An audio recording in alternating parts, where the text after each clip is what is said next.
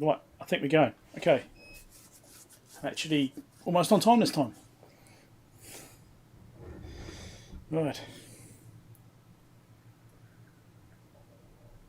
Here's the Ian. I knew you were lying, Ian. I knew it.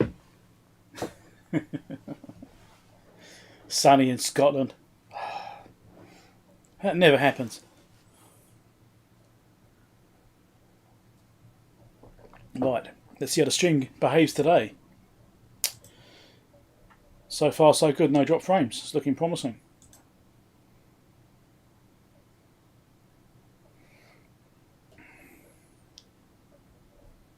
Anyway, all good.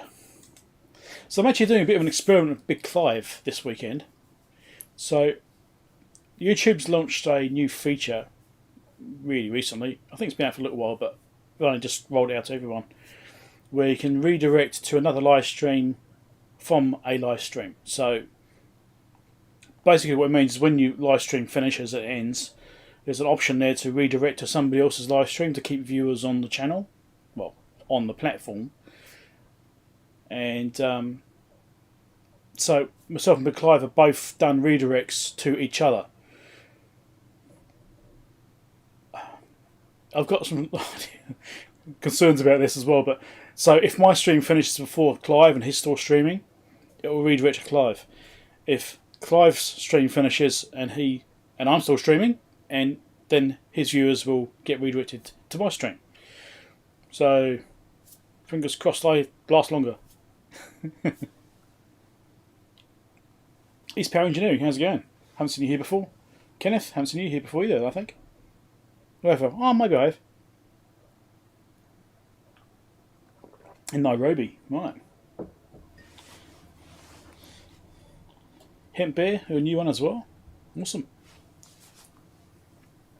I think I've seen you on Clive's channel, Hemp Beer, actually. Adam.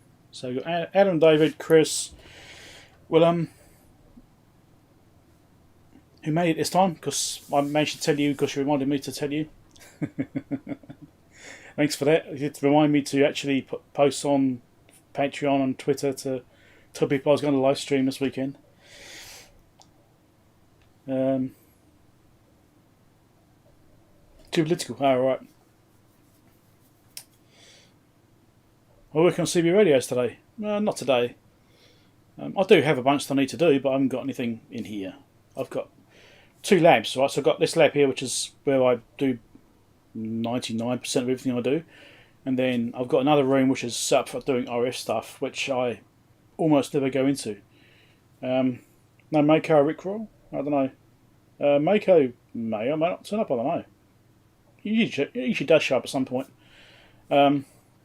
So the other room I've got has got all the RF stuff in it, so that's where I do the CB work and stuff. So, and I've actually got a stack of things I need to do in there, but I've also got a stack of things I need to do in here. So the stuff in here to me is a higher priority, but I do have a bunch I need to go and do in the other room and get some radios done. I've actually got probably 4 or 5 videos, half recorded, which need to be finished, which are all to do with radios. So, but I've been really busy in this room, so I haven't had time to be at the other one. So, yeah, I only got 2 lamps because I have too much stuff. I keep on buying these bits of broken test gear and fixing it, and then I need somewhere to put it. So I went from having this one room to having another room, which is almost full as well. Might need a 3rd room soon.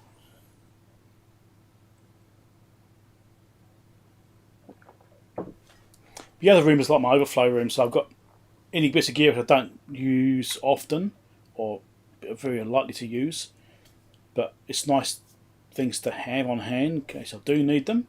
Those go and get stored in the other room as well. So that one's set up for doing radio stuff, and also storage for the overflow from this room. So it's pretty crammed in there actually. Yeah, but I've also got lots of drawers and storage space for cables and bits and pieces and things which don't need to be in this room. Basically, I need to try and keep this room as empty as I can to make as much space as I can in here, because otherwise it gets ridiculous.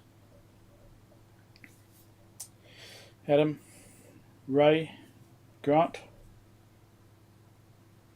So yeah, there's a few things going on. So it's for the caps. Yeah, I have to admit, I do have capacitors out there. I've got a box of caps like this, 450 volt caps. I've got a box of them. I bought a bulk lot.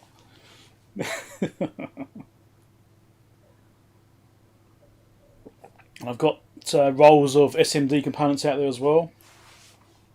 Got like a box of them. I did them in a mailbag a few years back actually. There was a company shut down or something, and had all this stuff being sold from that company, and I bought a bunch of surplus stuff, and it's like, great.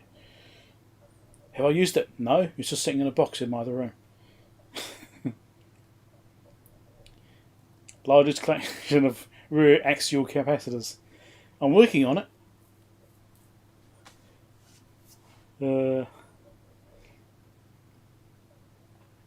Yes. Hey Dave.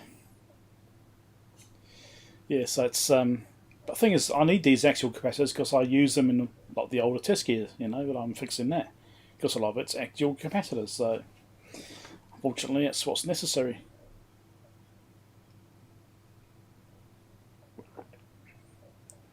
$3,000 capacitors and 4,000 resistors. I think I've got several SMD rolls, so I don't know. How many thousands in a roll are those? 10,000? I don't know. 2,000? I suppose it depends on the size of the part, does it? I don't know. I don't know. I've got a box full of rolls of SMD capacitors and resistors, so I've got those.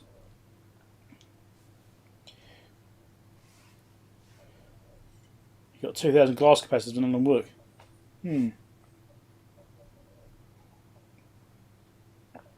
Yeah. Thing is, I don't tend to use that many SMD parts, so it's like I've got these sample books here, which you've probably seen me using in videos and would have shown in mailbag at least. And if I need some parts, I might need 3 or 4 when I'm building something. So I'll just get my sample book out, take them out of that, and when it gets low, I'll order a small quantity and put them back in. So I'm probably buying parts which I don't need because I've got rolls of them in the other room. It's quite possible because I don't actually know what's there. I should really log it and keep track of what's there.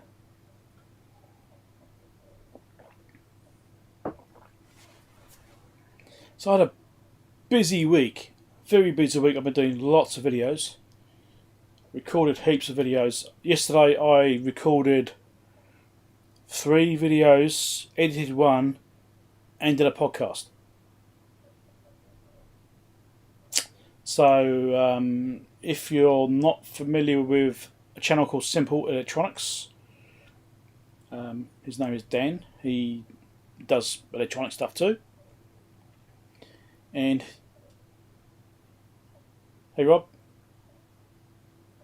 So I'll read your comment in a second. And he does his podcasts, and I've done a podcast with him before, last year I think it was.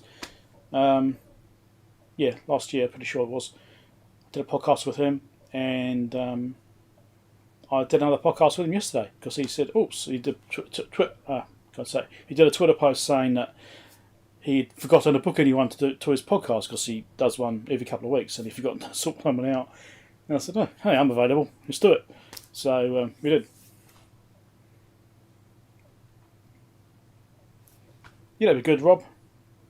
Any little random parts always handy. I'm not a hoarder. I'm honest.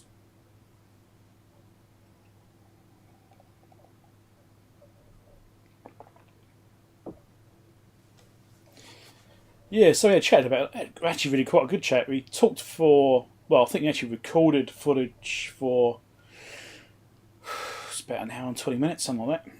We chatted for, and it was the first time I'd done a podcast, and so I was a bit, I don't know, I wasn't relaxed, I was sort of, and I didn't know Dan that well either then. I'd only recently discovered him, and so, but this time it was a bit more relaxed because I knew Dan a bit, we chatted a lot before, and and I knew what to expect this time. I knew what I was doing this time.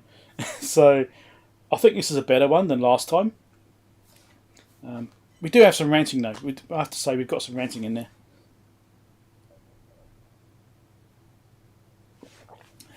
So Chris can get sample books next day if he needs them. If I need them, it takes me about a month. If I'm lucky.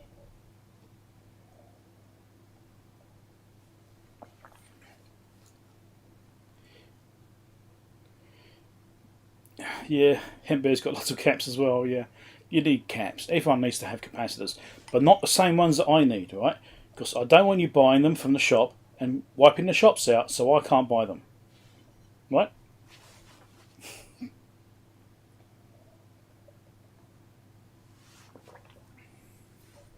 Capacitor hoarding, yeah.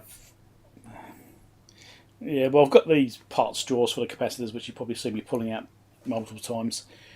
And I've got capacitor overflow in here. I've got a bin over here which has got, I'll just call it semiconductors. Actually, no, I think I split it off recently. I rearranged it. I think let's call it parts now. So I've got any overflow which doesn't fit in my parts bins, which I use a lot of. I'll put the overflow into this other bin. So, I need to restock from that one. Yeah, and then I've got the other ones out there.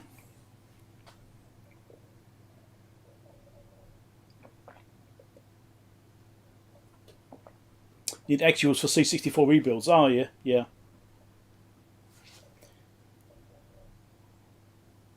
Am I planning on visiting Emacs? No, I wasn't planning on it. Usually it doesn't really suit me, as it were. It's like, it's tempting, but I'm not sure what I'd really get out of it, to be honest. But then I don't know, because I've never been to one. So it could be interesting, but for me it's quite far away, as you know, Rob. And usually it doesn't work out my work. I mean, I'll be at work, and I can't really leave work during those times. And yeah,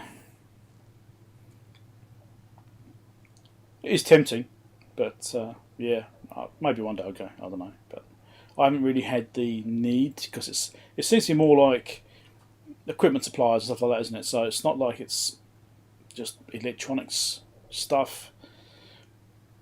So it's, I don't know. What would I really get? I'm not sure.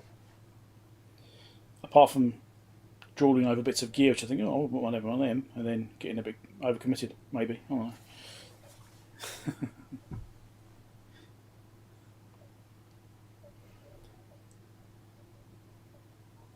Anyone know the part number of the okay, and the Karcher BD17/5C? Anyone know the part number of the chip? Have you tried doing a Google search? You never know, you might find an image search which has got it pictured. Sometimes that works. Do a search for that particular item and just change the images, and you might find one, or maybe I say circuit board or something, or IC or chip or electronics controller. Sometimes you might be surprised. Things do come up. Look at this exhibited list. Oh yeah, okay. I mean, I suppose I could go if I could try and get some sponsors. That'd be good. Hey, do you want to sponsor me? Give me some free stuff and I'll show on the channel. It works. Actually, one of the videos I just had, well, the videos I did yesterday, all of them were review items. So, I'll hint.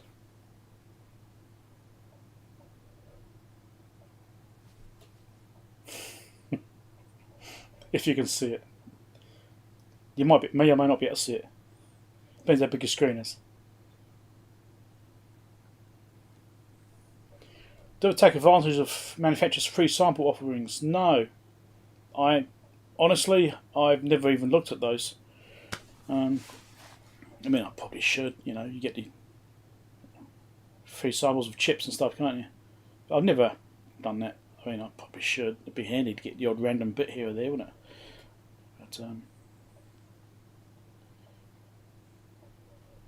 But I did 3 reviews.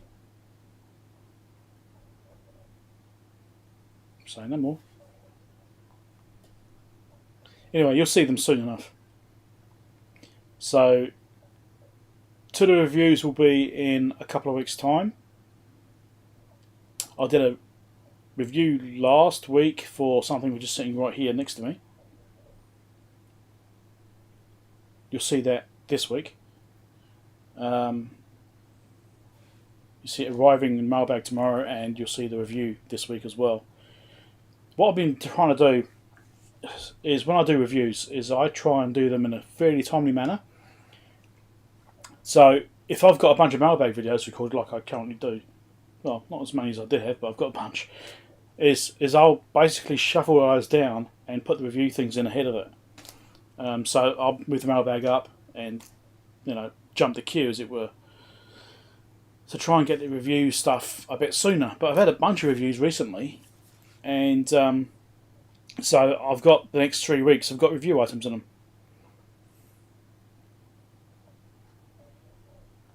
Manufacture free samples are surprisingly easy, eh? Okay. Yeah, it's a good question, Hempbeer.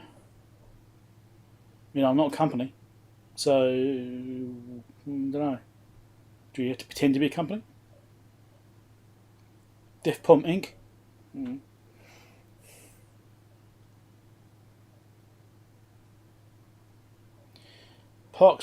The Parkside multimeters apparently can be modified to connect to a computer.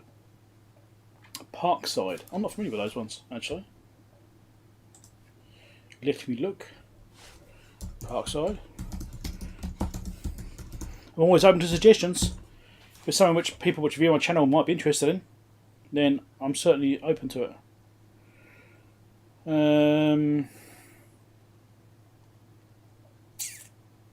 Are those little ones? Is that it? Because I'm seeing little popping up.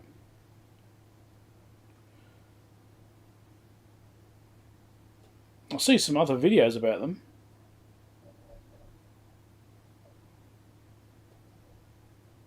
eBay.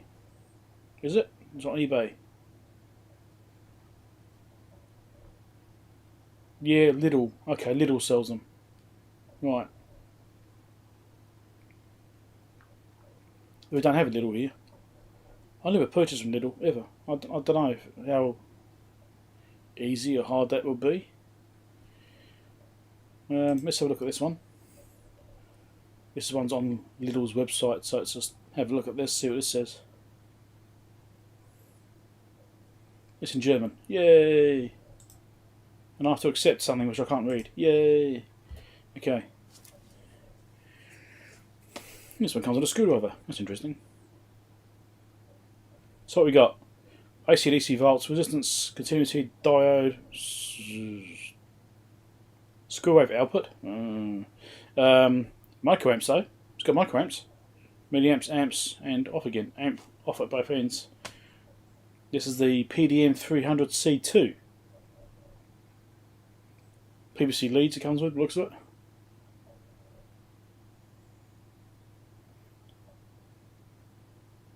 Anything that's got a screwwave output makes me a bit... Is it a multimeter or is it a generator? Does it really know what it needs to be? What's it going to be when it grows up? Also a C3 version. What difference is there? Oh, the C3's got multimeter leads plugged in this time. Right. I don't know. It's cheap though. It's 14 something. I'm guessing that's euros, is it? Another one. Let's look at the C3 version. What's this difference?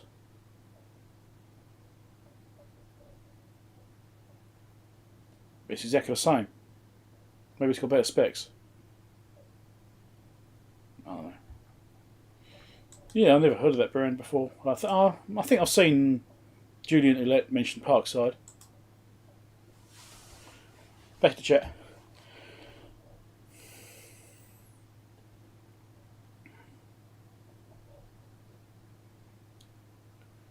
Apple Safari just crashed. C2 and C3 version. What's the difference between the C2 and the C3? Because unfortunately this site is in German, so... Cheapest chips, yeah, they are cheap. I wonder if there's a little dot com.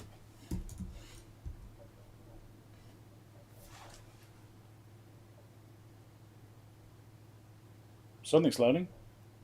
It's slow here. Yes, there's literal.com.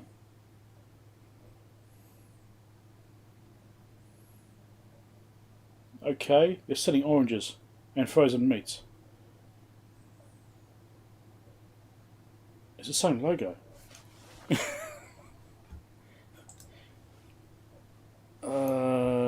Parkside.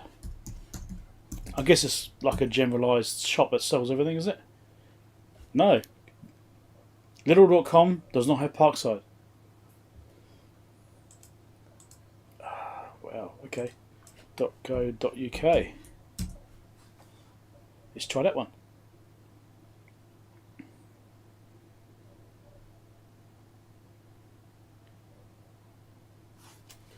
This one looks more promising. It's got the same pop-up. This time I can read it. This is offering food and wine and stuff.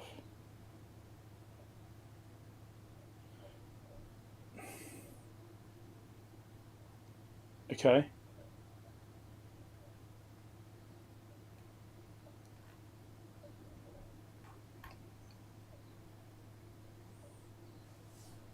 I'm trying to find a search. And I can't find a search.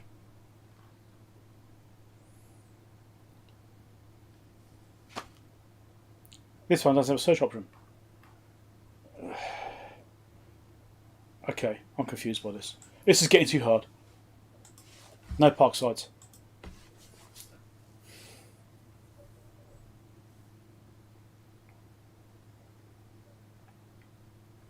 So Lidl's tool specials, right? Compass. Never heard that one either. Lidl says food manly. Okay, that sort of makes sense. So you reckon it's rebadged, which is quite likely.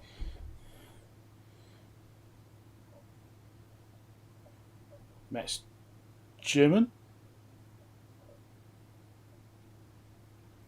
I suppose I can go on eBay, can I? eBay. I can get it from eBay. Yeah. Everything's on eBay. Parkside. C. Was it C300? Is it right? No. Multimeter. There we go. It's on eBay for $31. Okay. This one's $20. $31 per meter. $75 postage.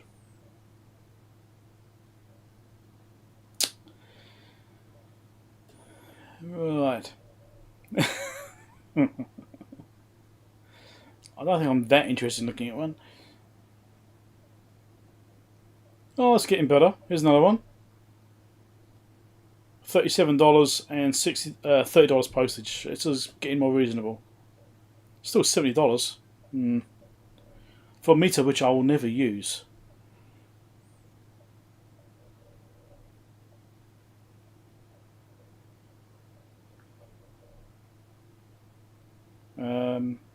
Yeah, I was just scrolling through now. I'm not seeing anything better than that.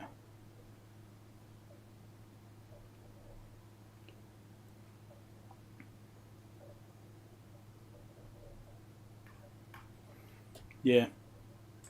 Well, if I ever get the opportunity to grab one from somewhere cheap enough, I'll do it. I'll keep it in mind.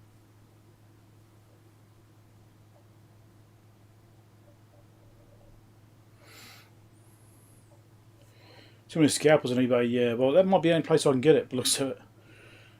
I don't know. If it's cheap shipping from Lidl, maybe I could do it. I don't know, but I'll have to look at it maybe. But I don't want to spend money on a meter I'm never only going to use anyway.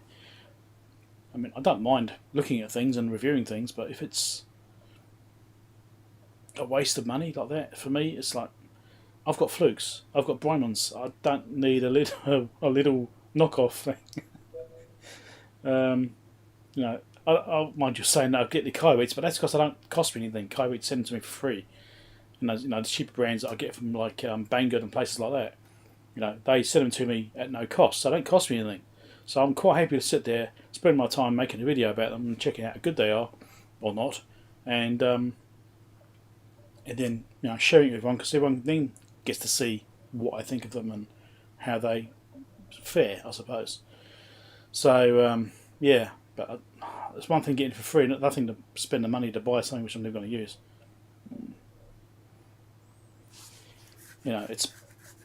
I've got much better stuff than that, so I would never use it. If I was a hobbyist starting out from scratch, then yeah, it'd probably be well worth getting. But for me, it'd just be a waste of money.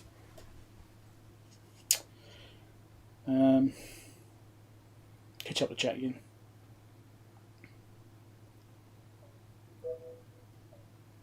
Little plasma cutter.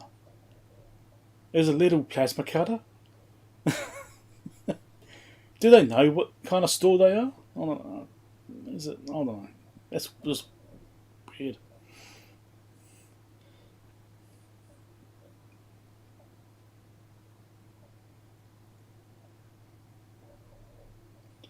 Yeah, postage to me is not cheap.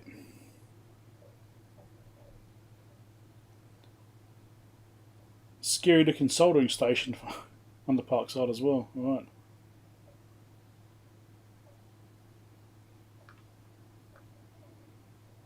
Yeah. The thing with the Weller one, you've probably all seen Dave's video on the Weller, which he picked up. I think they sent him to review. And he found there was no fuses in it. It's like, really?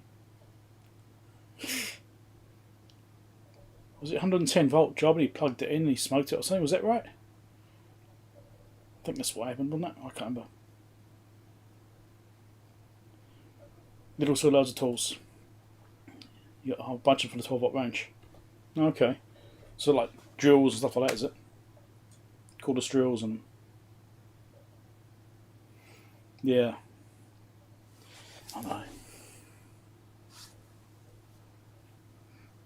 So when I was talking with Dan yesterday doing the podcast, we were talking about other YouTubers and stuff like that as well.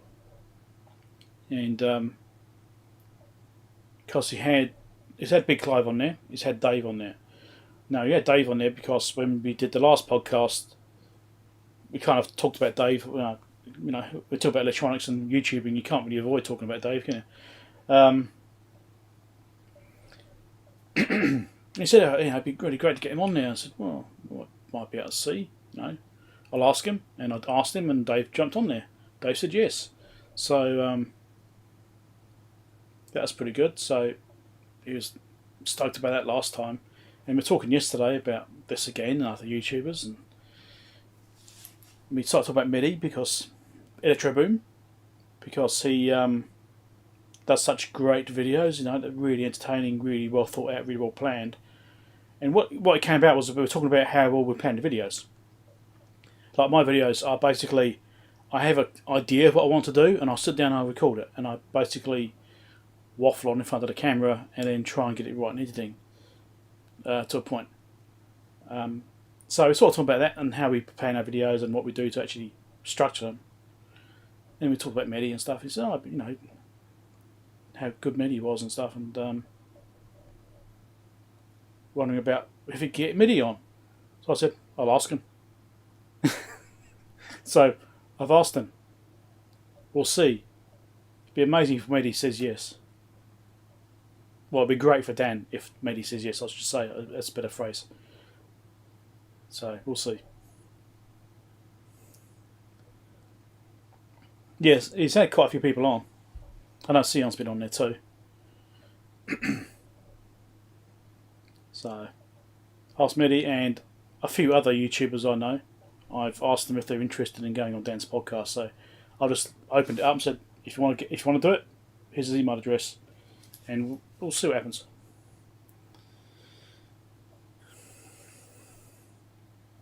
I'm sure I'll hear from Dan if anyone approaches him. Anyway. Yeah, so Willer stuff, I when I was younger, my dad had a Weller soldering iron. Just a standard, handle, built-in control, no station, just the iron piece, You plug it into mains on a cable and you hope for the best. Has self-regulating irons. One of those, and that's what I used when I was a kid. Was one of them. So I was familiar with the Weller brand very early on. It seems, I don't know. How can you design something and think it's okay to not put a fuse in it? I don't know. Anyway, that's an old discussion coming back up again, isn't it? Really. A bandsaw waiting to be assembled. Interesting.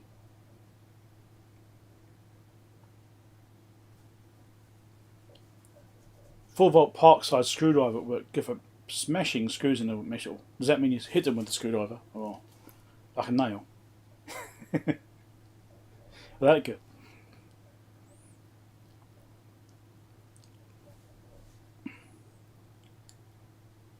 Unger. I don't know that brand. Bought by Willow. Yeah, well, Willow is a big company, but I don't know if they've still got the same standing they used to have. I mean, now you've got things like JBC instead and these other big brands, and then with all the Chinese stuff being made, I think their market's got a lot smaller. You know, these cheaper clone units, like my Jabe, for example, right? Obviously, it's not a Weller clone; it's a JBC clone, but it's a really high quality unit. Even though it's a knockoff, it's actually really good. So I don't know. Hey Andrew, how's it going? Okay, Adam, catch you later. Thanks for dropping by. We will play with some stuff today. We'll try and fix some things. So I'll have a bit of a chat first, and settle in. Catch up with everyone first. But we'll tinker with some things. I've got 4 things we can do. 4 things we can do. So we've got 5 things. Over on my desk here, I've got a power supply kit. It's like a little 15 plus or minus 15 volt rail power supply. Came with something else. It came with this thing, which I've had sitting here for about a year now. I really need to finish this. So that's the power supply for that. I've got the Retro Chip Tester Pro. That thing's plug-in power supply. I think I've got the parts for that now. Originally I didn't have the parts I needed for that. I was waiting for some parts. So the Retro Chip Tester is working. We did that testing on it. But the plug-in power supply, which gives you more options for chips you can test, I haven't built that bit yet. So we could do that. So I can actually build some kits. We can also repair one thing. Oh, is it kind of repair? I don't know. It's re-repair. Yes, a re-repair. Hey, Johnny. So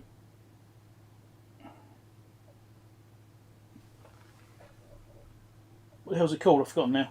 IPC tester, IPC something like that. It's I did a review on it. It's a little security camera tester. It's like a screen, and you can plug into security cameras, Ethernet security cameras, and you can view them on a screen and change configuration and things like that.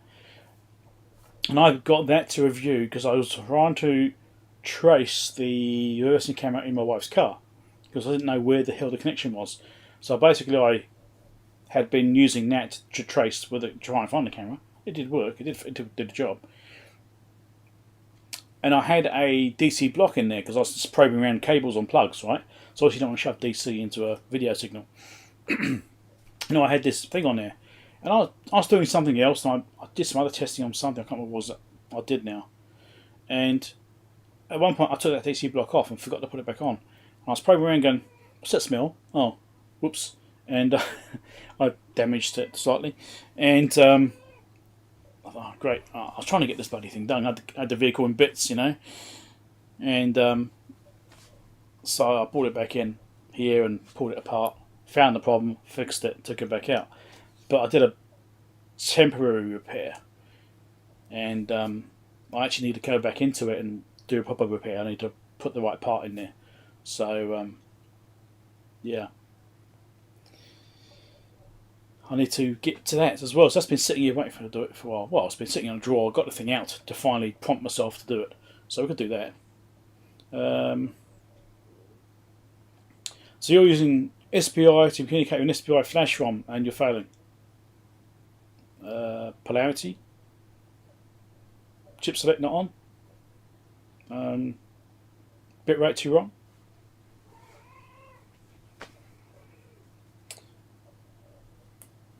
Obvious things, but I'm sure you've already thought of those. Otherwise, I've got no idea. You're going to buy a Yeehaw. I've had a couple, and they're not, at least the ones I've had, they weren't wonderful. They're very much middle of the road quality wise.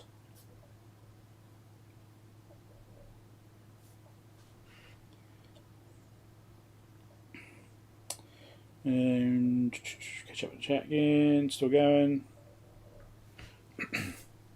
Yeah, so that's those, and so we pull that thing apart and do that repair properly. It's quite interesting side though, actually. And then we could also look at, I've got 2 valve based bits of gear. So we've got the, trying to think of the names, I've got the Heathkit IT12, which I've had sitting in a drawer for years.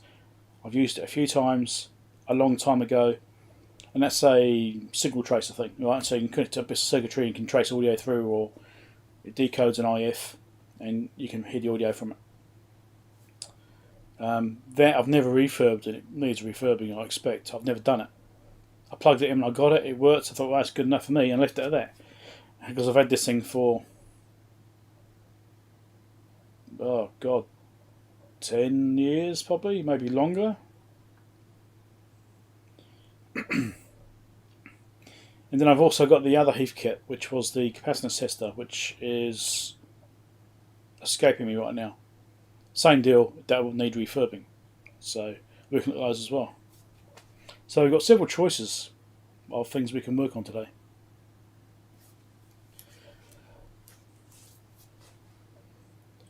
You're modelling a moonlight and putting an ESP in it with a LED. WECWA LED. What is that? I've never heard of it. Hey Fred.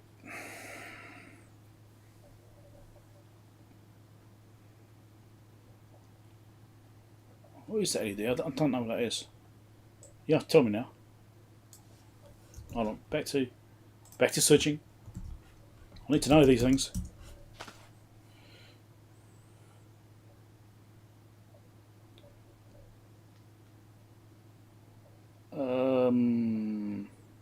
Not really getting any sensible results. You have to tell me.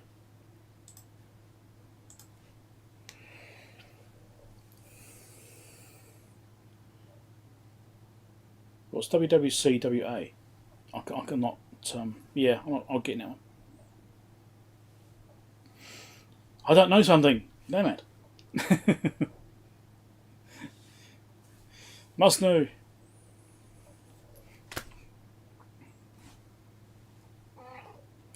Got one of my cats in here with me. Just come to visit. You've seen it before. I've shown it on thumbnails of videos. I think I've shown a live stream as well. Ginger and white one. Right. Yes, I've had a really busy week with all this other stuff I've been doing as well. Obviously I've been doing these videos for the beginners series. And I've been doing 2 or 3 videos a day. And that's on top of my normal full-time work. So in total, so far, I think I've got 18 videos. I'll be out and checking it. 17 videos. I was going to be 18, but I haven't actually recorded that one yet. So 17 videos recorded and edited so far for the beginner series. But then on top of that, I've also been done some mailbags and reviews, so I've done other videos as well as those. So it's been busy. when I was talking with Dan yesterday, she suggested a good one. Well, we're talking about something I actually thought, wow, that'd actually make a good video. He was talking about how people will misinterpret how current is handled. So he mentioned that he had someone comment in the video, or a couple of people comment in the videos, about the fact he's putting too much current into something. Yeah, the power supply was too big for the device's powering, so the current was too high. You know, so he's got this 3 amp power supply, and he had this device which is a buck regulator or something, nothing on it, and the buck regulator blew up because it's got fake parts on it. And they're trying to say that his 3 amp power supply is what caused the buck regulator to blow up, because the buck regulator is only rated at 1 amp or something. It's like, but there was nothing on the buck regulator. It wasn't powering anything. It just blew up when he plugged it in. So, so you talk about that and how there's a misunderstanding about how current is handled. You know, it's like the fact that the current is available for use and the device draws the current. It's not the other way around.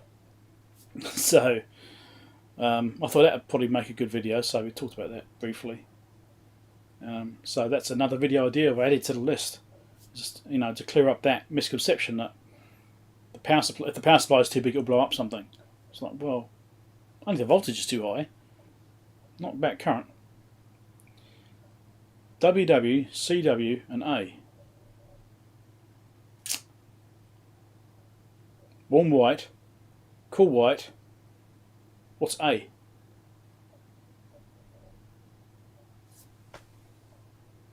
Addressable? I'm guessing. No, I need to search for that phrase. Amber. Oh, okay. Oh, right. So it'll actually be 2 LED colours in there. So you have the cool white, which is what was that, 6,000 Kelvin or something, and the amber, that's probably 4,000, I'm guessing. And then you have them both on, you get the cool white. I've got one of my studio lights here is adjustable brightness and colour, and that does that whole dual colour LEDs in it, and you just mix the colour to get the white balance you want. It's got 3 LEDs. Oh, okay. 3,000, 5,000. 3,500, 5,000. Okay.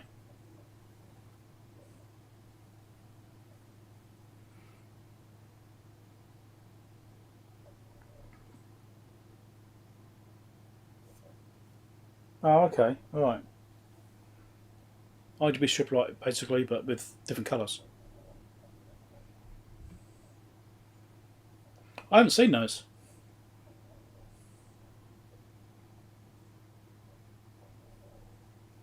What would you use the amber one for, though? I suppose we're trying to mimic incandescent lighting. If I can say incandescent lighting. Because that was very yellow, wasn't it?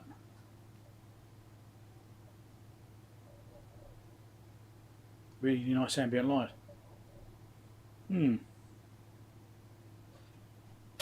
accidentally ordered them.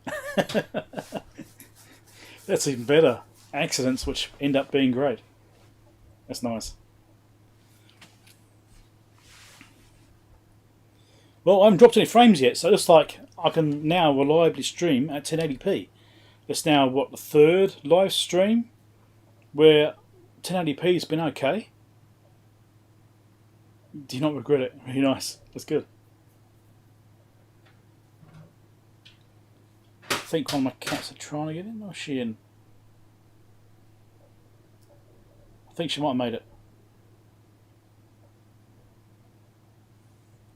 One of my cats is quite crippled. She's really old and she's got really bad arthritis in her back end. She can barely walk. And I've mentioned this before. She knocks on the cat flaps, so I have to go and let her in. Hey Darren, how's it going?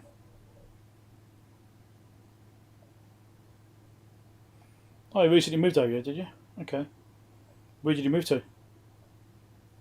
What region you in?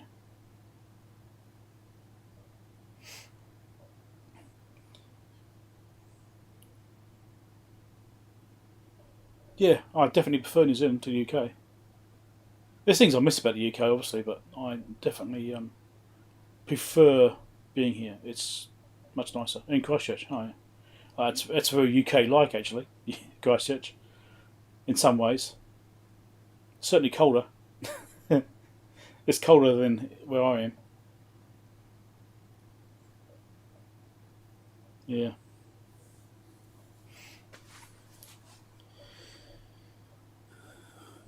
Yeah, okay. So we should really do something.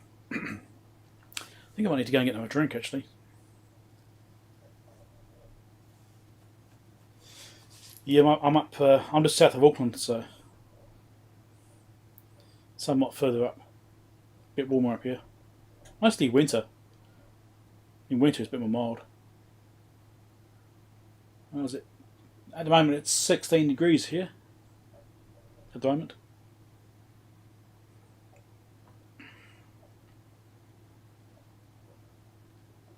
And it's 21 degrees in here, which is quite nice. Hey, Matthias, how's it going? Matthias? Is it Matthias or Matthias? I can't remember. Anyway, it's Matthias, isn't it? From Argentina. How's it going? Haven't seen you before either. Got a bunch of new people today, it's quite good.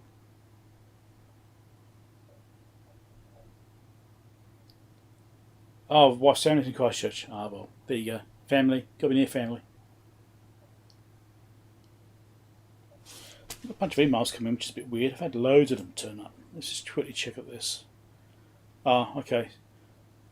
It's my auctions finishing. I have to make sure I remember to go and relist those. Maybe someone will buy something one day. 23 down there, really? That's nice. Got it wrong, did I? Yeah.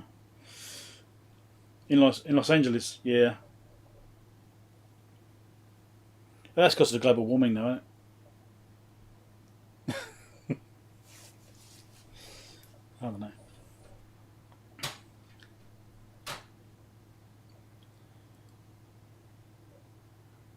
You have a sensor.defpom _s electronics repair entity in my Home Assistant. How did you do that? What you doing? Oh, I suppose. Okay, I guess you made that sensor thing I built the other day. And now you got a live. Okay, now I'm confused.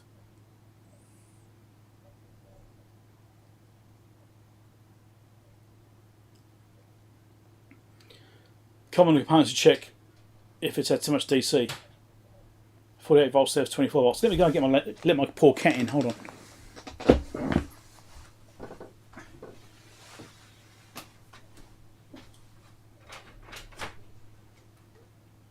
Get on.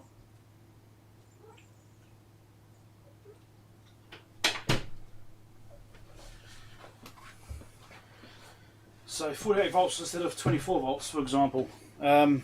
Well, yeah, that could do all sorts of damage. Likely local power supplies on the board would have protected a lot of it, unless they've actually blown and shorted out and passed it straight through, which could actually cause all kinds of damage.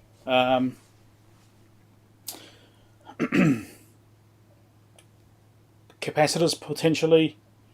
Some ICs, well, most ICs are 48 volts. Yeah, it's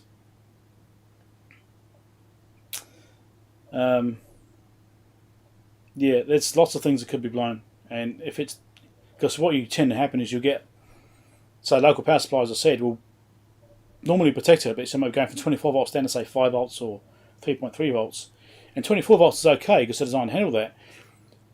But if you've had 48 volts into it, that's above the threshold of the input of the regulators generally, and it's likely blown those, and when they blow, they'll probably pass full voltage straight through and blow everything, just about. So, could be pretty bad, or it could just be the power supply. It depends how lucky you got.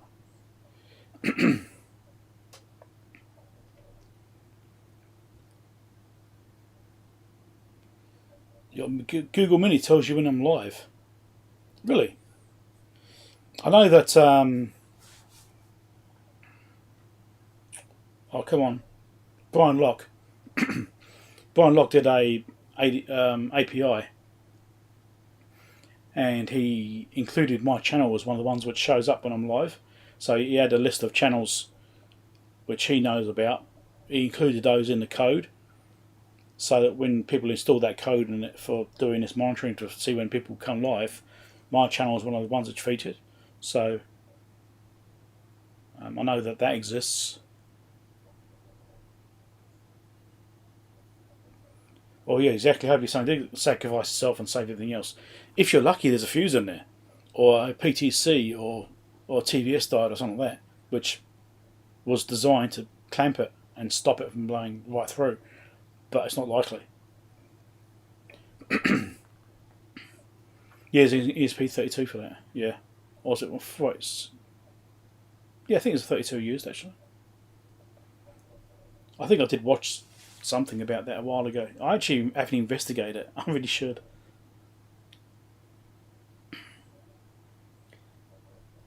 Sends notifications to your phone. Alright. It means doing text to speech. Yeah. But I'd certainly be looking at the power supply section first. So the power will come in. You'll see there's probably a buck regulator there. You see an inductor and stuff like that there, and a diode in that circuit and some kind of switching IC. That would be your look first. Diode could be blown. Switching IC could be blown. So you basically, I don't know, you'd have to look really closely and just check for holes in the ICs, stuff like that. If you see holes in ICs, they're giveaway. But yeah, it's probably not great.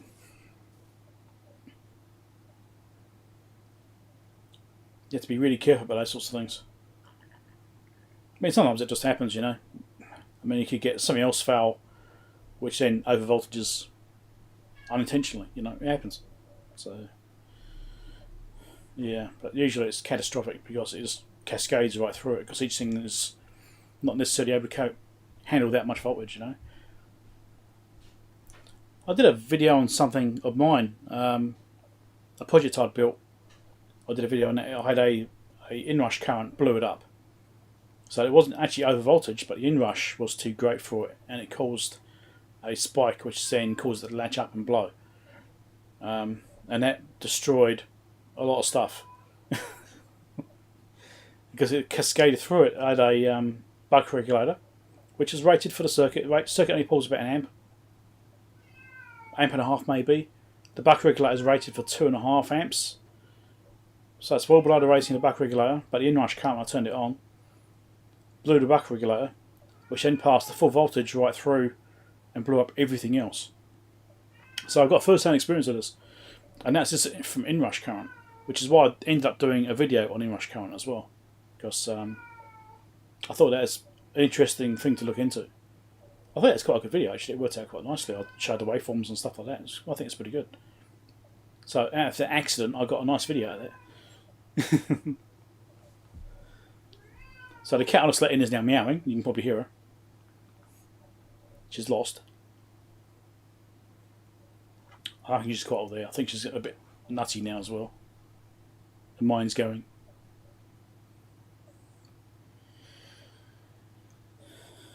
Yeah. Anyway. So yes, we should definitely work on something.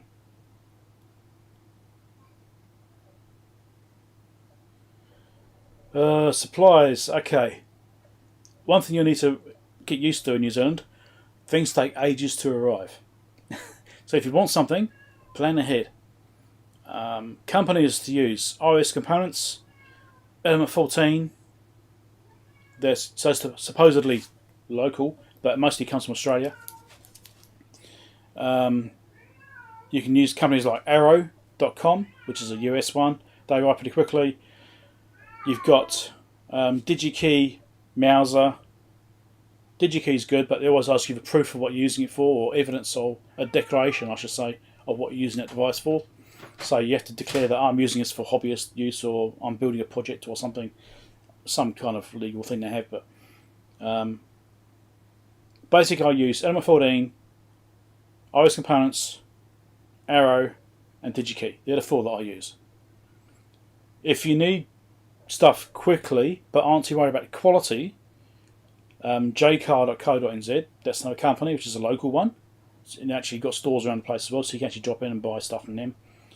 But they are cheaper products. Like the quality's, it's hobbyist grade parts, not professional grade sort of stuff. So they have some good stuff too, but it's more, mainstream, I suppose. I don't know what's the word for it, but yeah, the quality is not as good because their stuff is purchased at a cheap price and sold at a relatively cheap price. So actually, maybe it's not, but depends.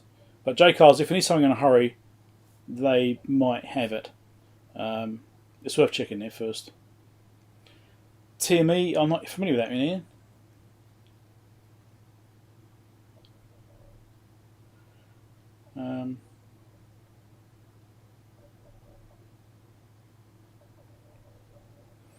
Yeah, better modules have decent current limiting. Yes, indeed, definitely do. So the ones I've got are just these cheap boards you get from China for a few dollars, right? And I've never had a problem with them. But the because I had a lot of capacitance on the output, because of the circuit I was running it with, I was running running 2 LoRa modules, a TFT display, ESP32, and a board which I'd made, which also had extra capacitance on it as well to provide bulk capacitance to smooth out everything local to those devices. And I had a lot of capacitance on there, so obviously that capacitance I had was too much for that regulator. So that's what ended up killing it, is just too much inrush. So without all that extra capacitance on there, it probably would have been fine. It's my tendency to overdo it. Farnell is Element 14, same company. I believe it is anyway. So what I ended up modifying it to was I added a PTC and some low value, I think it was a 1 ohm resistor, or they'll use less than that, I can't remember now. 1 ohm resistor in series as well. When I redid that circuit, I actually modified that circuit in the end. I made a new board for it. I added some resistors to the bulk capacitors to reduce the inrush current on those individual capacitors. So there's one big bulk cap, I added a resistor to that. Just a recent one, I think at 0.1 ohm or something like that. It wasn't much. I didn't put a very big resistor on it. Just to buffer that one, and that actually made a difference as well. So you still got a capacitance there. You still help boost the supply and help reinforce the supply, but it doesn't have a big whack on the power supply when you power it up.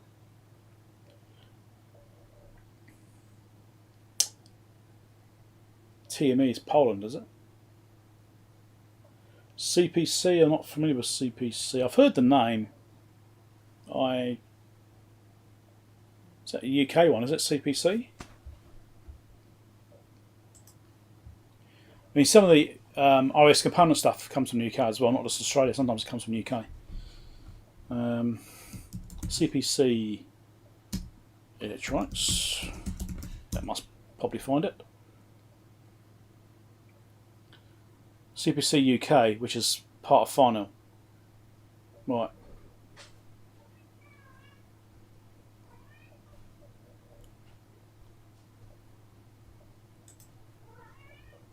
Based in Preston,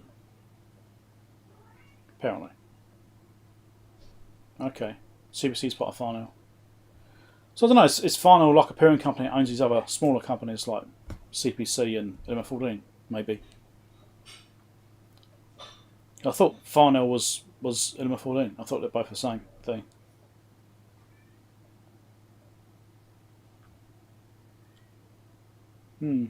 Can't say I've actually used CPC or looked at them, but probably comes from the same warehouse these days as bloody M14. I don't know. We'll look at it later on. The more suppliers, the better.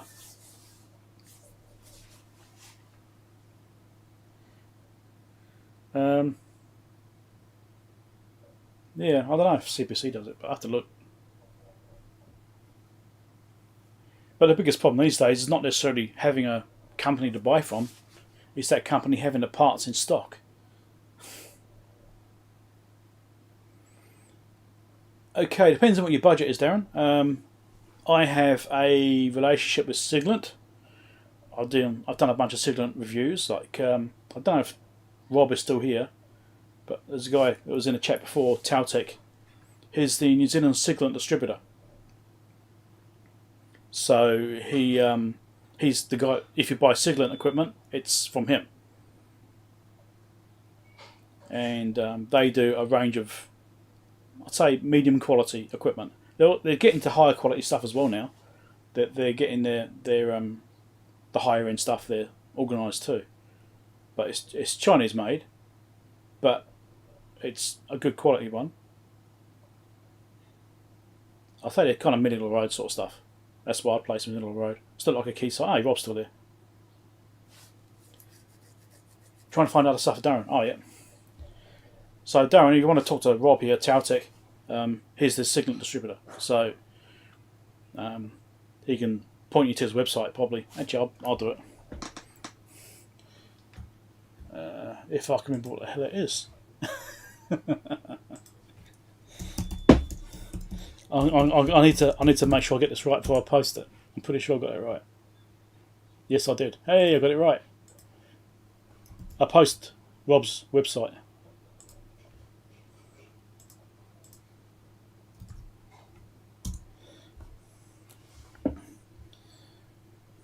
So you can have a look at some of the stuff that he stocks. I mean, he stocks everything.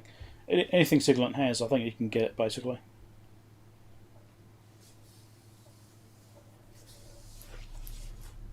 Oh, okay, you spoke to Rob before. All right. So you're familiar with Siglent, okay? Yeah. So that's the easiest gear to get. Obviously, you got the other main brands. You can get everything imported, but it's expensive to get it in. Most of the stuff that I get is basically broken equipment, and I fix it, and then I've got it in my arsenal of things to use. Oh, it's my fault, is it? That's good. Yeah,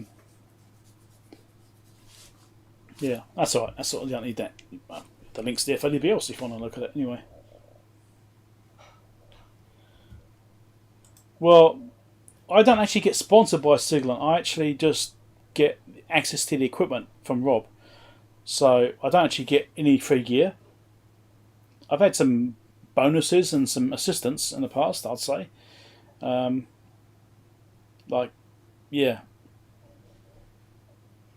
one thing I would mention, but I probably won't. So there's basically Rob will lend me a piece of gear and I'll do a review on it. And I get the opportunity to see that piece of gear firsthand, have a play with it and get familiar with it. And obviously do the review. And my benefit for that is that I get to make the review video. And usually anyway, it's been a bit hard to do recently because of COVID and stuff and things getting messed up, but usually I'll be one of the first people to do a review on that particular item.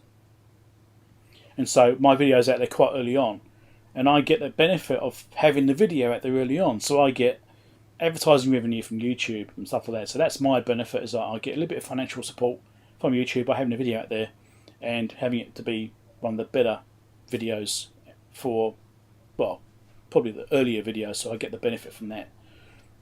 So that's kind of how it works. I don't actually get, like, Siglent don't say, hey, have a free multimeter, because Rob is the dealer, and it basically coming out of Rob's pocket, to be honest. So in New Zealand, at least, there has been some discussions, and they've given me some stuff. They've given me a STB3, was it? I think the model number is.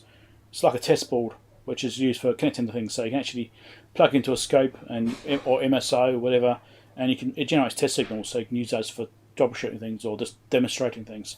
So they give me that, and they've also given me some other kinds of perks. So STS 2000 Plus, which one? I've done a couple of them. Done a few videos on that. That's when I won from Siglent, so they didn't give it to me as such. Well, I kind of did, but I didn't pay for it. But that was a competition, and I happened to win it because of the review videos I'd done, thanks to Rob, meant I was able to win it as part of their competition for review videos. So in a way, I did get a perk from that. I don't know. It depends how you kind of think of it, really. So if I hadn't done the review videos with Rob, I couldn't have entered the competition for the review videos to win that scope.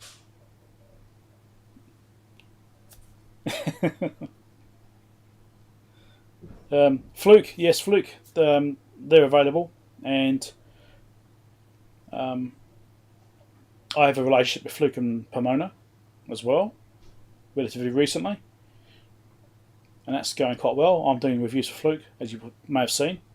So, but those are free gear, but I don't know how much of that I'm going to get. I mean, I'm basically asking for things, and they're saying, "Yeah, sure, we'll send that to you," and it's like, great. So I don't know what the limit is in that. I feel like, I don't want to keep asking because it feels like I'm taking advantage, and it just doesn't feel right. Or I have them say, "Hey, do you want to feature this for us?" That's what I prefer. But yeah, it's great. So yeah, a lot of the stuff you'll see as well as I might get some more budget conscious items from Banggood and places like that. Those are review items which I will get for free as well. So you'll see me feature them. I'll see someone on Banggood or someone will suggest something to me, and I'll go and look on Banggood and go, "Oh, okay." I'll ask Banggood for it. Sometimes they say yes, sometimes they say no. I think it seems to that the yes and no choices to come down to, I think, to stock levels. If they don't have much stock, they won't say yes because then they can't sell many of them. So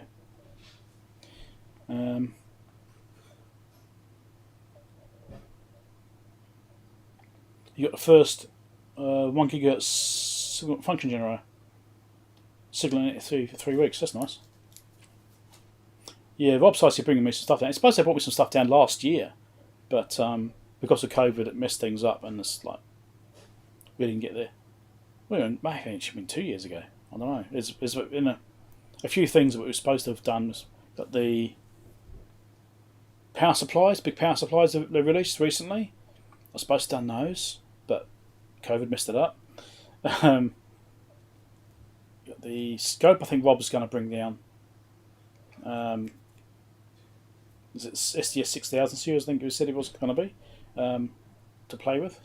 Is that right? 6000? I can't remember. So yeah, but generally, until COVID hit, I'll be one of the first ones to get videos out, and that's where I got the benefit from that, is being the information source on YouTube, or one of the early information sources at very least.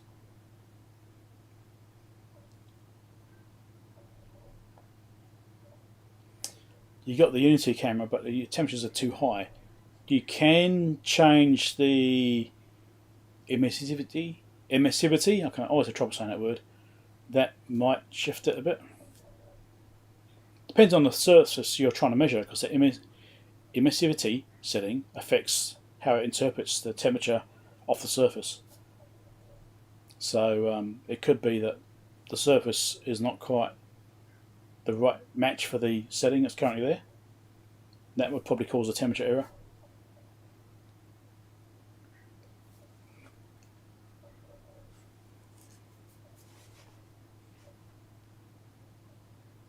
It's not the issue? Okay. But mine seems fine. I haven't had any reason to doubt it. It's been alright for me. I mean, I've checked like body temperatures on it, like because of COVID. I pointed at my wife when she was coughing. Wife was coughing, so got the camera out. No, you're fine. 36, you're normal. But yeah, it's all right. You checked it with thermistors. Oh, okay.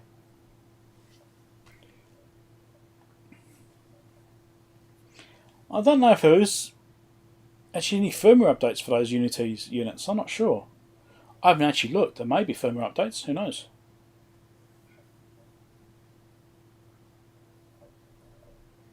I think my emissivity is set at 0.95 or 95, what the hell it is.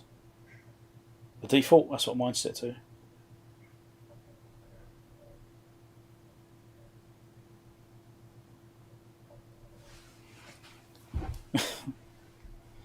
Oh dear.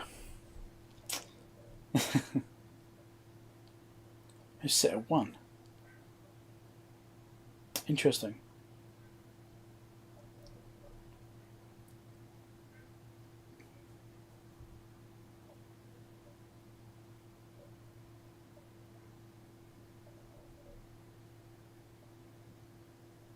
Sure, you're not supposed to turn it down more? I mean, I'm not too familiar with that stuff, to be honest. Sure, I haven't gone the wrong way with it. Maybe you should turn it down. I could be completely wrong. I don't actually know. I've just left them on default, and that's been fine for me. Okay, use memory. Okay, probably way no. You probably know way more about it than I do. Then I'm not exactly an expert in thermal cameras. I've had 2. One was crap, which I fixed. Hey, helmet, how's it going? Okay, hi, I'm still low reading, right.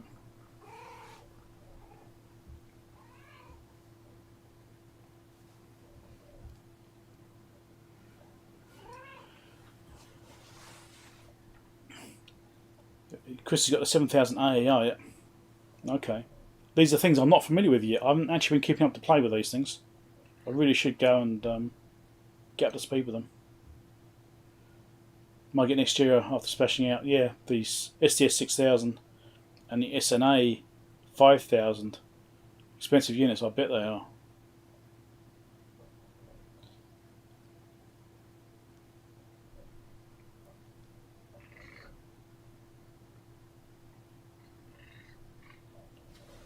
Bring it down a few weeks. Need it for emergency standby charging, really?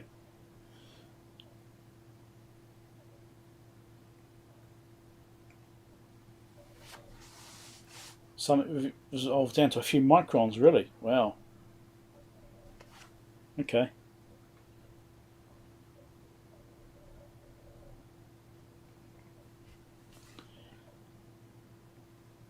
Order for Farnell today.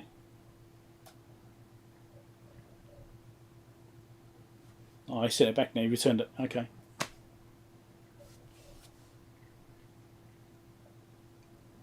So, Chris, does that mean you returned the Unity unit, was it? Is that what you're saying? Or the thing you were testing?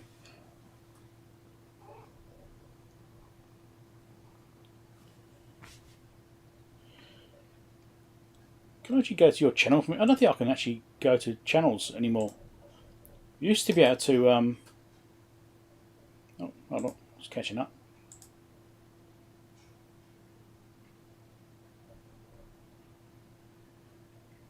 No. You used to be able to go to people's channels by clicking on the name in chat, and that doesn't work anymore.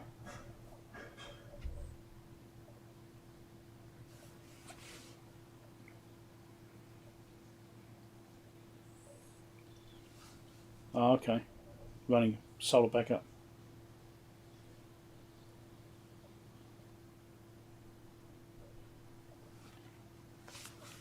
They're finding out our business, yeah. I mean, I've got accounts with Element 14 and stuff, but I think I just had to put a business name in there. And I just said Defpom or something, I don't know. Yeah, I did the same on RS. Something like that, I don't know. I can't remember exactly now. I said I've had those accounts for years and years, I don't really remember.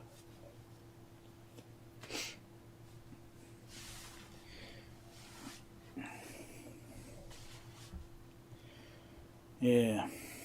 Well, still no drop frames so far. That's looking good. Haven't lost any data. New wind generator being installed. That's nice.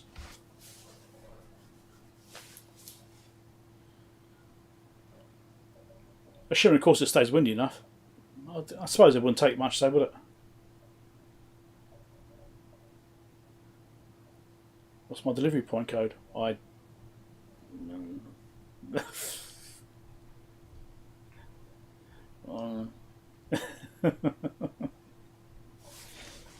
No idea. Because I know if I go to Element 14, it says Farnell on it as well. Let me just hold on. This is going to bug me. So I just do nz.element14.com. Right, that's the address for my local Element 14.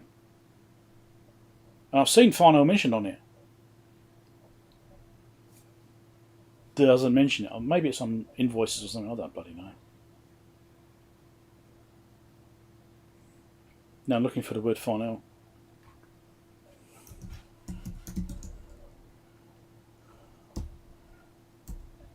Just found my match. Where is it? There we go. Down the bottom, the copyright. An AVNet company at copyright 2022. Premier Farnell Limited. So Farnell own Element 14.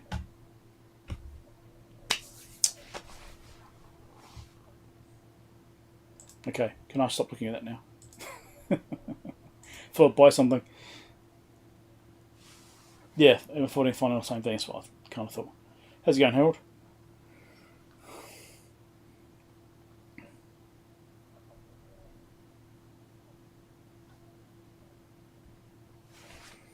Yeah, Element 14 will do free shipping, as will RS, once you reach a certain dollar threshold. So you can buy stuff, at least in my country. I think RS used to be free all the time. Yeah, free was always RS. Oh, bloody hell. String sense together. RS components was always free. Element 14 had a charge below a certain dollar value. And it's relatively cheap charge actually. It wasn't expensive. It's like $15, something like that. Not that bad. And then RS last year, I think it was, started also introduce a charge for dollar value items. So I think the cutoff was $50 or $60, something like that. And above that, then you get free shipping. So I might buy $300 worth of capacitors. It's been known to happen. Newark is at Funnel as well. I've heard of them. I don't think I've used them. I think I have looked at the website in the past at some point. Oh, this is always charged for shipping there? Okay. Well, here it was free for a while. Well, until recently.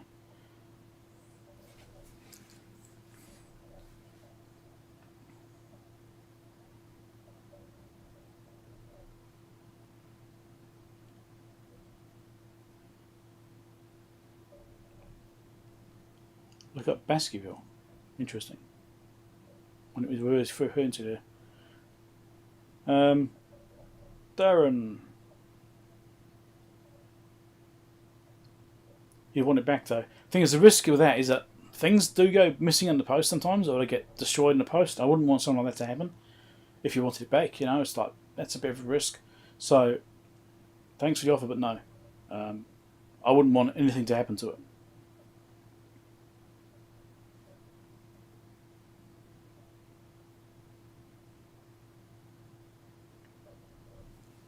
Lots of RS to the UK. Yeah, I mean, UK you can get stuff from RS the next day. Next day delivery stuff. It's amazing. You don't get that here. Even from local shops, you might be waiting a couple of days. A few days. So, yeah.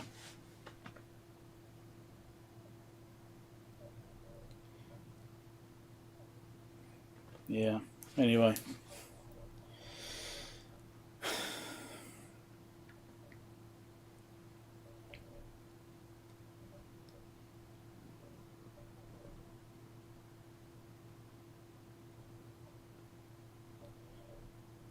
So, I mean, I've used companies like DigiKey. I've used them. I think I've used Mauser once, maybe twice. I've used Mauser, I think. I would say, yeah, it's a toss up between Arrow and DigiKey. I think. I mean, DigiKey's also got a massive inventory, and the pricing can be okay. Depends on what you're getting. Arrow I've used.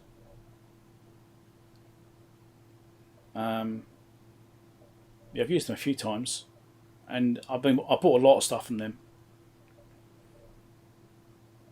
But Yeah, I don't know. It's all much for much, just in a way. Prices sometimes, I mean, between RS and 14, prices can be quite drastically different sometimes.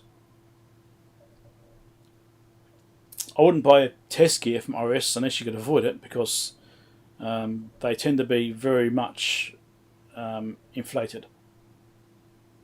You look at prices there and think, wow, that's a lot of money. Then you go somewhere else, oh, it's 25% cheaper, kind of thing.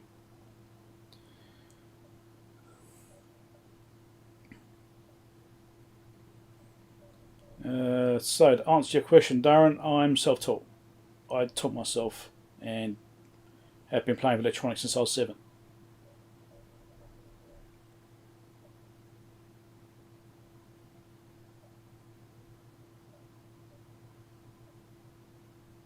Yeah.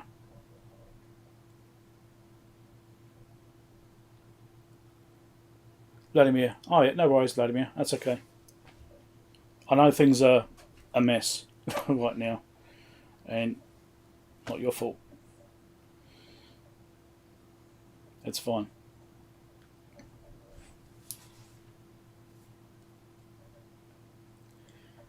Yeah.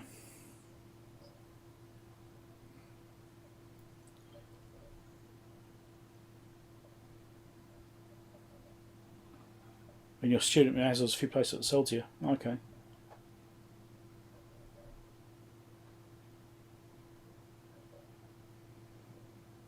Yeah, and definitely are very overpriced for tools and stuff. RS. Just I look at it again and go, what are you thinking? Because they supply industry, and industry will just pay whatever it says. I mean, yeah, in some cases they'll just, yeah, okay, that's the price. Well, we need 3 of them, thanks. Yeah.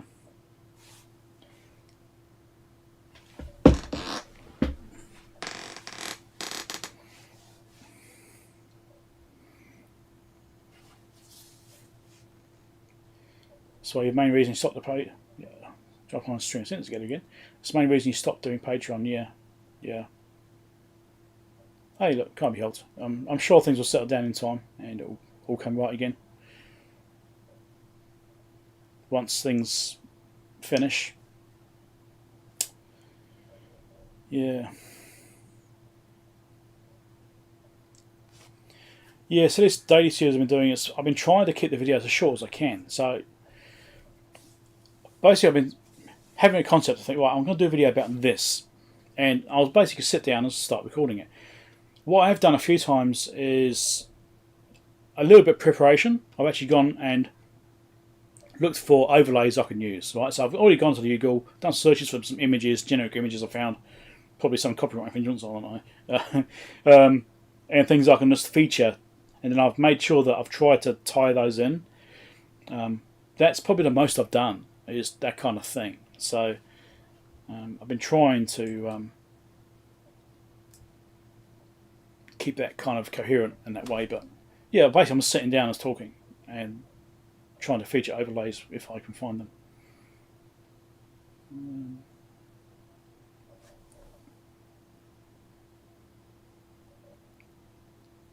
They gave you a Philips electronics set.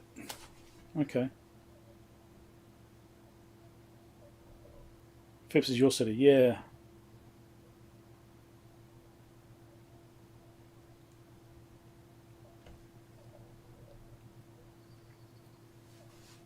Okay, so you get 40-50% discount on lots of gear if you're ordering enough of it. Well, that makes sense, doesn't it? You know. You think though that they'd get more sales if they dropped the price down for general usage?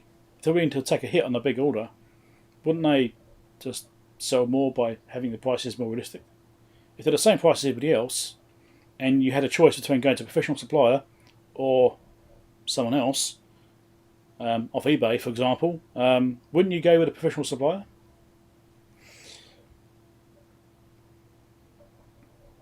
Have you unite? Okay, Dave, thanks for dropping by.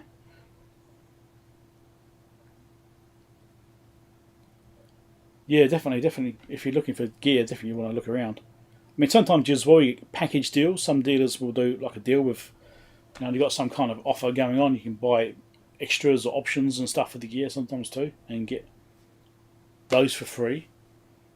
if you don't want to hack it.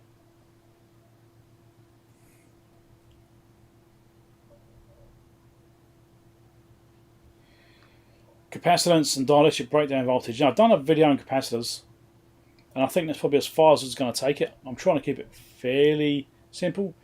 Dielectric breakdown. I mentioned that in diodes. I mentioned breakdown in diodes. I don't mention anything else, I don't think, yet. Maybe if I go into it more later on, if I a topic which is relevant, I'll slip that on there about dielectric breakdown and leakage and stuff like that. I haven't mentioned leakage. I just basically said this is a capacitor and this is kind of how they work. And that's basically it. So, hey John, go try hot plate reflow. It's easy. Just don't rest your hands on it. Don't ask me how I know.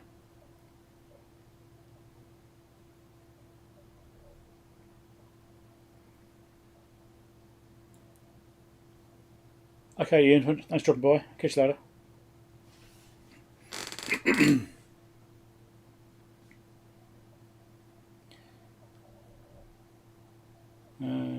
Okay.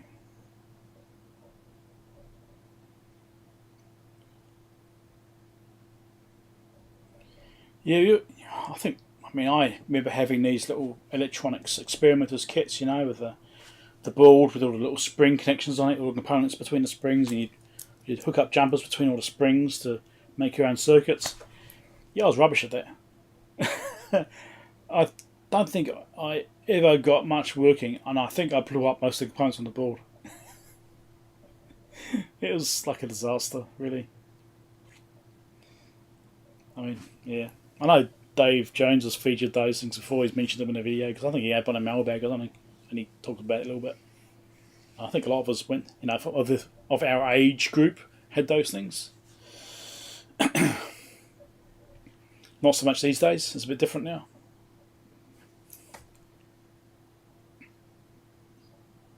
So I'm going to grab myself a drink. My throat's getting a bit too dry. I'll be back in a second.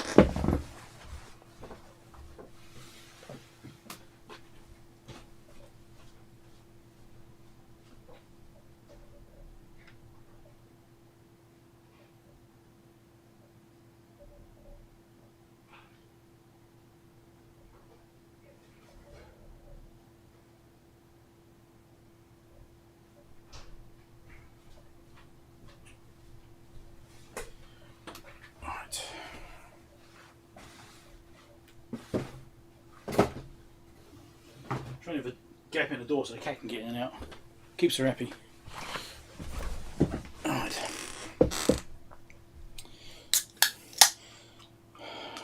Convenient, but bad for you.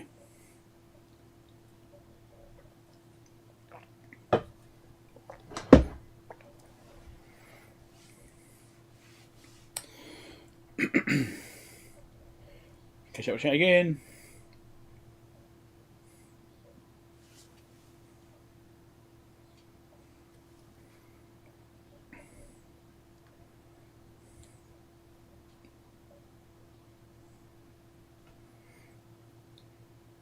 Yeah, I think electronics these days is more about microcontrollers and, the coding side of it.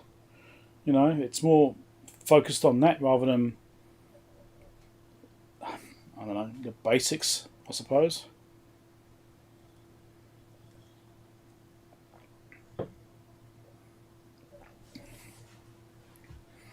Yeah, it's just... Yeah, it's just, I don't know. If you do electronics searches on YouTube, there's a lot of stuff out there. But I don't know. Is it mainstream enough to people be? Oh, let's build an LED flasher, or I want to make a cell phone. It's like, which one is it?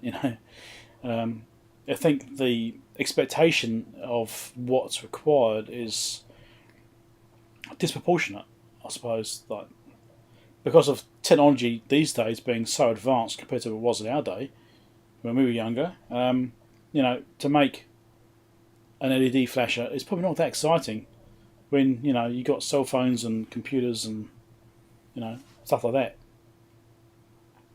I mean, computers nowadays were somewhat simpler.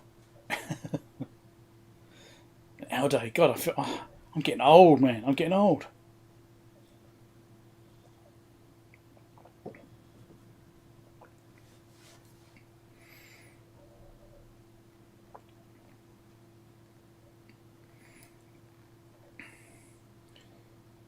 I am old.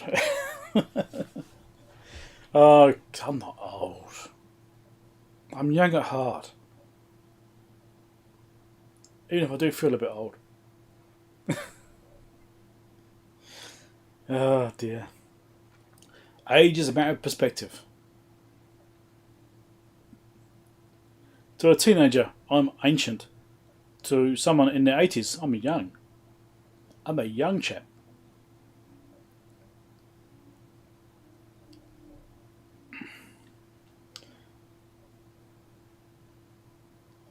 Nine-volt walkie-talkie is 27.12 megahertz.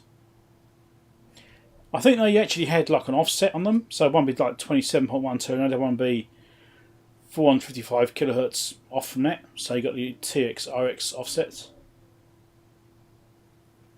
Daytron's probably older. No, Daytron's younger than me.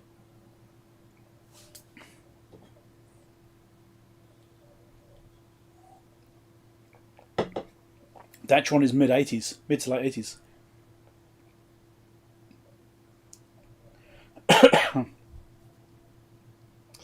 Yeah. I'll fuck give or take. Right, we should probably do something instead of just sitting here waffling. We should actually achieve something today. I like to try and achieve things. Why was my cat knocking again? I already let her in once. I think my stepson must have let her out. Hold on.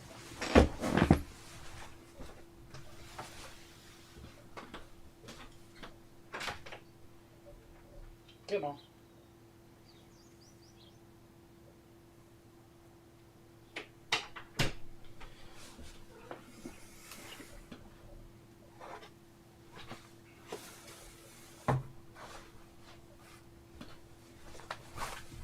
Right, let's while I'm up on my feet, let's look at the IT12.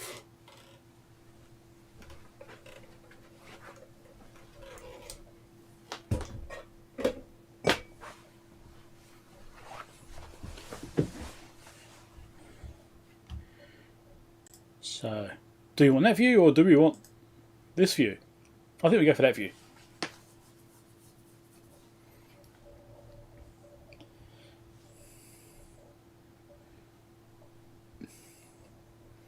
Well, oldest bit of kit is probably, actually, it might even be this. It's old Heathkit beats. Well, it could even be this. It's old Syncore. Oh, you can't see it because I'm on the wrong camera now. Actually, if I do this, I'll cheat. Do that one. Here we go. You see everything now. This old Syncore thing. This might be the oldest thing I've got. I'm not sure which year this is.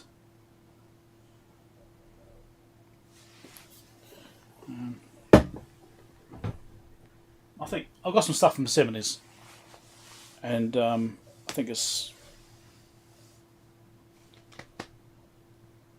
Yeah, I do have some gear which is as old as me. I do remember seeing something which is the same year as me. So I don't remember what that was though.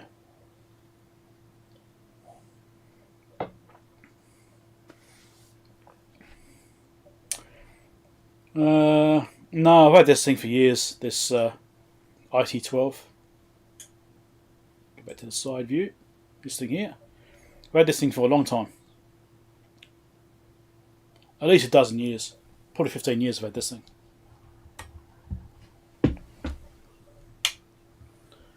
I think I did buy it off Trade Me actually. I think I did buy it off Trade Me. I'm not sure. But it's a long time ago.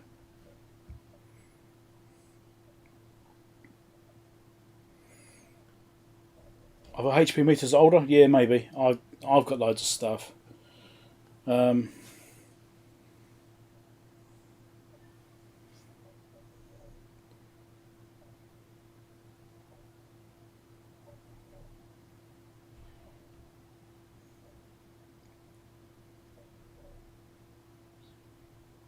Oh, you're explaining it. Okay, thanks, David.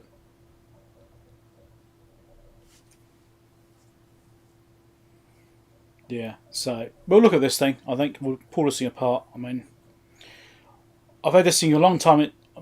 It's been a while since I've used it. Now, one thing that does worry me a little bit is it came already with a cable on it. I think I did swap the cable, but the original cable did have an Xenon plug on it. But there's a twin core job, and it is not very good. So I've changed the cable. Remember doing that to a safer one. But it concerns me. It may not actually be the right voltage, because I believe these are 110 volts. Now here we have 230 volts. So I have plugged it in. I have used it, and it didn't go bang. So probably can't be that bad. But it does make me suspicious. Maybe it is a converted one. Or I don't know. Maybe it was actually sold to New Zealand market or some other foreign market at the correct voltage. I don't know. Maybe it's from the UK, where it's the same voltage. So I don't know.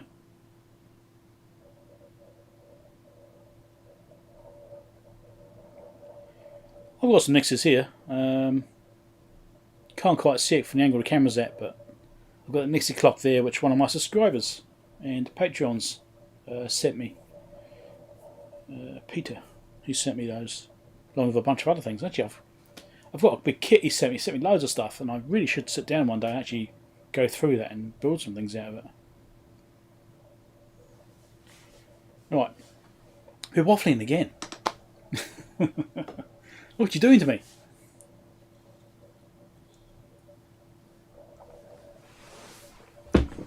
Right.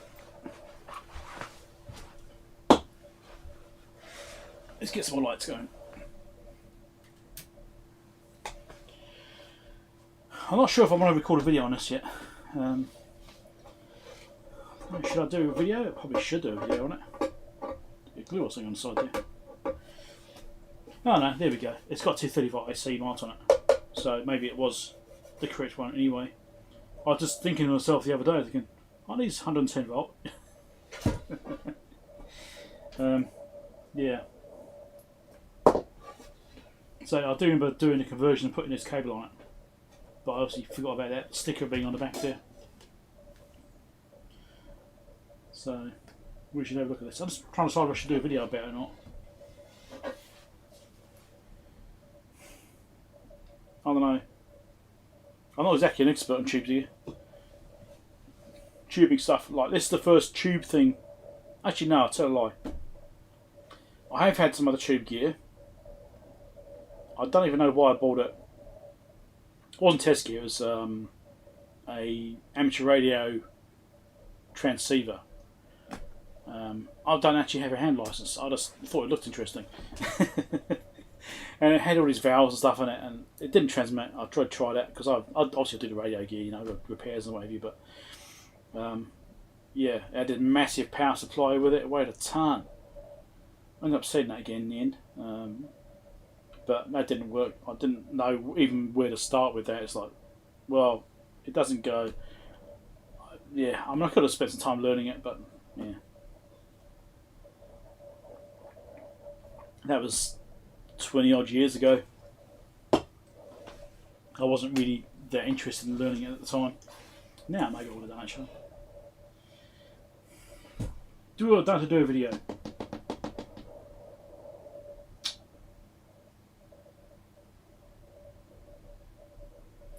That's a hard decision, isn't it?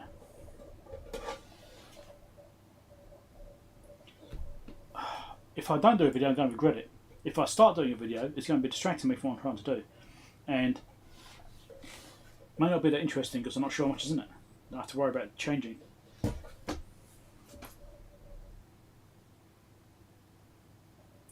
I think I won't do a video. let's just play with it. Let's just untangle this because it's getting dragged around too much. This is the original wire. I did repair this. This broke off. It's like this braided stuff. It broke here, and I just resoldered it together. It was good enough.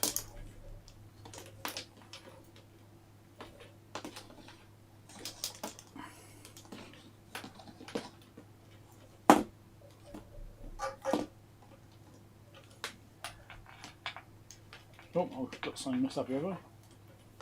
Yeah, here we go. Untangle.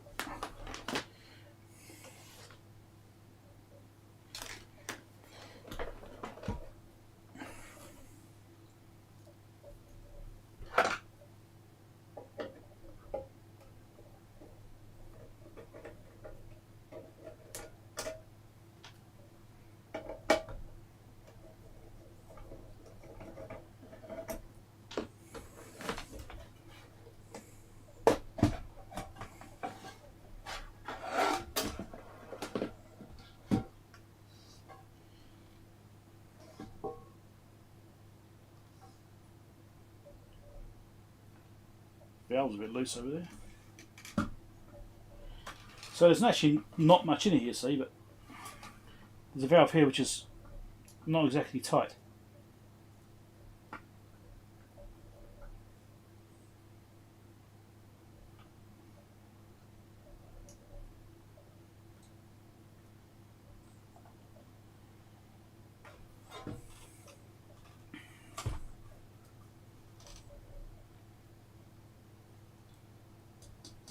I was wondering if I put that fuse holder in there. Nah, I can't. I can't put that in there.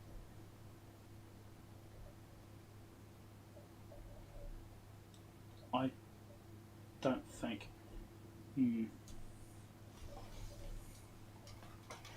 So as far as parts go to play around with, let's just get some more snack on there so I can move around. I can't feed the plug through the casing because the plug is bigger than the casing hole. Originally the hole was big enough for the plug that was supplied in the original cable, but this plug won't go through the hole, so we'll just do this. Get some room to move.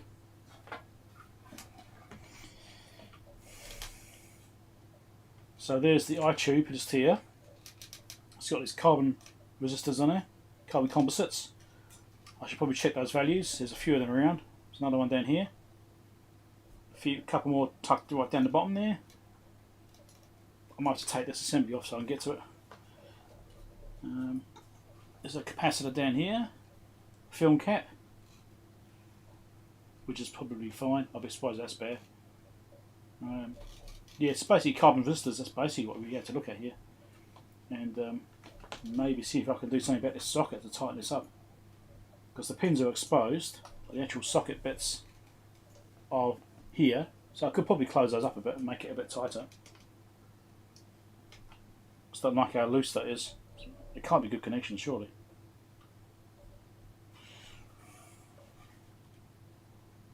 Right, let's get this eye tube out of the way.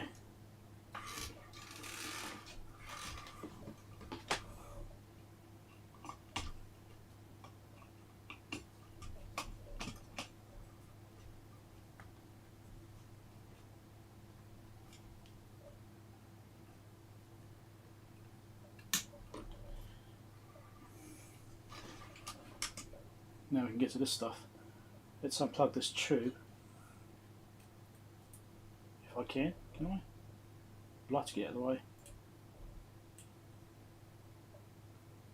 always worries me working on these things about having the wires break off or something, you know. It's really, really tight. I think it's a bit more gentle, actually.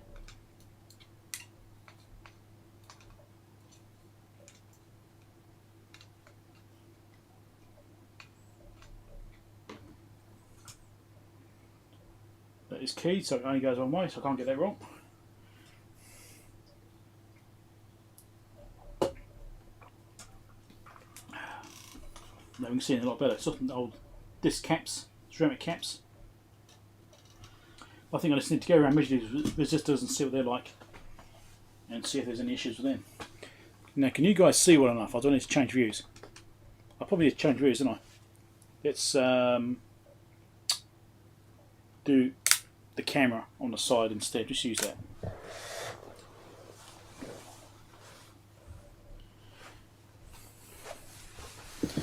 I will check the chat. I just have to make sure I periodically turn the, well, make sure the camera doesn't shut off. Does that. Catch up chat while I'm sitting there. Let's go to, I'll do that one. Is that better view or not? Like this? I suppose it's not too bad, is it?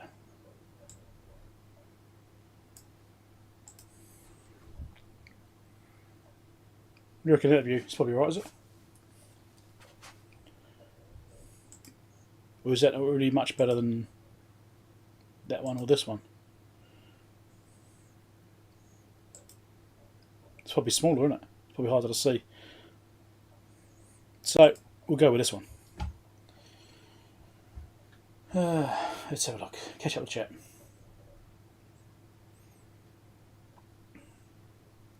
It deserves a video, you reckon?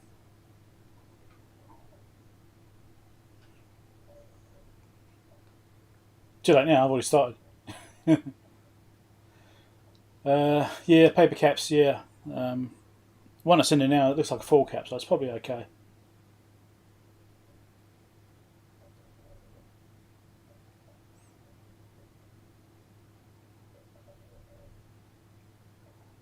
Oh, jumping around.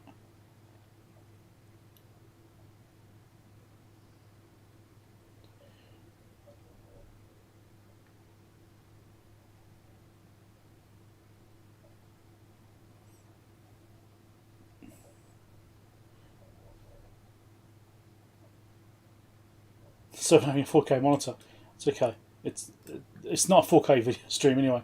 1080p will be fine. Hey Joey, how's it going? Yep. Okay.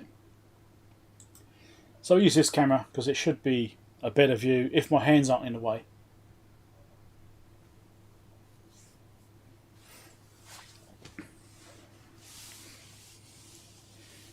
So that's the thing, my hands might get in the way. Anyway, we'll see what I'm going to do with this.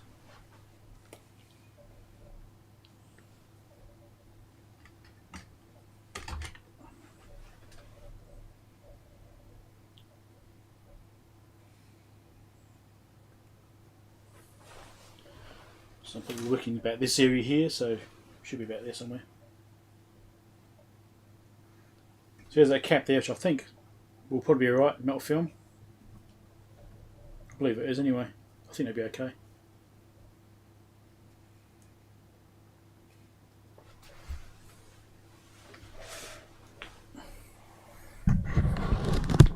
Spin the microphone around some more so you can hear me slightly better. How's that?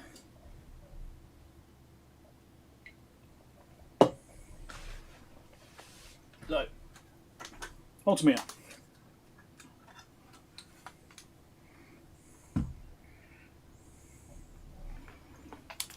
No, it's a bit awkward there. Here? No, you can't see it there. Right, over here it's going to have to be.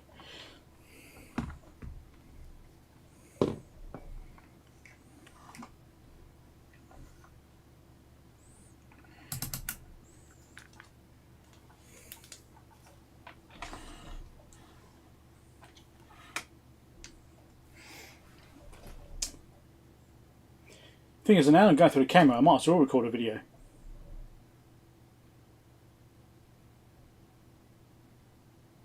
Yeah, sod it, let's record a video. Okay. Who's this? People will never know.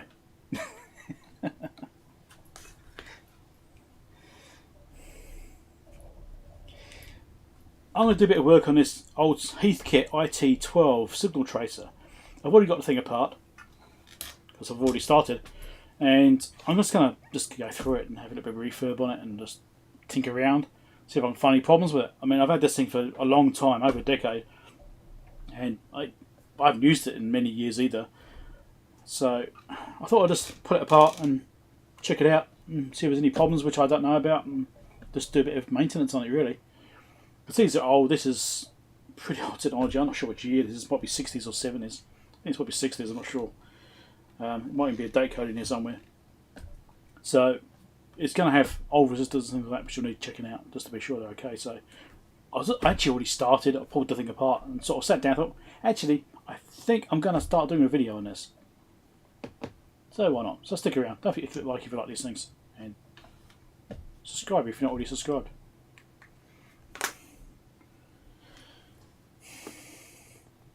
So this probe here has basically got a diode in it, I think. I did see that comment in there asking what's in the big probe. It's got a diode for the to convert or to demodulate RF signals.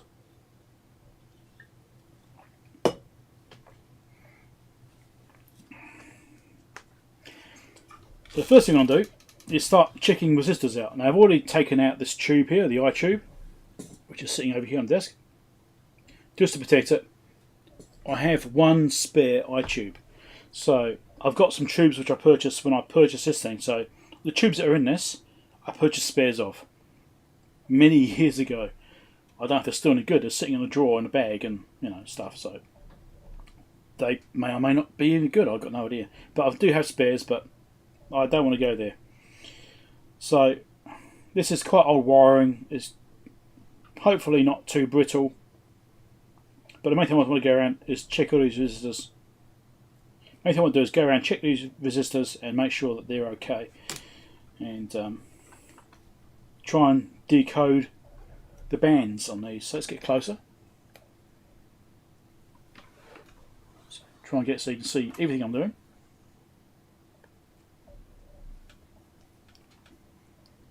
Using my Fluke 177, which isn't because of the button. Those that follow Chow know what I mean. So you've got this resistor here. What's this one? I need to get a good connection.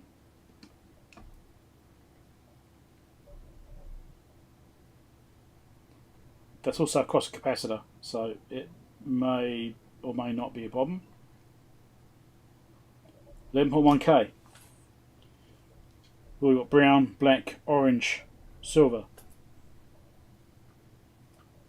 So that's 1, 0. What's the orange?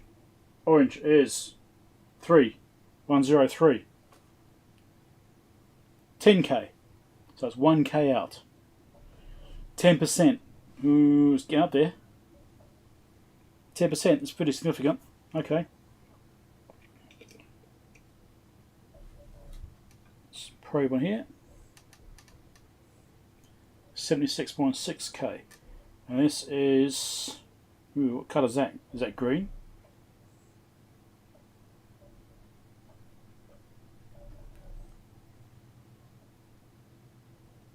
I think that's green. Green, brown, orange. That's what it looks like.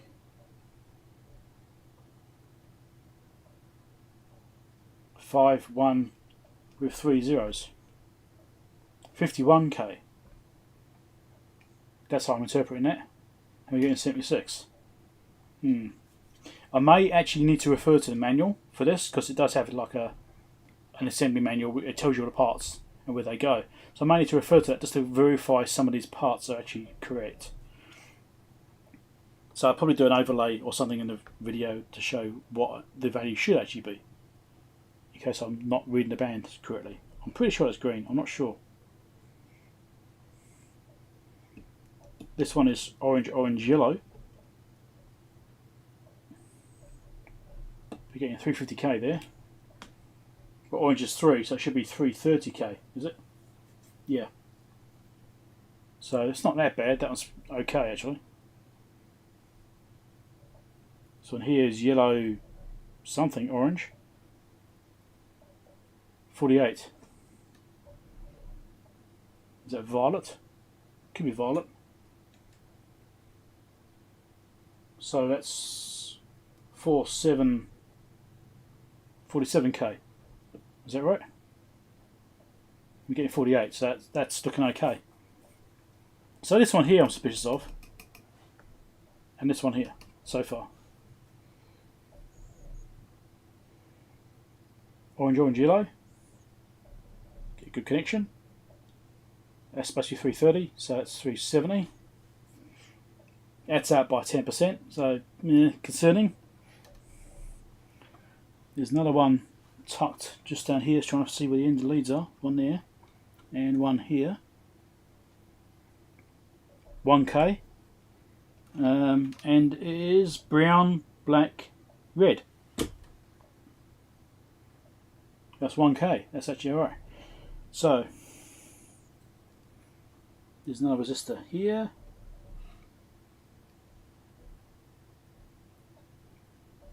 .364 ohms, and that is orange something. What's that, brown? What did I say the value was?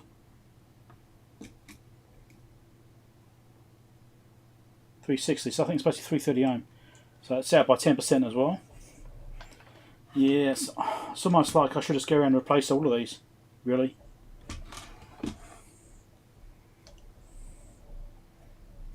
.10% out is getting a bit much. If it's 5%, I'd be happy. If 10%, it's getting a bit excessive, I think.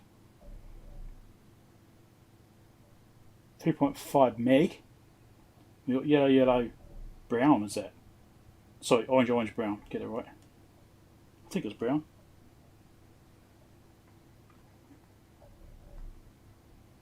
That can't be right, surely.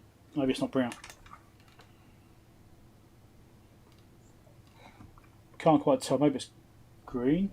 I think the green maybe is like a weak colour on these. Got 3 something. Orange, yellow.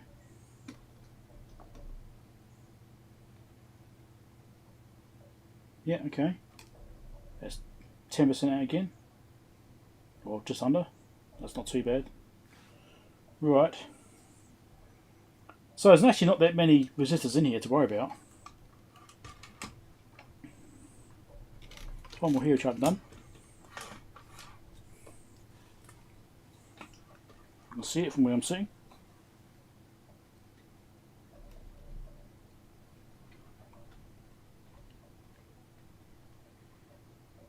$77K, and we're getting, what colours are those? Don't know, something brown orange.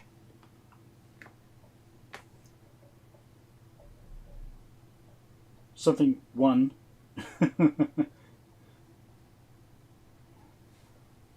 Is it 81 or 71 or I don't know, I can't see what that colour is there. Might be green again. 51.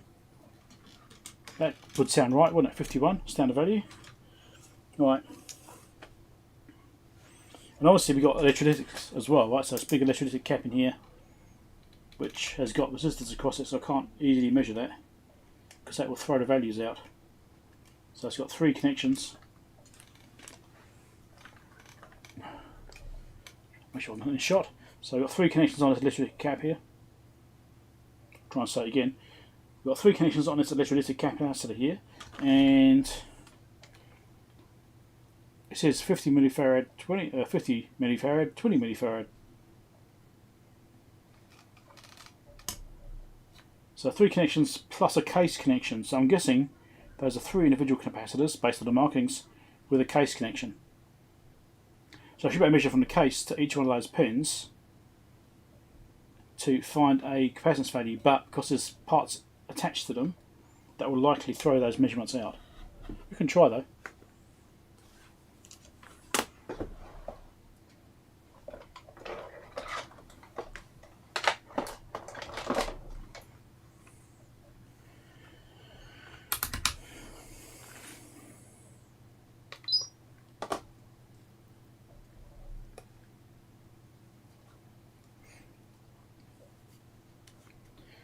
So we've got the Peak Electronics ESR 70 Gold out, which they sent me recently for review.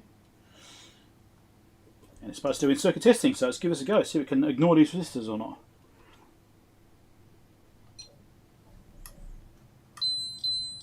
.60 microfarad, 0.6 ohms.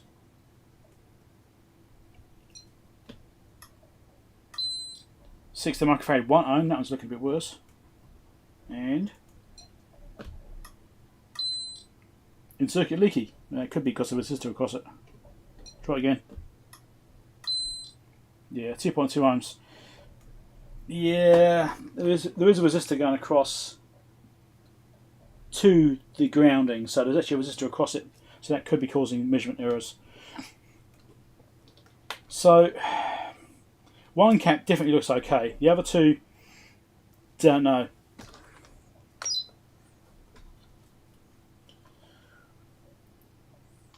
They've also got these ceramic caps here too. Let's have a look at these.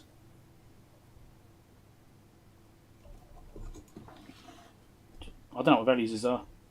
Let's see if it does anything. Nah. No, it doesn't recognise those. That's fine.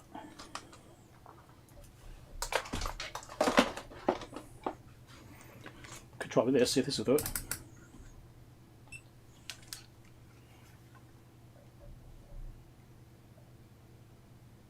Nah, probably too small a value.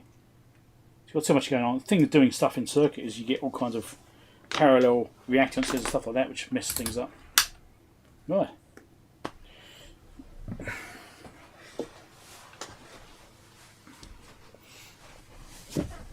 What is cats rated for? These things rated for bloody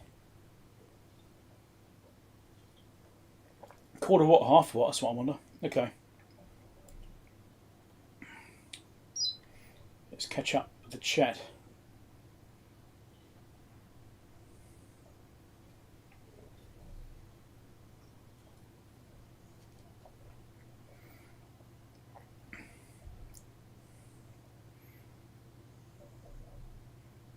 Cable on bottom seems damaged. I don't know which one you're referring to. I have to watch out for that.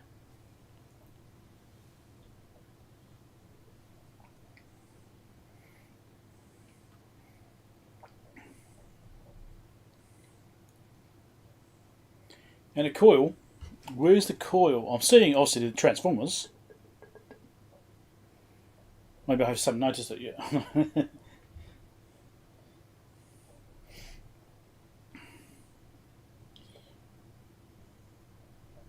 I don't have a tube tester now.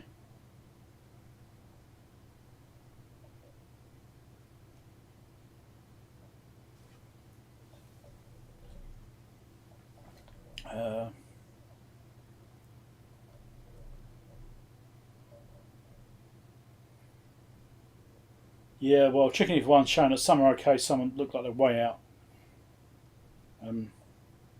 Yeah, so I'm tempted just to replace them all. But I'm not sure if they're quarter watt or half watt. I might have to look at that.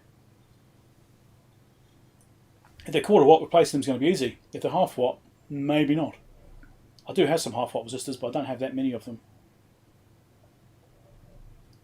Yeah, standard E10 values, yeah, that's what I was thinking.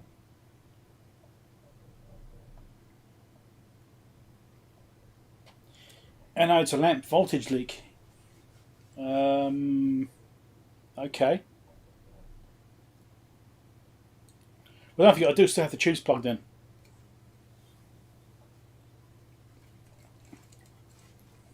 So that could have been affecting some things.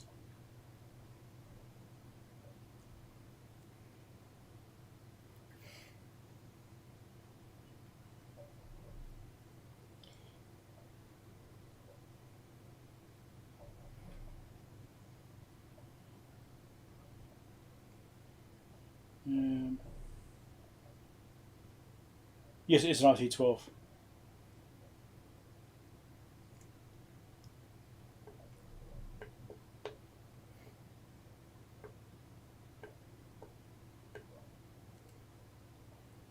Never cause a joke. Yeah, like never the fuse. Cable out of a transformer. Okay. I will have to look. Looks yellow and burned. Right.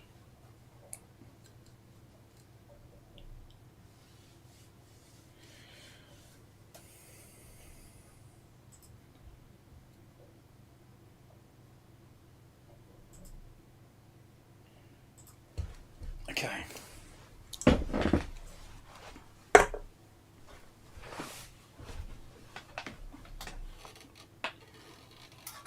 the desk. I didn't want it falling off the desk.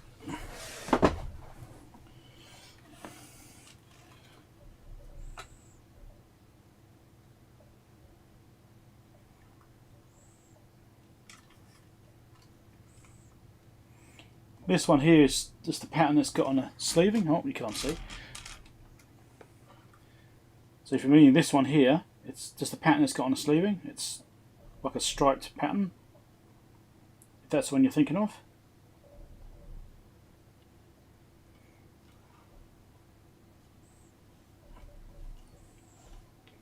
Sometimes it's a bit hard to see these things on camera, especially across the other side of the planet.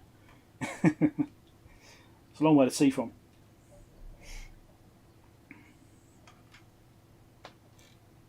And this other one here is, again, stripy pattern on it.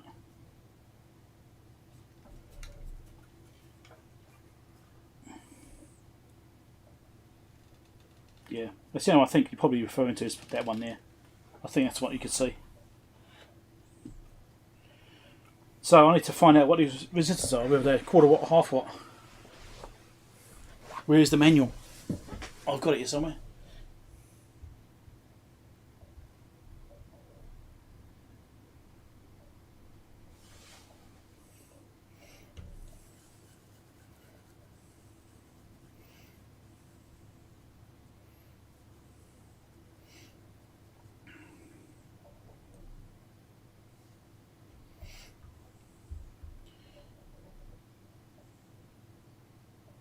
A quarter watt, you reckon?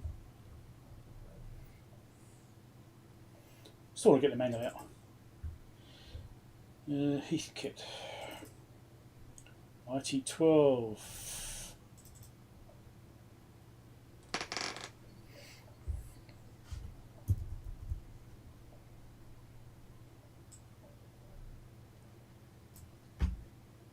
Shove this up the top screen so you guys can see it, hopefully. Get it small enough to fit it. Probably having two monitors with different sizes. One's a 2K monitor, well, it's actually 4K, which I run at 2K, and 1080p, which is the one I share with you guys when I'm working on things.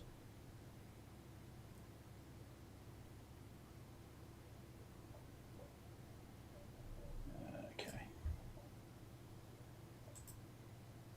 Go to this one. Here's my list of beginners videos which I'm doing.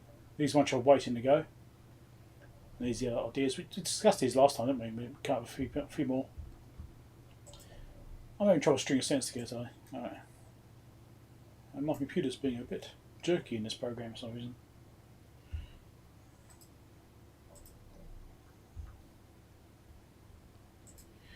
So there's the manual for it.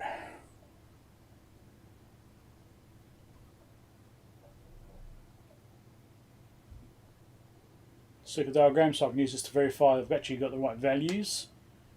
If I can make sense of this versus what's there. I think it does have like a assembly drawing as well, which shows you in the assemblies, I think.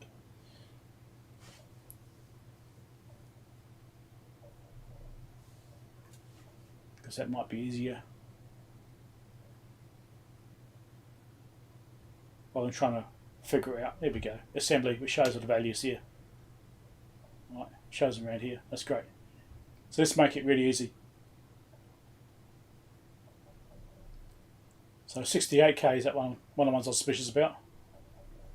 Yeah. 1K, yeah. Okay, so this will be much easier just to cross-check against this, wouldn't it? Would have been a neat way to do it. So I should grab a screenshot of that and actually include this in the video showing the actual components. That makes sense, wouldn't it?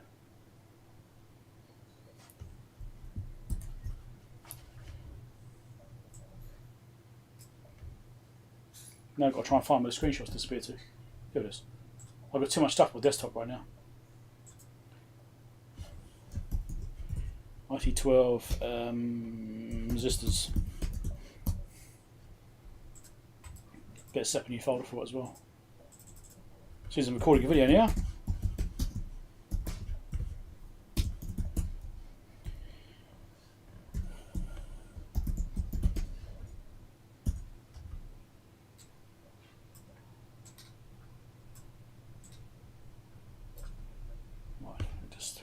back.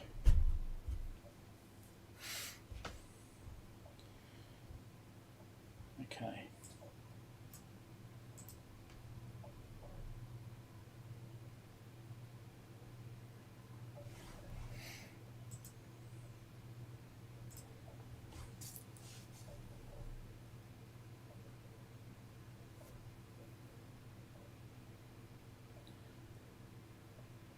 You watch on the phone, yeah.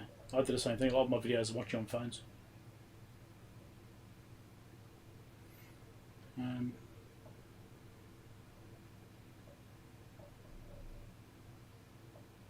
No problem, Vladimir. That's not a problem. Thanks a lot. 0.005 in there.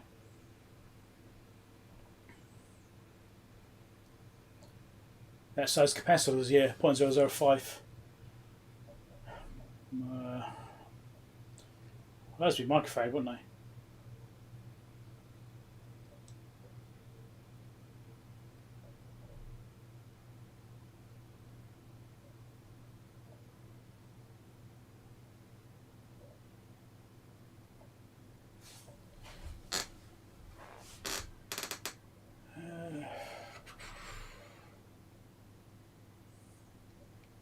I'm just looking.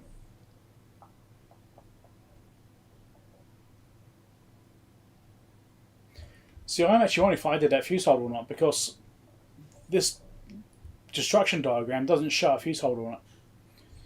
So I'm actually wondering if I did put that in there, because I've got the suspicion I did when I put that cable on.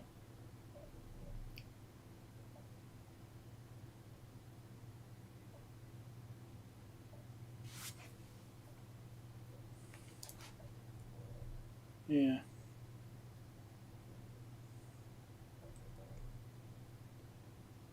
If I don't know if I had, yeah. That's what it looks like, based off microfarad reading. Because that's 0.01 microfarads, it's probably 0.005 microfarad.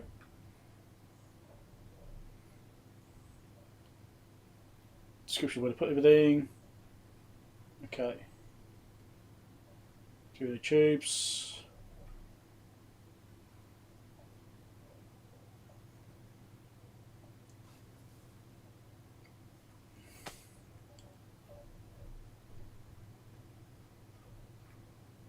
There's a diagram again.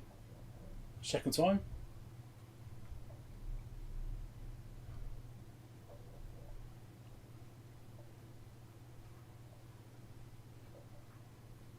Pass list, there we go. These are all half watt resistors. Oh, you're wrong. They're half watt.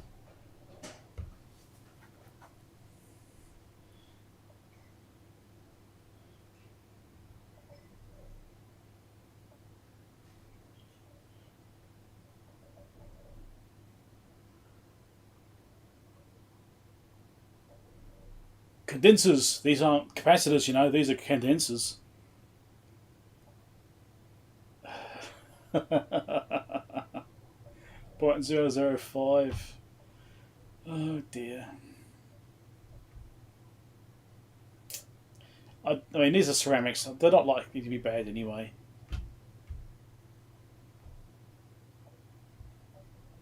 (50-50) at 150 volt and 20 at 25 volt. 150 volt.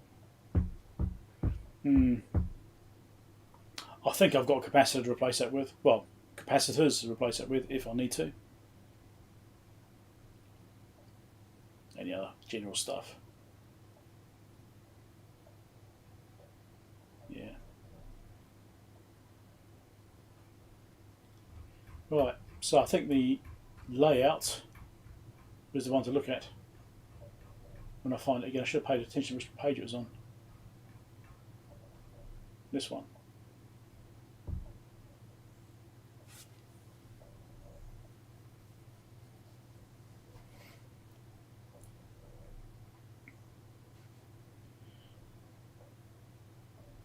(57 to 27).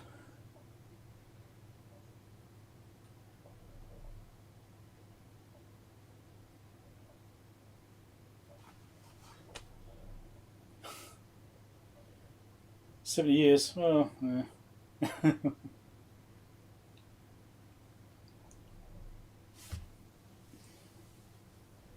Well, I think it's 0.005 microfarad. Oh, I don't know. Could it be 5 nanofarad? I mean, that's big for a ceramic etch, isn't it? For that style, maybe? I don't know. I need to think about this now.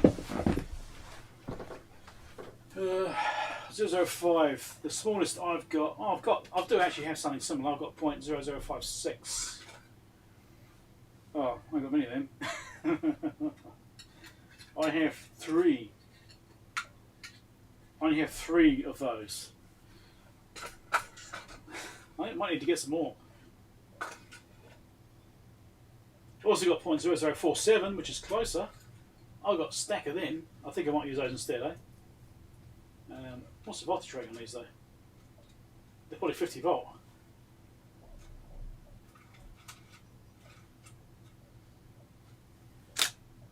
Oh, camera's gone off. Yeah, I think there's just like 50 volt standard. Yeah, so I do have capacitors I can put in there if those are a bit bad. Not worried about that.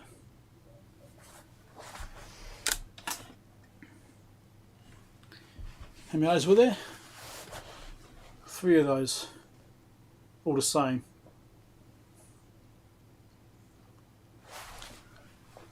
Is that 0.01?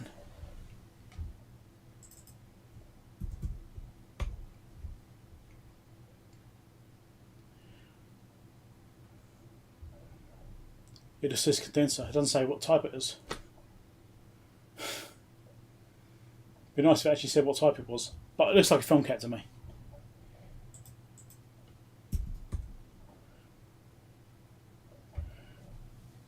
Okay.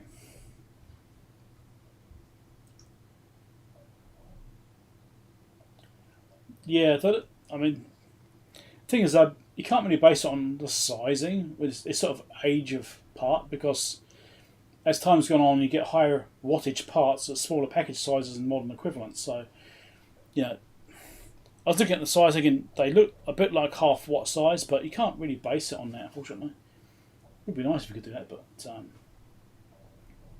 yeah. 4 and 7, yeah, that's what I've got. Yeah, the ceramic caps are lightly fine.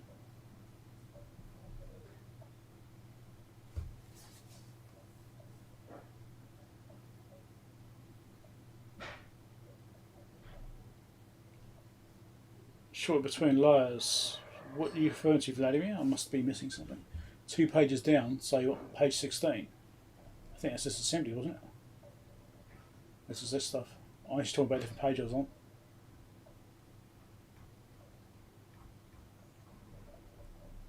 Oh, yeah.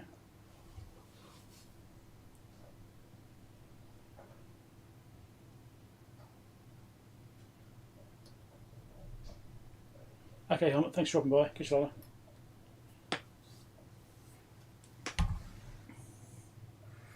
Right, well, let's see what caps. I've got about caps now. Resistors I have, which are in half watt sizing, because I mean, if I've got the right ones, I'd replace them. Or, I don't know. I should just replace what's required, eh? So I might just quickly go through and re-measure those. Another 10k's of value. That's out by 10%. Yeah, I think the 1k was good. I think everything else was basically out. The 3.3 meg there. Yeah, what did you get there? 3.4, wasn't it? 3.5? It's probably marginal. Oh, description.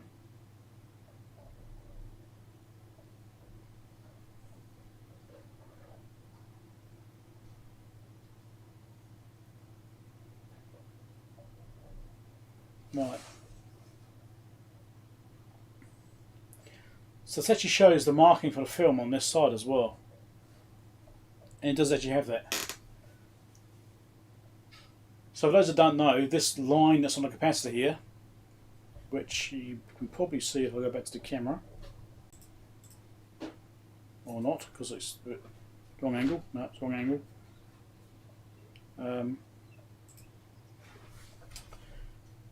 So all these old capacitors got a line. That's not actually a polarization. That's a outer film marking. So when they wrap the roll of capacitors up or whatever, fold them, however they do them, the outer foil is marked on this end. In theory. So sometimes they're not correct. Apparently sometimes, I mean, I've seen a video where someone actually demonstrated that the marking was there for the outer foil. It was the other end. You can actually test it. Yeah, so yeah. That's my stepson going in and out. I guess he's going to work, is he? Maybe. So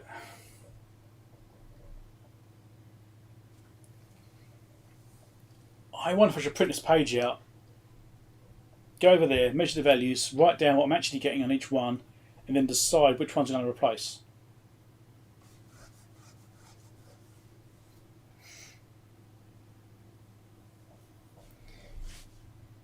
Right, let's print this out.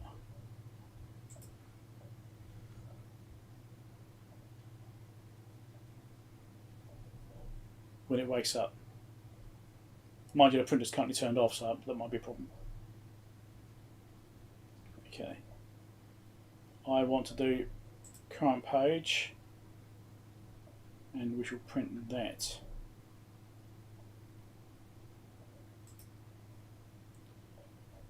I'll have to go and turn the printer on.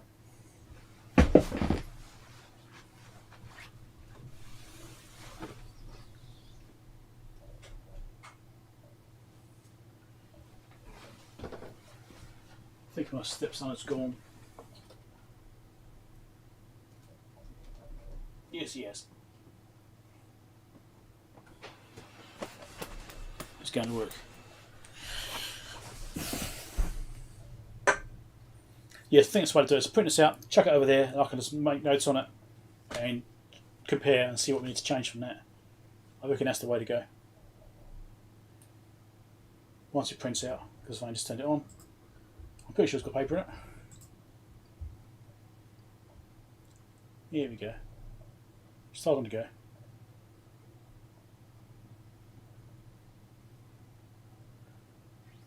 Yep, off it goes. Right. We shall go back to the screen. Should I do that, couldn't I? Well, that's not the right way around. We want the other way around, don't we?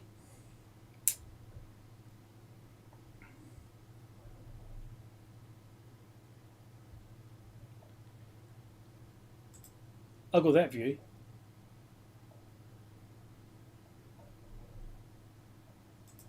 So that's backwards, so I want the other way around. Got that view. I might need to make a new view up.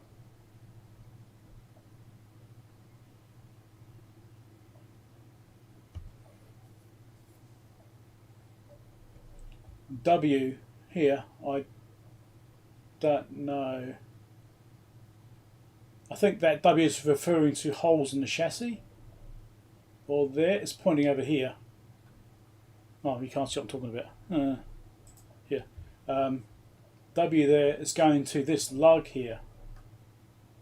So that's referring to the grounding of the chassis.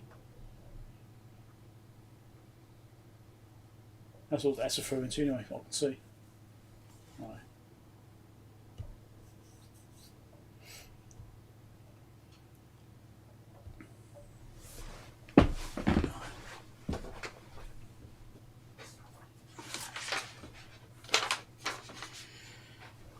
One printout from a printer which is running out of toner.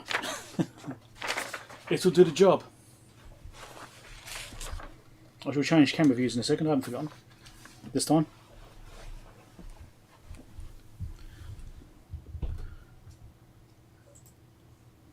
Let me just change this top view so you can see both at once, eh? I'll duplicate this view and swap it around.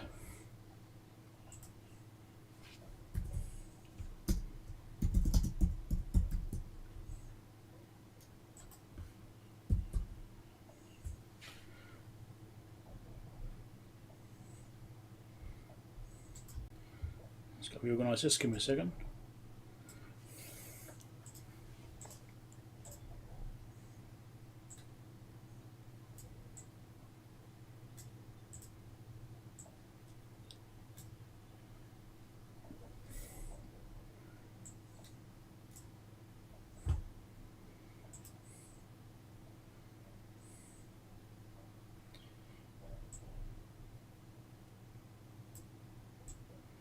Don't know how well you can see that. It's a problem.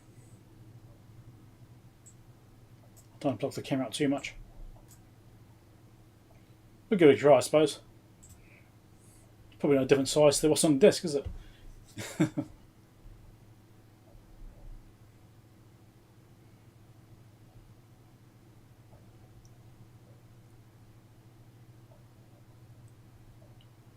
Yeah, that is resistor point, yeah. It's small numbers, yes. Not easy to see. But, yeah, I think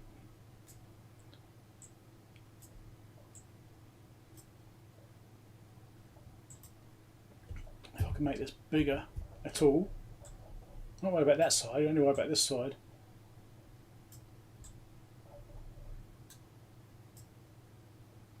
Is that good enough? I think it is. That'll work, won't it?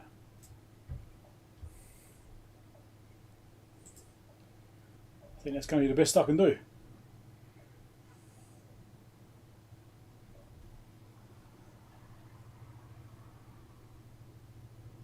Hey, Christian. Right. We'll do that. But bear in mind, I may end up blocking the bloody camera view. Oh, hold on, that's going to drop the... Where that is, that's going to block the multimeter. You don't want that, do you? That's going to block the desk.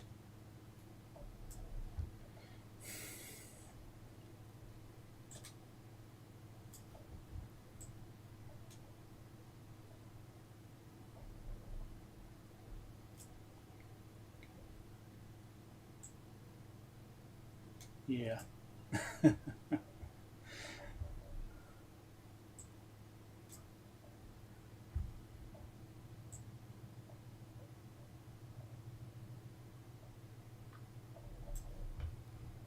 Should arrange as best I can. I will be back, though. I will do what I can to get this as big a screen as I can. There you go. Right, it's probably not the best of it.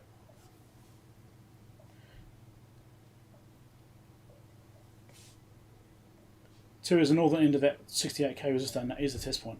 Right.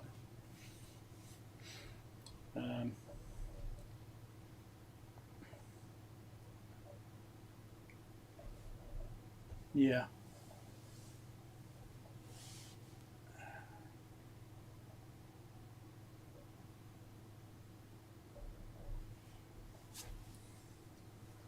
Anyway, I'll just go measure again, make notes, and then we'll come back and do some more.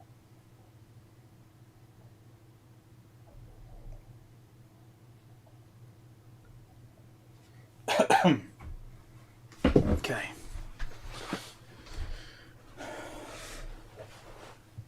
Let's see if I can get this on the shot.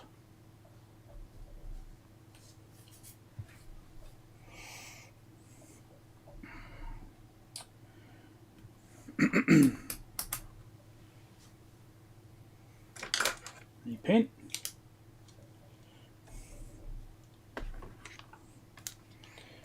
I won't record video on this, I'll just do it again because I've already recorded the video, I don't want to double it up. So that was 11, wasn't it, that one there? It's reflecting off my light so I can't see what it says myself.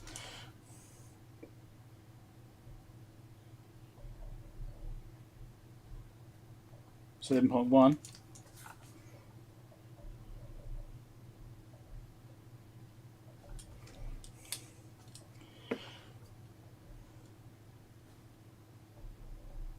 $76.6.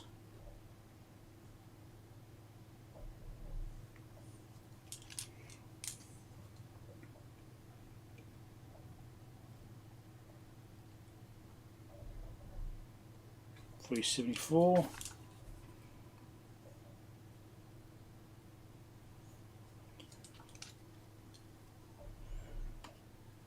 There's 1K there, I think. Was that a 1K there?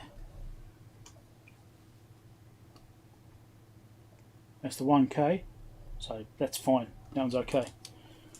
So that's that one there. Yeah, 1K there.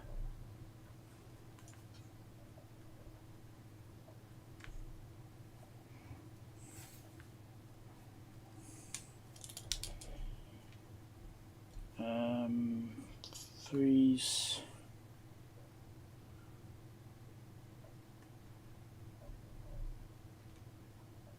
This one here, I think, should be 330K. Okay, 350.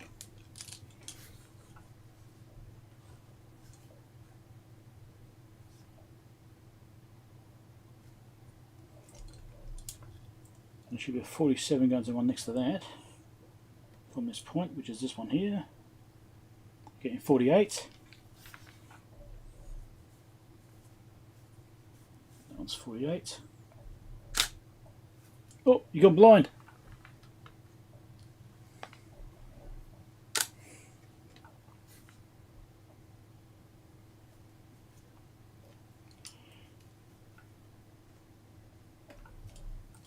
There's one here, which is supposed to be 330 ohm. Is that one? Getting 360.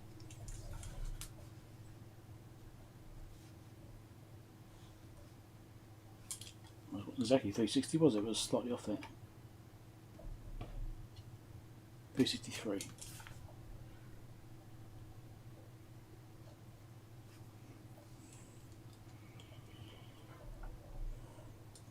That's all of the ones on that side, isn't it?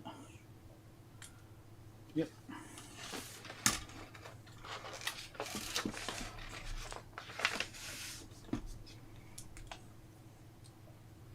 Now this side, 3.55 meg, which should be a 3.3. 200k up.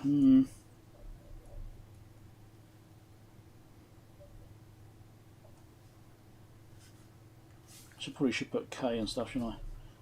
Being lazy.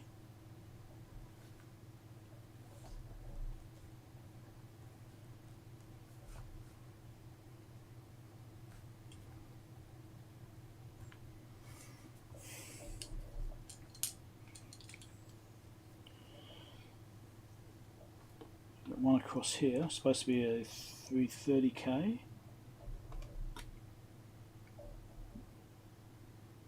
357. So they're all slightly up, aren't they?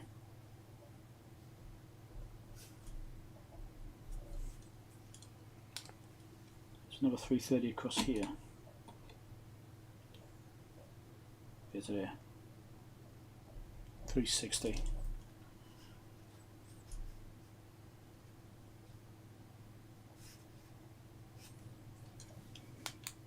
Right. So there's only two resistors out of all those which I think are okay. We've got the 48k over here and the 1k down there. Everything else I think is too far out.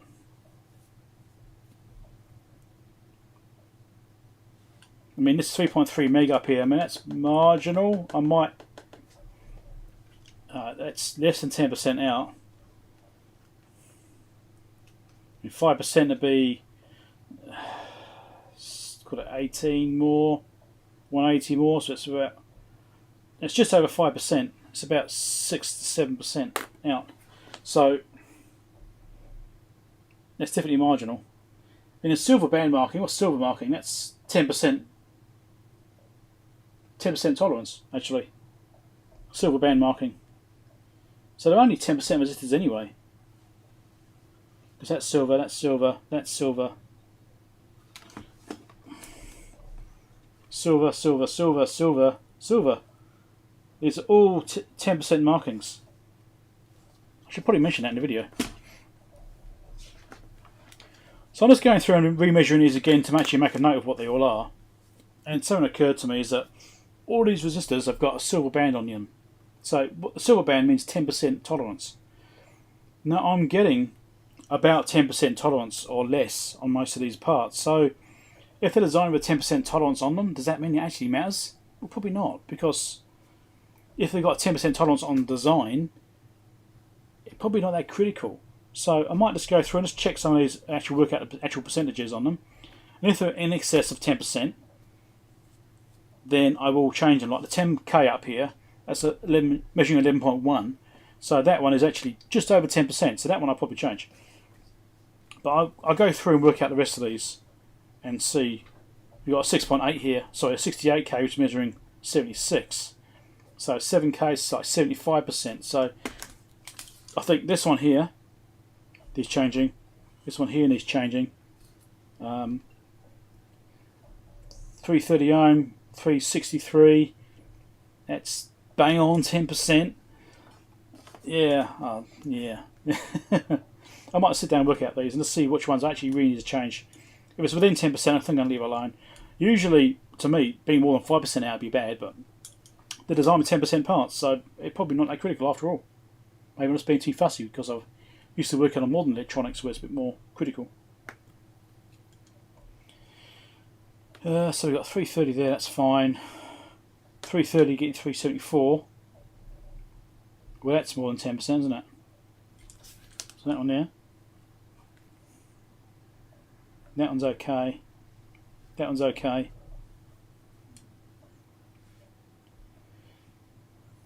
.360 is okay, it's just within. And plus it's 3.6, that's within 10% as well.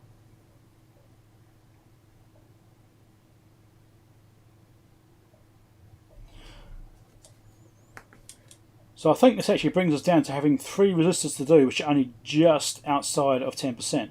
So we've got 10K, as I said before, we've got this 76.6, which should be a 68, and we've got this 374K, which should be 330.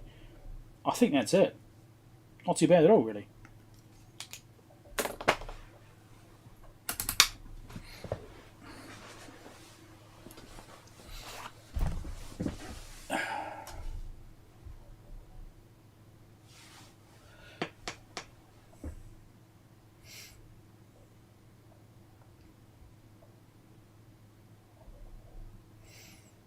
I don't know.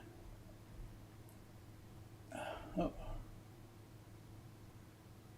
How do you carry this again? Yes, it is a Heathkit signal tracer. It's the IT12. Filament voltages, yeah, I'll get to that.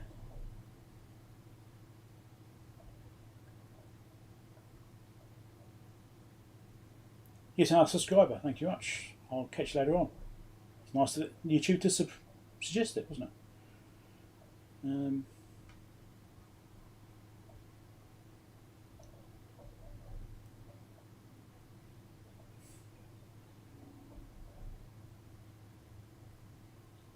I also want to do this stuff because right now there's no charge or anything, it's all discharged, so I just want to do what I need to do now and then I'll power it up and do actual testing afterwards. I mean, the capacitor looks dodgy, so we'll have to look at that one, see if there's much AC ripple on it or whatever it is. We'll do that one when it's powered, obviously. But those 3 resistors look a bit off, so I want to see if I've got some half-watt resistors to put in there. And then see how it goes. Let me see what I've got. So I need a 2 330Ks. No, sorry, 1 330K because that one's within spec. So 68, 330 and a 10. Let's see what I've got. 330. Yep, I've got a half-watt. Metal film though, not carbon. Hope it doesn't matter. 68.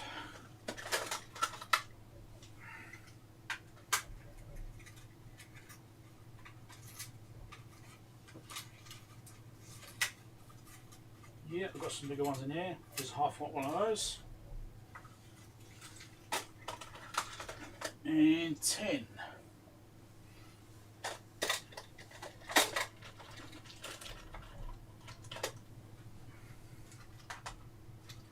Yep, I've got some half watt tins, also metal film now.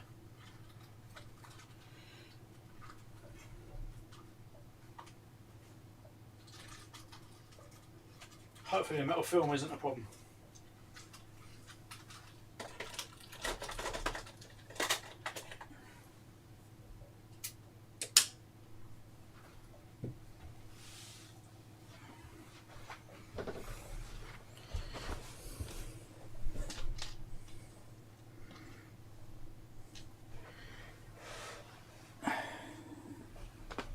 So, let's get these sorted out.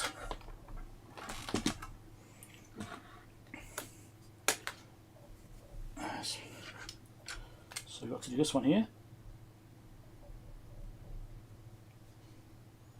It's marking so I don't accidentally change the wrong one.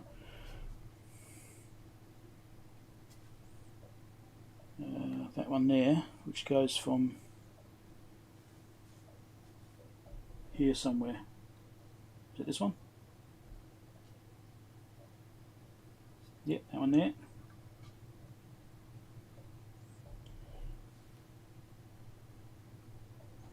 And that's 68 here. Okay. Interesting. Sort of ones on that side. Interesting.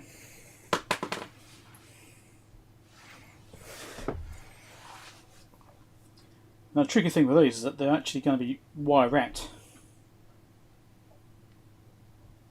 So I think all I can really do is cut them, and then when I put the new ones in, just heat the solder and try and wrap them through the holes.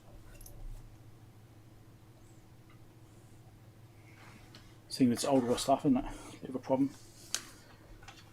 Let's get this out of the way now.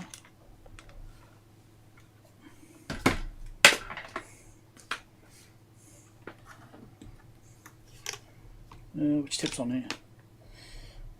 Yeah, might need a bigger tip.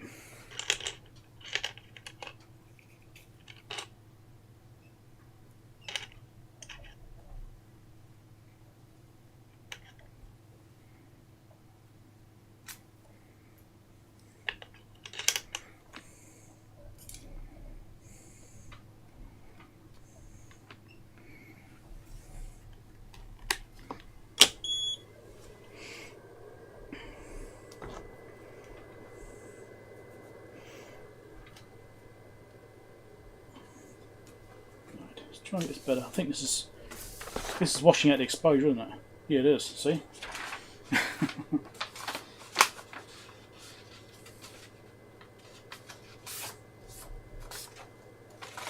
Just try and make it smaller so it doesn't do that.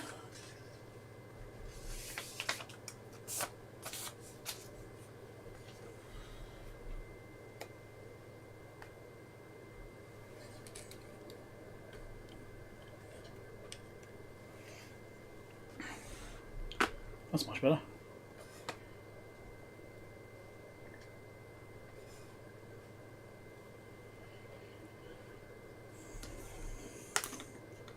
Right, so I've marked the resistors up. These three we need to replace. So what I'm going to do is going to cut those out, and then I'll try and solder in new ones, because these are wire wrapped, right? So they're actually wrapped through the holes, and then they're soldered, so it makes them a bit hard to get out sometimes. So these ways, just cut them out, and then when you get new ones, try and poke them through the holes in order to get that rigidity back in place again. So these are half watt resistors. So I've got some half watt resistors here. They're not exactly the same. These are carbon composite. I've got metal film and a carbon film, so not exactly the same, but that'll have to do. And hopefully it doesn't cause a problem.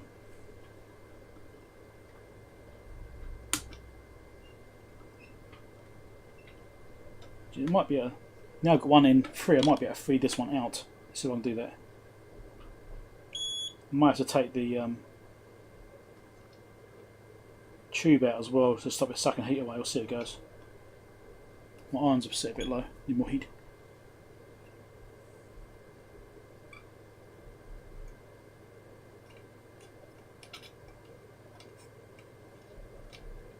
So there is the end.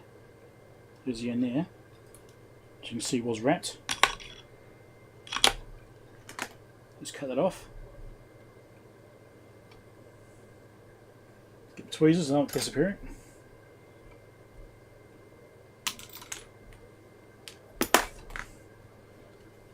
There's one out. So that one there was a 330K.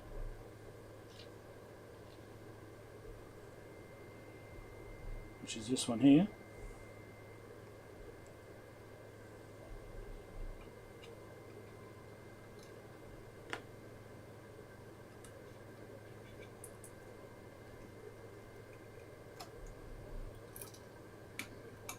I don't think I can get that through the hole. We'll see. See if I can do it.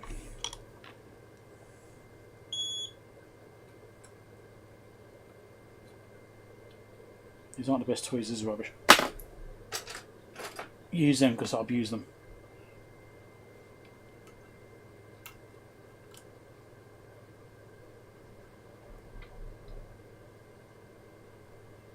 This is a rather heavy piece of metal just here, so it'll take a bit more to get done. There's the hole, through the hole. It's a start.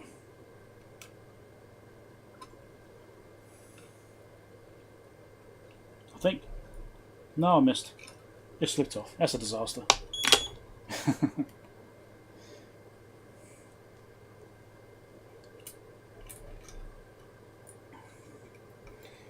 I might not bother. We'll see. No, there isn't even a hole there. That's wrapped around. That one's wrapped around. Sod it, let's wrap it around. Actually, this one's just like a post. It's just like it's wrapped around. There's no hole to go through. That's probably why I can do it. So we'll actually just wrap it around and solder this one on in. Try and get a nice tight wrap on it. If I can. Then I'll solder that down like that. That should do the job. Alright. To make sure it's positioned so the other end doesn't do anything silly.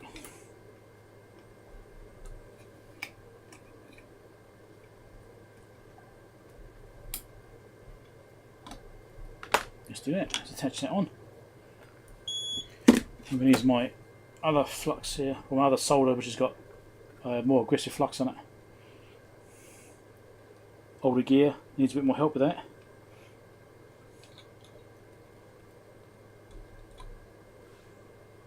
Yeah, that's one done.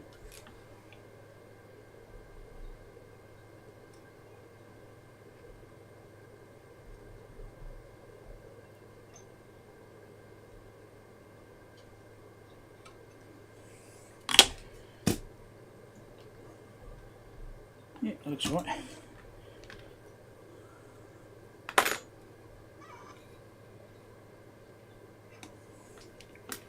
How was this done?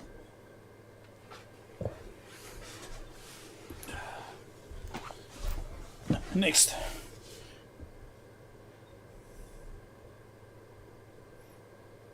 Well, they're all within spec, so it's like, well, I'm tempted to replace them all, but I don't have all the resistors I need, so I'm just going to replace what I can see is off tolerance.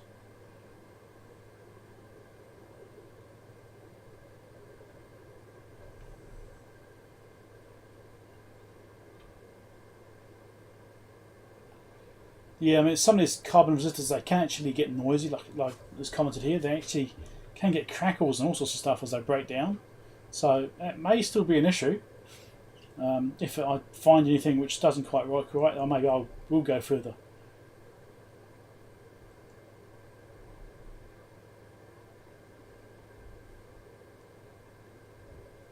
Yeah.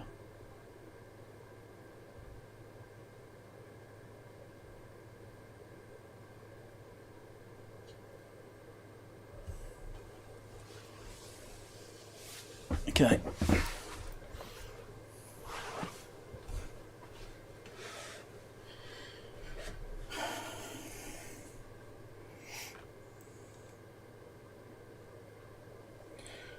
I wonder if I can manipulate this one out.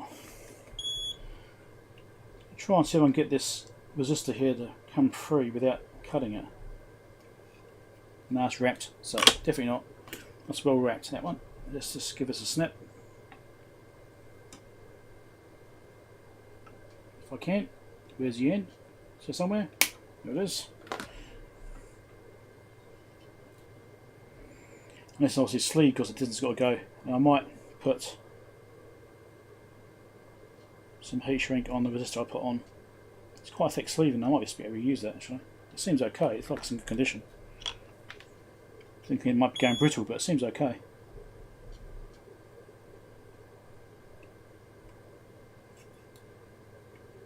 Oh, look at that, came straight out. Nice. So that one there is a 68K.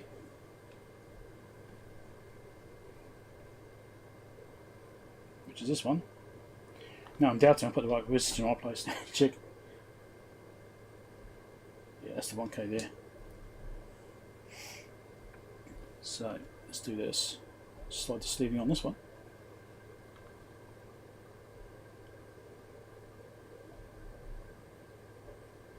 I said I was just to go to the same place actually. I might not do too much with that one yet.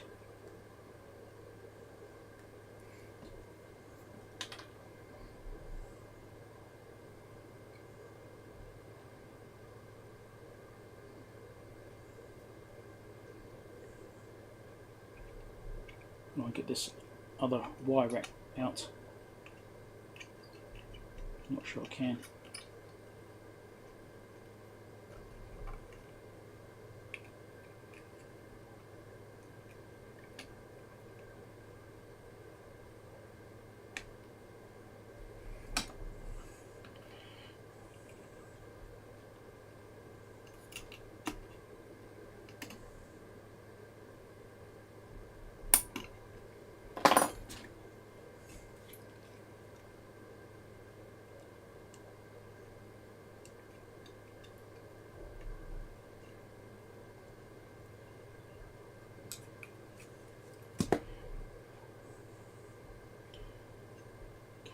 Yeah. But it's just here to get out of that same position, so I might do that if I can. I might be able to lift that one out if I'm lucky.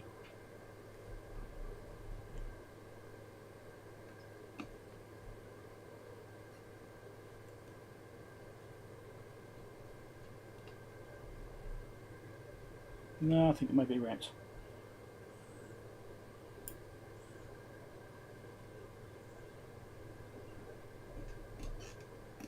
That's wrapped. Okay. As expected, it's wrapped. So let's cut those off.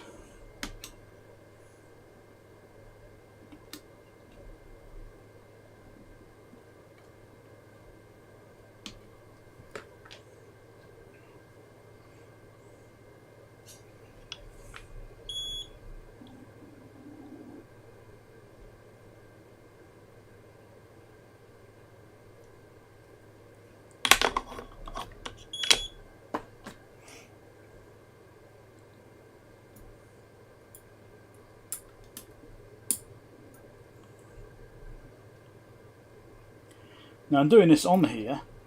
This cap may need changing yet.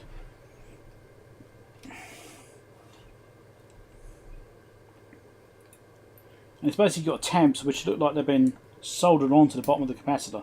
So this may need changing and redoing again yet. Maybe I won't commit too much to this. I won't wrap it, I'll just put it through and solder it. In case I need to take them back off again.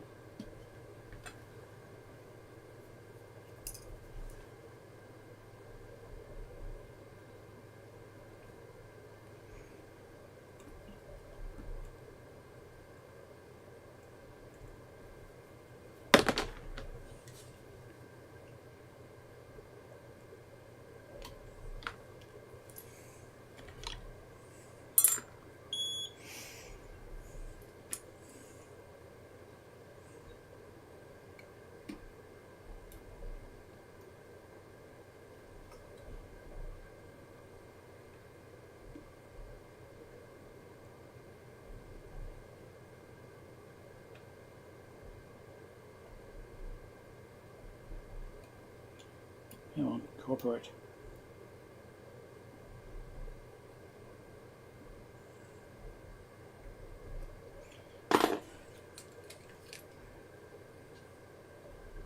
Just do it this way, I'm a bit lazy.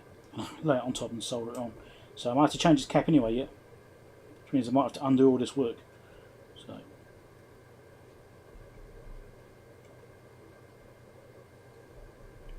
soldered this one again because I wasn't happy with that because I never actually finished it properly.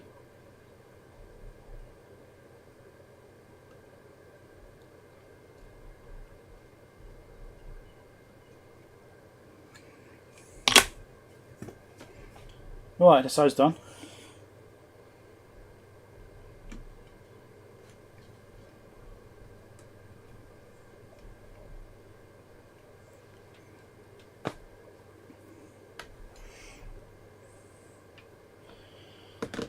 Okay.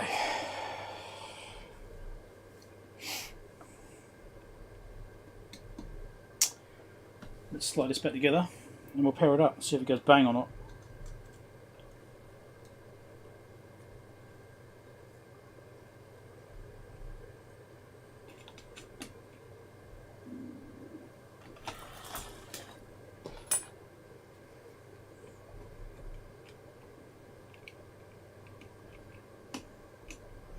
I have to reposition that position. Can't say. I have to reposition that resistor very slightly. So it's not touching against the back of this bracket. It's not much of a problem. Just like that. Okay. Problem is, once I've powered this up, it's going to have some decent voltage in there. There's no bleed resistance in there, I don't think.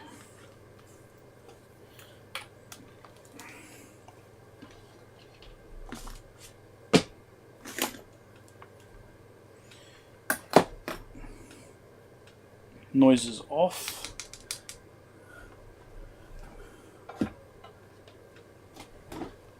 So we need to measure voltages.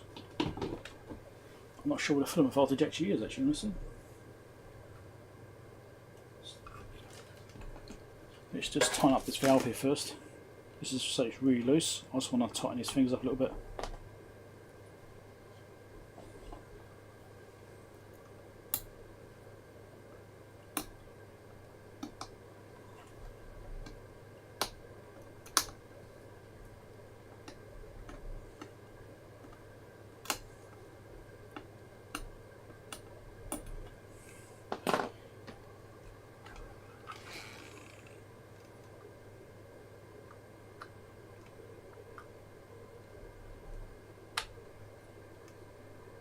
Marginally better. Okay. Filament voltage, where the hell's that? Let's figure out where that is.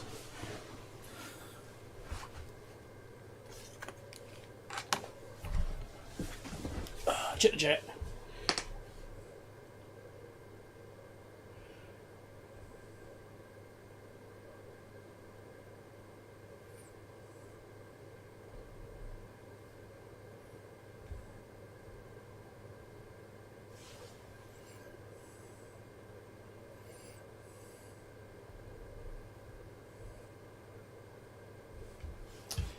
Okay.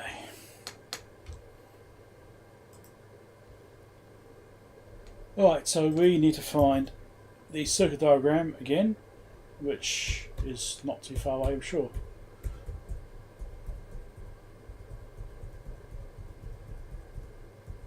There's one version of it.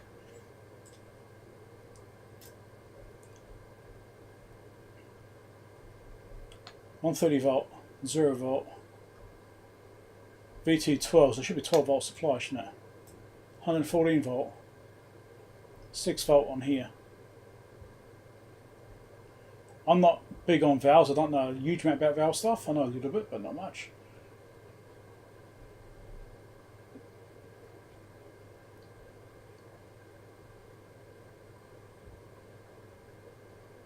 This is 1629. Anyway, 15 volts on there. 0.4 volts there, 138 there. So that a bit of magic eye. 0.6. Is that 80 or 8.0? It's 76 here, so I'm guessing it's 80. 0.1. I'm just trying to get an idea of what voltage I should be seeing roughly on valves, so I can sort of Just quickly probe around, make sure it looks about right.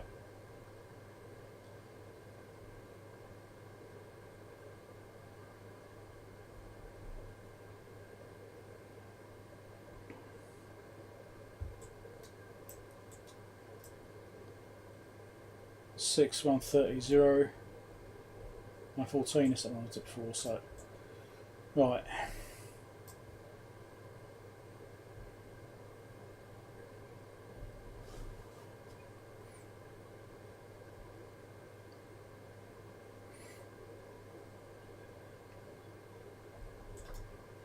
So which valve is which? I think I want to identify which valve is actually which one. So we've got valve 1.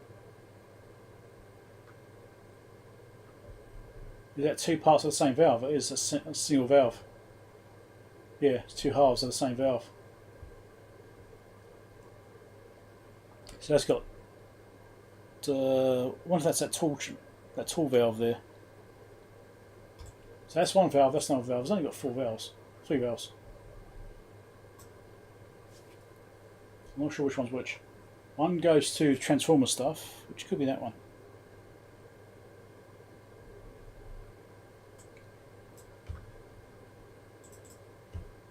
$14 and 4. Okay.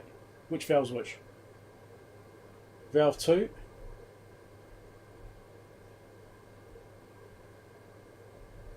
Valve 1. So valve 1 is one by resistors it's been doing, which is now behind the eye tube. So we look at valve 2, measure around that one, and then we should be able to measure the eye tube ones. Do this somewhere, aren't they?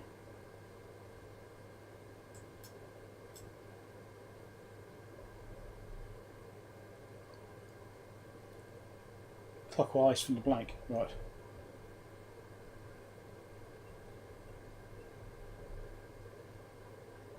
So I can't get it set because the eye tube's in the way.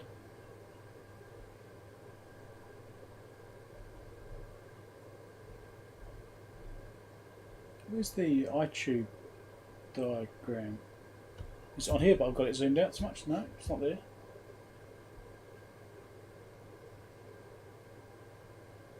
Here it is. Oh, there's a resistor on the back of the eye tube as well. I didn't measure that one. Didn't measure that one.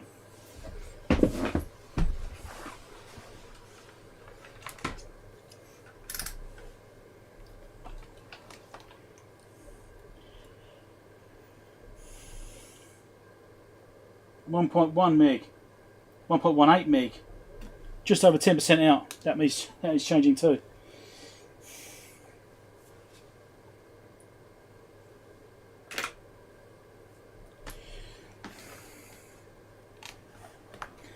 So the eye tube's got a resistor on the back of it as well, just here, and it's basically 1 meg, and I measured it as 1.18 meg, so that is 18% out. That needs fixing.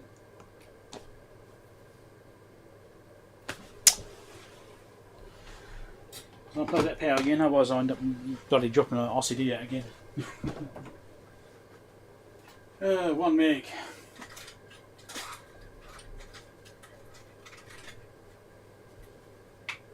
1 meg, 1/2 a watt. Here we go.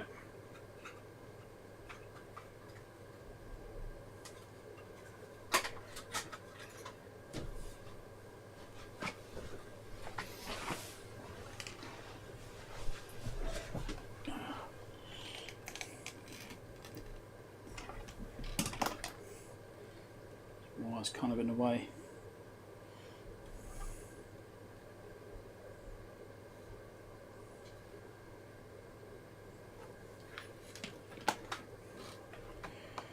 So I just realised there's a resistor on the back of here as well. This is a bad resistor, so I'll need to change that. Looks like it's not wire wrapped. I should just be able to desolder it and have it lifted out. Fingers crossed. So I've got a resistor here to put in, so we get on with that.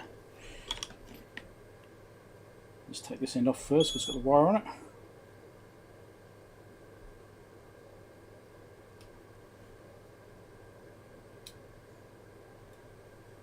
Let's try and get under it and lift it. Just like that. Try and do both ends at once, it's a problem because it's Pretty rigid. Oh, that's free now. That's alright. It's working.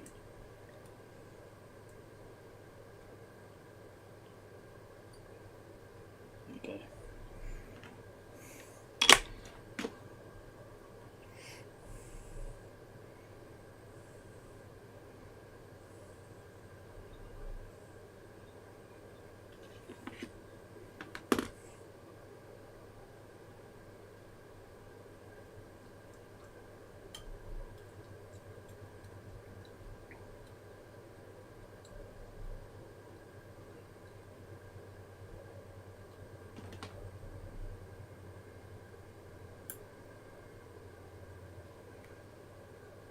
I think what I might do actually is put some fresh soldering here first.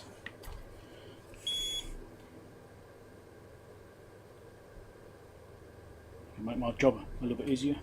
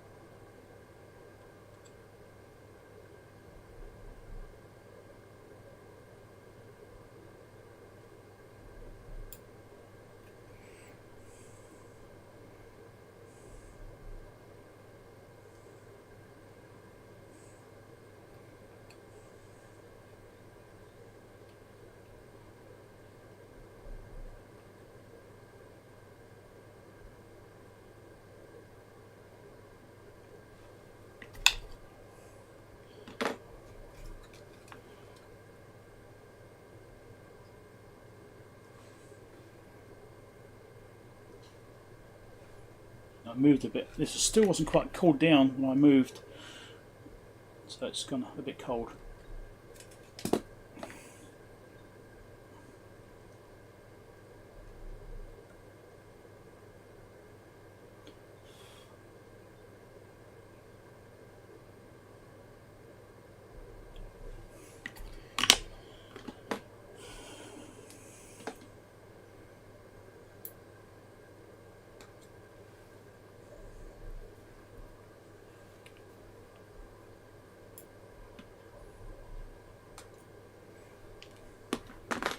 Okay, spin it back around where it's supposed to go. I think we're just about ready, so I need to get set up to do the other valve voltage checking over here. Just there. Might do it that way around like that.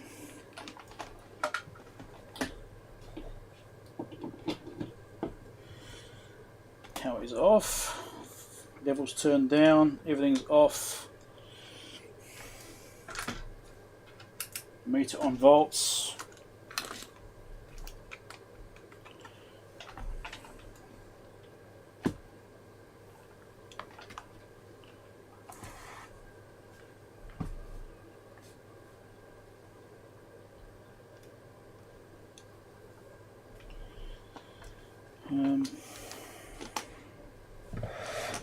careful to zap myself, this will hurt if I did that.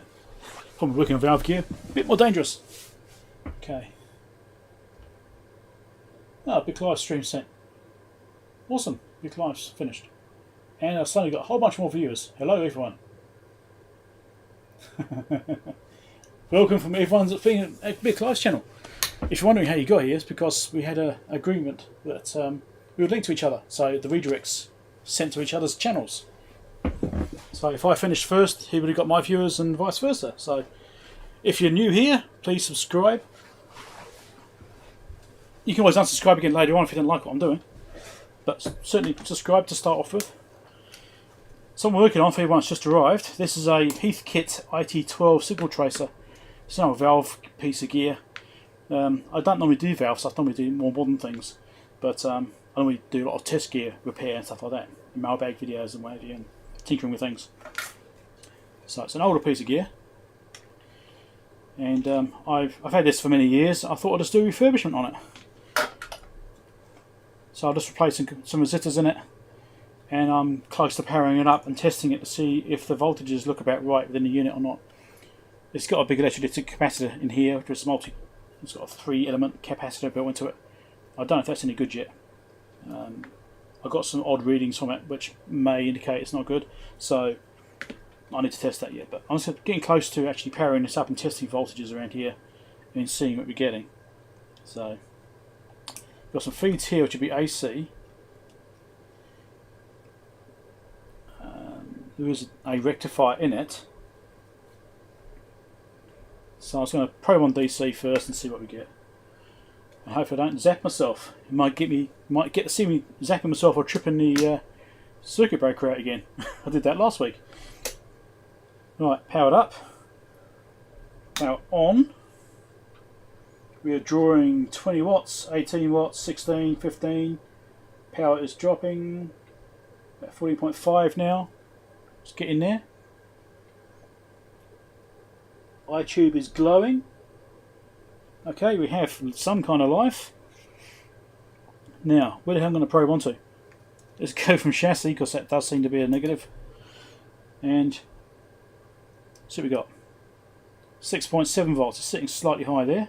I was expecting 6. Nothing there. These I think are AC. Might be anything there, I think. What's that? 118. 134. Those are right, weren't they? 130, 118. Was it 114? 140, 118. I'm seeing 214 volts input right now. If I put up to more normal, which would be like 230 or so, some 230 volts coming in now. What are we getting now? 144. Significant increase, isn't it? 126. Over here. 7.3. Sort of on the high side, isn't it, really? Okay. Let's check on the back of the iTube. I'll still reference that. Nothing. Careful not to short anything out. 21 volts on there. 153. There's a fly. That can go away. Might get an exploding fly in a second.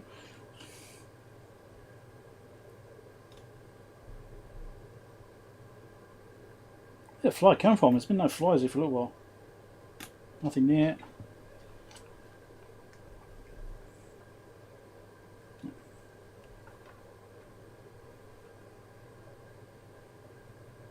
Minus 0.7 there. Okay, well it's looking kind of okay. And the voltages are a bit higher than I thought. I mean, it said 230 volt on the back there, and it's not liking 230 volt. The voltage is slightly high. If I do 210, that's probably close to what it wants. 131 there, yeah. 115 and 6.5. So 210 is actually closer. So I think the 230 volt rating is a bit out. Yeah. And I completely forgot to record a video about that. There you go. Now push record. So I've just done a quick probing around. I'm just going to show you. This is at 210 volts input, and we're getting about the right voltages here at 210. So they're about right there, but it's supposed to be 230 volts. If I do 230 volts, I'll put it up there again. A bit higher, but it wants to do 240 again. So 230 volts is now 146 there, which is significantly higher. And this one's supposed to be 114, or something. It's 127. This is supposed to be 6, and you're getting 7.3. So it's overdriving things a little bit. So yeah, I don't know. It's a bit on the high side for my liking.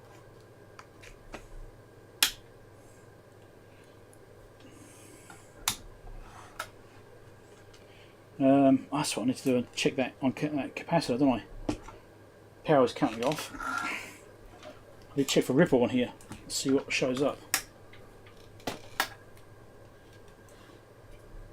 I can kind of probe it.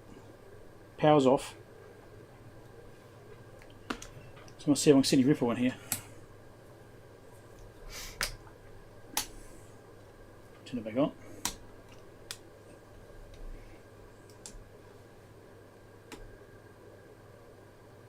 .4 volts ripple. That's not great. What's this one? 11, well, 10 millivolts. That's absolutely fine, that one. And what's this one here? Careful not to short anything out. 20 millivolts ripple. So this one here, 1.6 volts, is definitely looking a bit excessive.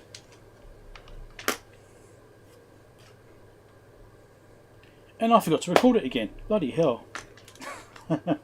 See, I get distracted. I get so involved with what I'm doing. So I've measured voltages on a capacitor here, and one of them was measuring 1.6 volt ripple, just this one here. So there's 3 capacitors in a single block, and they reference this chassis. And the other 2 are doing like 10 millivolts, that's fine. This one here was doing 1.4 volts. So one of the caps aren't great.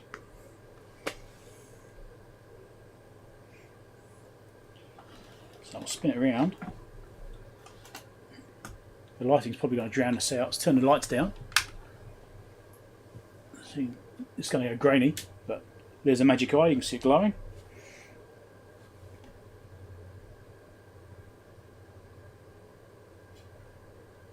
Let's probe on here. Careful not to touch that on anything.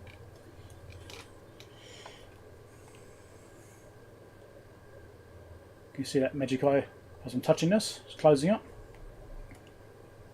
Yeah, you can see it better now. See that? So I'm just introducing mains hum by touching it. And this is basically a gain control. So that's an optical indication of what's going on.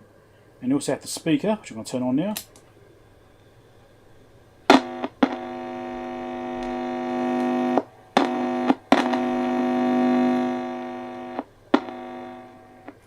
Right. So if I had this noise switch here turned on, touching this would be a bad idea. Because the output's 100, I think it's about 100 volts or 120 volts or something like that out the end of the probe there for checking noise on components. Yeah. Okay. That seems to be working alright. I reckon that's that refurb done. Should I show that working in a video? I probably will. Let's just record that bit. Bloody hell, disorganised. Not doing very well today. Turn it back on. I should record that on video. Well, maybe not. Hold on.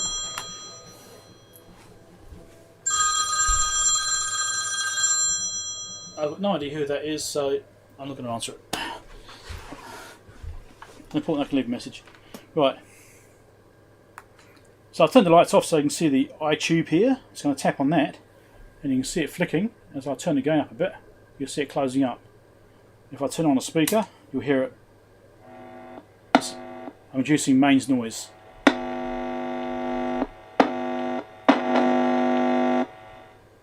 Now, if this was set to noise,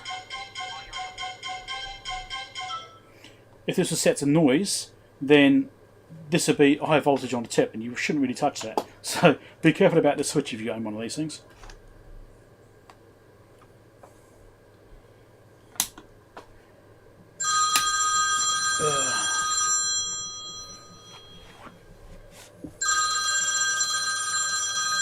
Who the hell's phoning me? Hold on.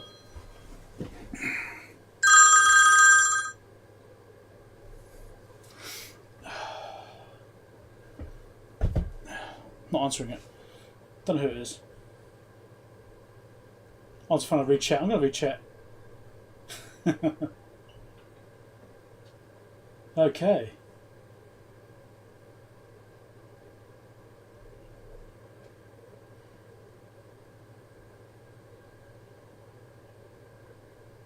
Check the cameras. Oh, for God's sake. Wow, that is really bad.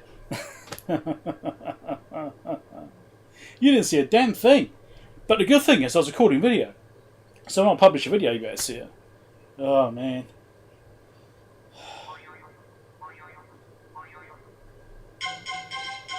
Oh, dear.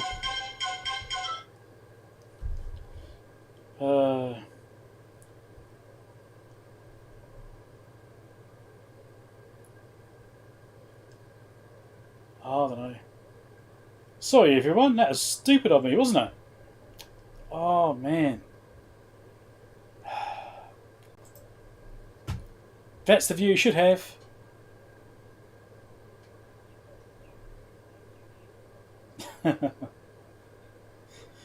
Wow, suddenly I'm an amateur.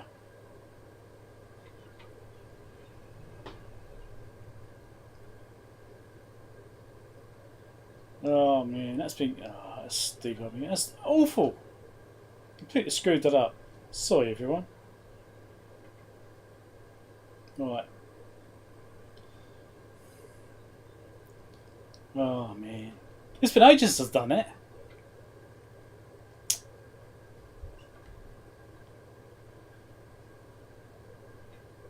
Oh, it's Caltech's phoning me, was it? I didn't recognise the number though. Number's not in my list.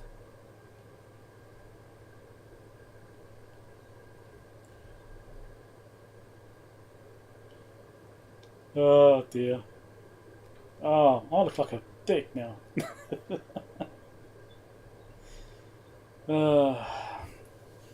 Never mind. I can show you again. I'll show you again. All right. Oh, dear. Okay.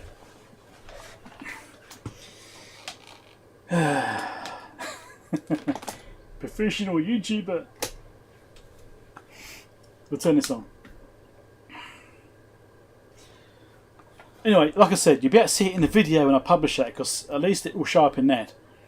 Alright, so it'll be in the video. Good job I was recording a video.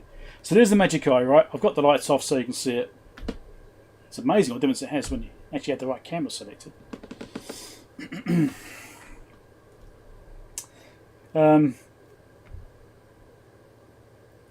So it's funny.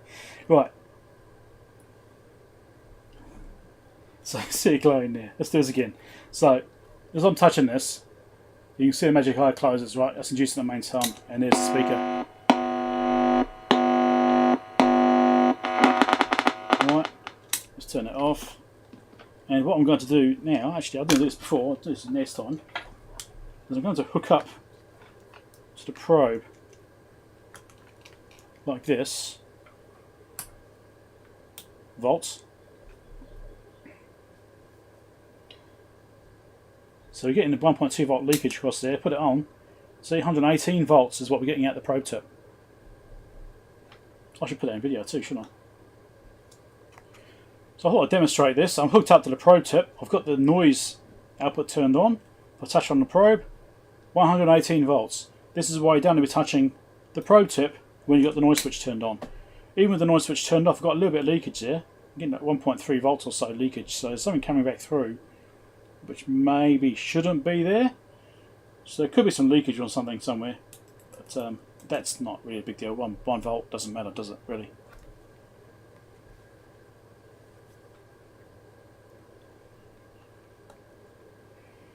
Well, see the light dropping down. Okay. Oh, professional YouTuber, I'm an idiot.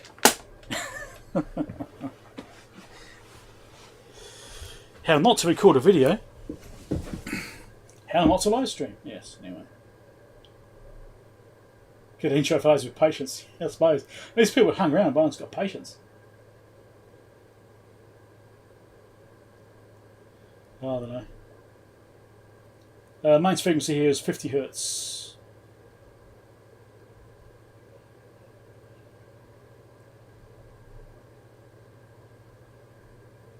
Oh, was you trying to find me or was it Chipmunk?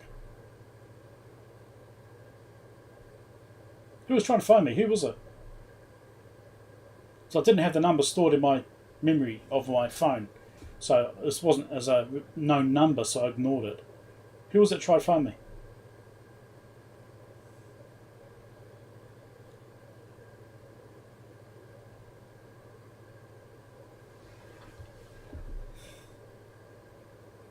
Yeah, we've got a bunch of close viewers. And then lost half of them promptly because I'm an idiot. Streaming for 3 hours? Yeah, that's nothing for me though. I'm normally streaming for 4 or 5 hours. It's quite normal for me. There we go. We get this view. We get the right camera now. CIA phone, yeah. Get numbers straight.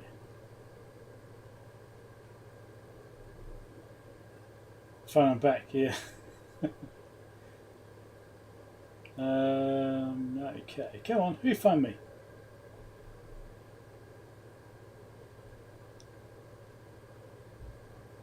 Yeah, well, you know, I'm human just like everybody else. Although some people might disagree, maybe not human. But, chipmunk. I'll go back to yours.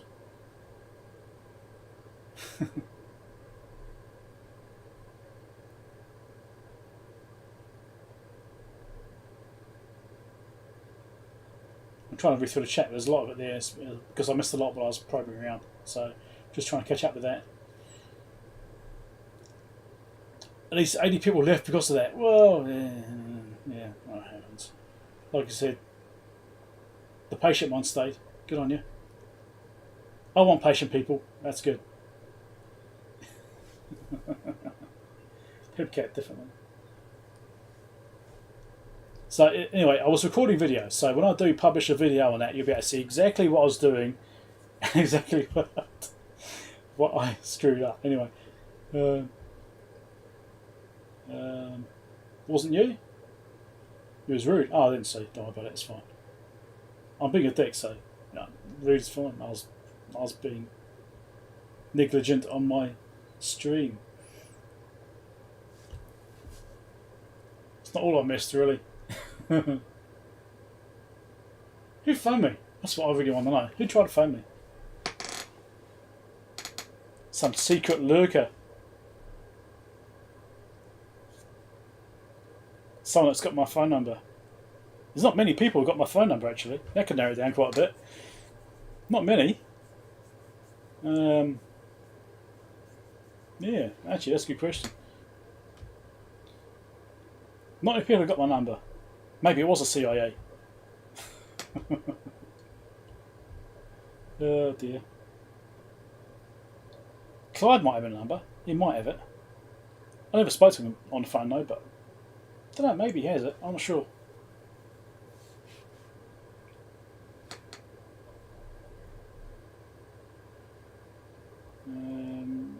Tautek twice. Maybe it's Tautek. I mean, I know he's got my phone number, but then I have his numbers in my phone, so usually it'd say it's him.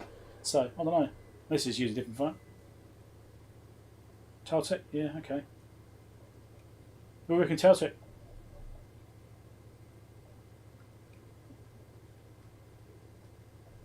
Hey, Buddy's in there too. Hey, Rob. Hey, Bob. Hey, Buddy. Radio Shop. He does a lot of Valve Golf. In fact, you've done an IT12, haven't you? I think you've done an IT12. Anyway, right. So back to what we were doing. Oh man, what a stuff up! I'm just ridiculously annoyed at that. Anyway, let's go back to the job at hand. I put it on the right camera.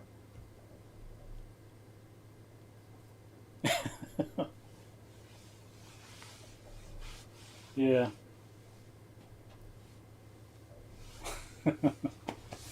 It's fine. Anyway, we'll turn these back on.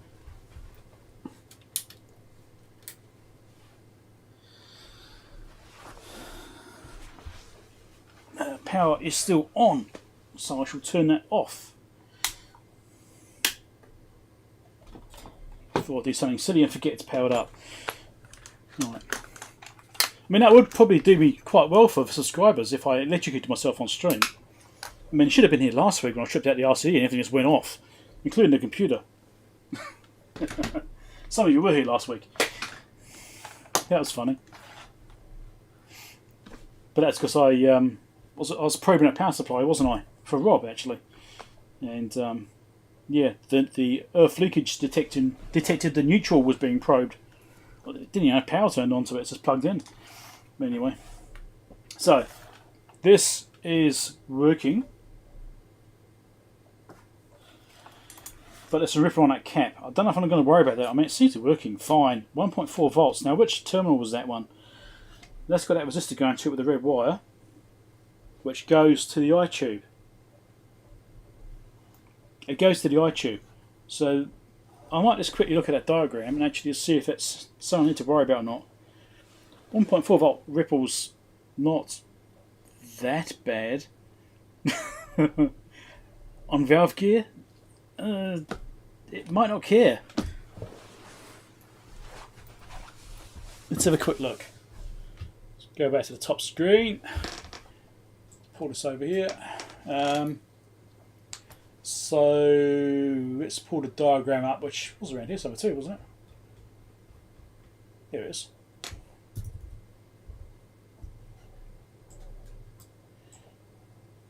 So we're looking in this area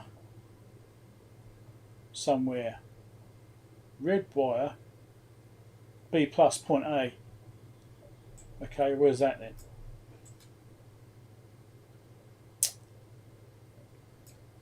Where is it?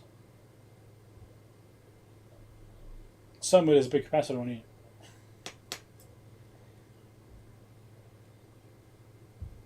B plus point C. Is it not showing on here?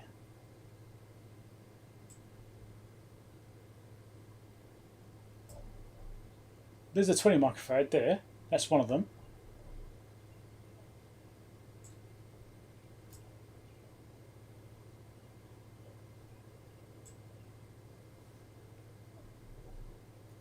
Do you see point A? I'm not used to looking at this style diagram with the valve stuff. I'm sort of a bit out of my element, as it were. I'm looking for the electrolytic cap, so I can't see one. Am I going blind to it? I can't see this one.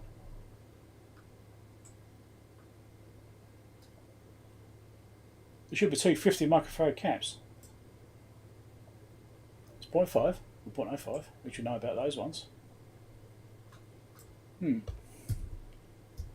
Okay. There was the other diagram earlier on. Was that page 4, wasn't it?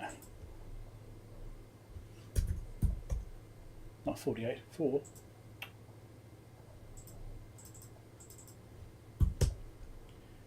This one is just different. It is definitely different. So this might have it on here. There we go. Here's the power supply section. This is probably what we're looking for. Let's rotate this round.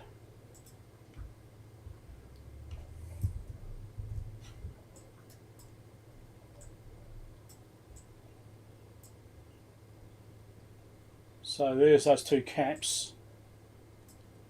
138 volt, 114 volt. Oh, okay, 138 volt. I was measuring. Which valve was I getting? 138 there. I was measuring on valve 2, wasn't I? Which is this one. 114, yes, I thought I was measuring 130 else measuring accurately. And 6 volt, that's right. So one of those, I think it's this one, wasn't it? That one there. Noise supply. Because it's got a red wire that goes over to the eye tube. So it's this one here. So it has to be this one.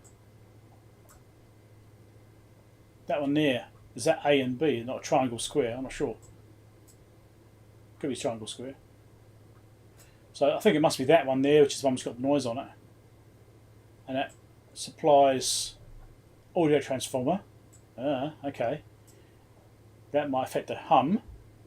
And that valve there, which, yeah, okay. So maybe that will matter. And it's only half rectified as well, which probably doesn't help. But, yeah, that might be adding to the hum which we hear in the speaker. And the buzz and stuff. Maybe that would be adding to that because it's being 50 hertz coming through. Maybe I should reinforce that one with another capacitor. I could just put a capacitor across it and just leave that one in place maybe. Because the other two caps in that package seem fine.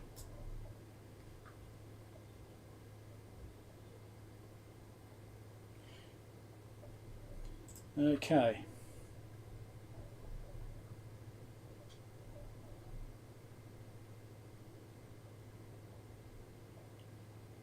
Yeah.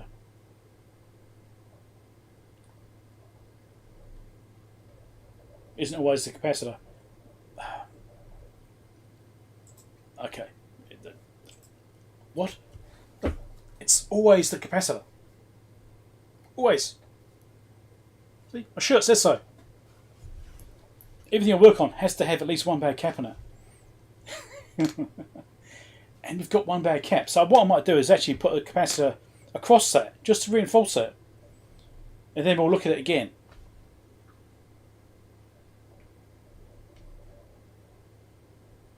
Yeah.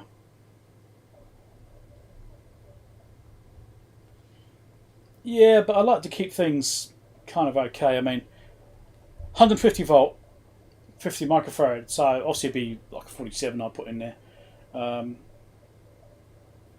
I will put a capacitor across it and see how that changes things. And there is a bit of hum from that speaker.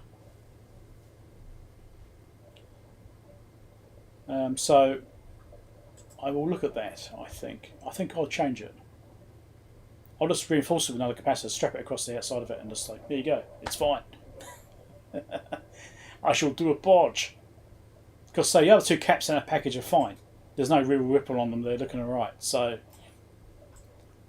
I mean, technically I should replace all three, but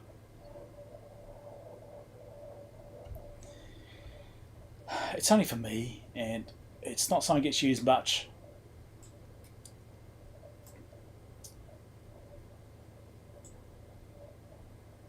Yeah, I think I'll just... I mean, these have got... Yeah, the ripples also probably helps on these other rails because if you look at this rail here, you've got the silicon diode. Oh, hold on. Change views again. Idiot. Silicon diode comes in. There's a capacitor which has got that big ripple on it. There's no real filtering here apart from that capacitor, so that's got to do quite a lot of work. This capacitor here is from a resistor, so that resistor helps smooth it out. So this will be adding a bit of a buffer, so it's just replenishing that resistor. This is, you know, an RC filter, right? So that resistor being there will greatly help this capacitor to work, whereas this one doesn't have that luxury. And where's the other capacitor? That one there it is there. And that's just across this, which is being fed through this grid from somewhere.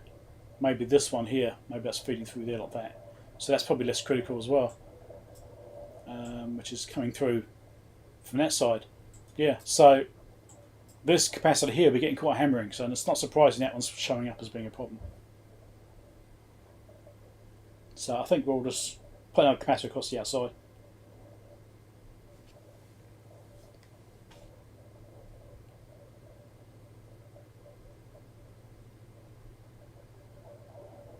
Yeah, so it's just like only one of them's bad in that package, so well, my camera's turned off as I'm just about to switch over to it. So we'll go back to here.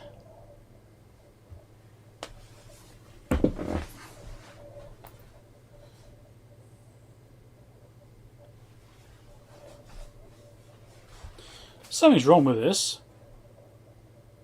That is not the right view. What's going on here?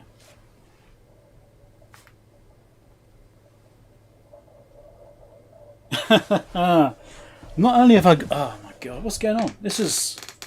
That view there is not the right view. That's not the current live view. It's like half crashed. That is weird. Okay, let me just... What the hell? That's an old view, because that's not got the lighting turned on. Let's switch it and switch it back. There we go. There's the current view. Bloody OBS got half locked up.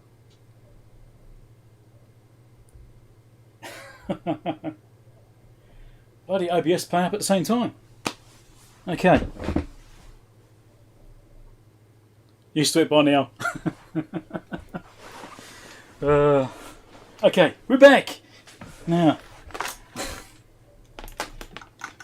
Bloody hell! Right, so the earth point for that cap is right here. All right, so how can I get to this without messing these other wires up? So there's the earth point of the capacitor. Is right here. Let's get closer. Yeah, and you got a decent view for once. So there's the negative of the cap, and obviously those three terminals are the positives. Should I be poking this without checking its discharge first? With a metal screwdriver, metal implement. Hold on. It should be checked, definitely checked. I'm assuming it's discharged by now, but it may not be. 8 volts. 8 volts. Nothing. Okay, we're good. So that's the negative. Here's the positive. I've got to go between this point and this point with a capacitor. So let's find a 47 microfarad 150 volt cap.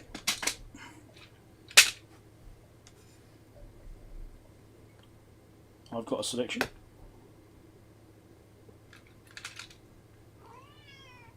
What's this one? That's 63 volt, way too small. Okay. This is 100 volt. These are 400 volts. It's a bit excessive. I think the 400 is a bit big. What's my other ones like? 47 axials. That's 50 volt. 100 volt. 63. That's 100 volt. I might have to use a 400 volt axial. Oh, sorry, 400 volt radial. Right.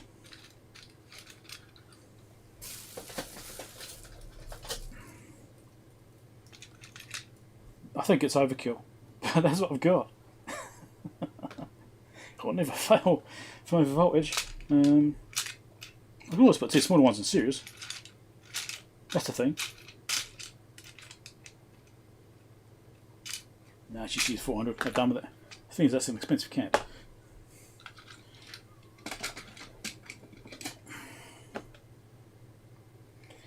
So, where am I going to put it? Can I tuck it in here somehow? That way around.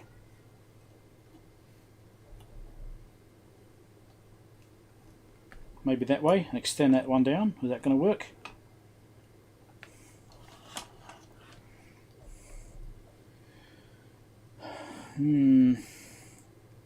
That'll barely go there like that, I think. That's a bit close to the casing. Casing steps in very slightly as well at that corner.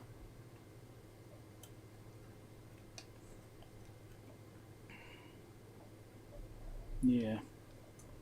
That might fit there. Next one's making it fit. Put it behind that bracket. Run around. Not great. Not a fan of that. I can think, if I am honest, something like that is what I'm going to have to do. I'm not a fan of that though.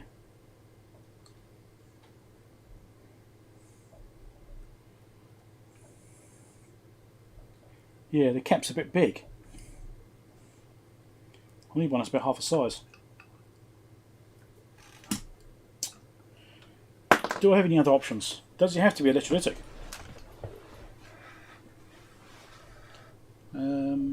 What else have I got I could use?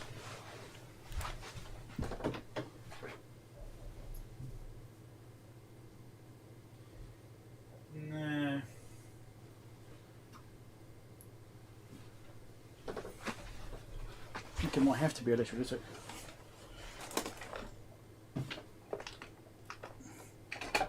Well, tantalum, but not 150 volt. Put tantalum in there, what could possibly go wrong?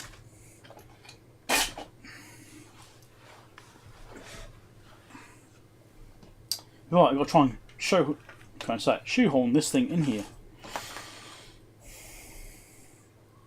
I'm also thinking that that might be the best spot for it and run the leads around.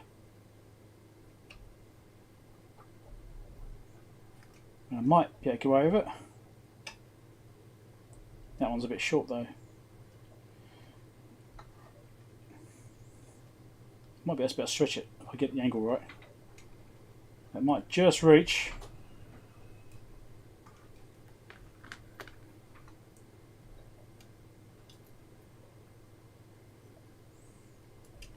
And I could sleeve this wire. So I could sleeve this one. That will just reach that tab, I think, if I get it just right. Sort of shoved in that gap there. I'm not happy with it though. And I could sleeve this one and drop that down. That will reach. The negative one's a tricky one. That will just go, I think. I reckon I can probably get away with that if I'm careful. Yeah, but it just won't quite. I mean, it's really close. It might just go like that. It might just fit.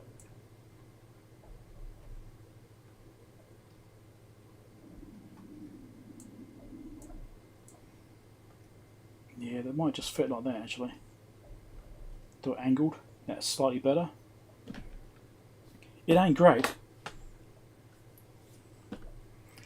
Let's do it this way. Let's angle it like that and we'll solder that on. I'll sleeve that one, run it down there. It's going to be a little bit tricky to get to, but I reckon I can do it. So I'm going to strap this capacitor across the original cap in here and hopefully it will actually work and it won't be a total disaster. Biggest problem is a 150 volt cap. I've either got 100 volt caps or 400 volt. Obviously 100 volts isn't going to cut it because there's a 140 odd volt supply. So yeah, I need to do the 400 volt. I mean, I could potentially put two 100 volt caps in series. That's a workaround, but a little bit of a bodge. Sometimes you have to do that, but in this case, I've got this one which I can probably shoehorn in here. It's barely going to fit. There's not much give in this, so I think I can get away with it. If I sleeve these wires here off the capacitor, I can probably manipulate it and get it to sit in there like that somehow, and maybe try and get it sitting nicer, but it's not really got a lot of room in here. I mean, I might fit across the back there, can't fit it down here, don't need to buy a transformer anyway. So yeah, stick it in there almost. It's a bit more organised and tidy, but it won't quite reach, so I'm going to have to sort of bodge it in, which I'm not keen on, but I've got no choice. Let's come and check the chat before I bodge us in here.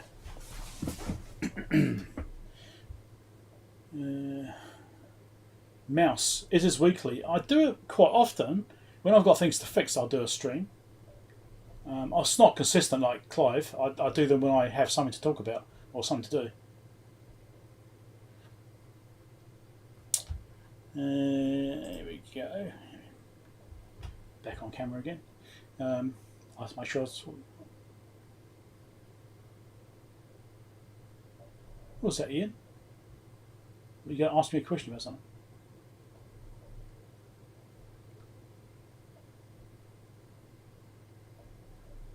Is it playing up again? Is it playing up?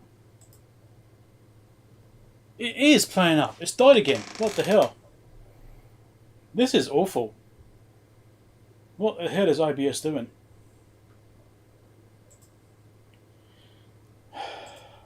I'll use this camera. This one works. See? But like I said, when I do the video recording, at least when I publish a video, I'll be able to see these bits which have been missing from my incredibly amateur camera work and my dodgy OBS handling, I suppose. Why is OBS locking up? That's weird. Yeah, it's definitely locked up again. I don't know what's going on there. Is it glitching or something? Maybe I've got some dodgy connection which is causing a problem and it's messing it up. Are we live now? I think we are. Yes, we are. I'll wiggle the connection around and it's come back.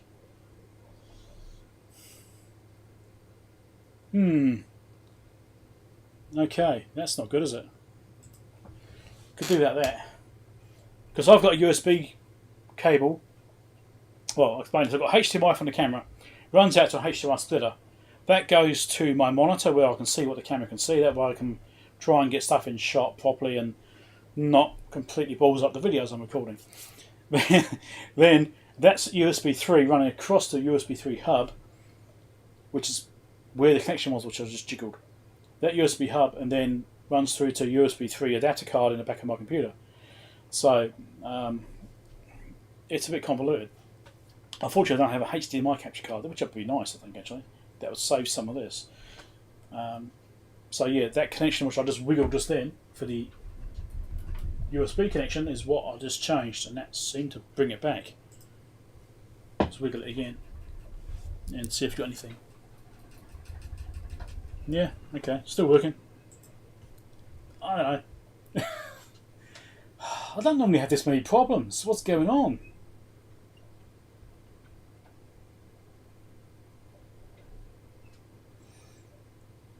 Yeah, it's probably a capacitor. Well, I don't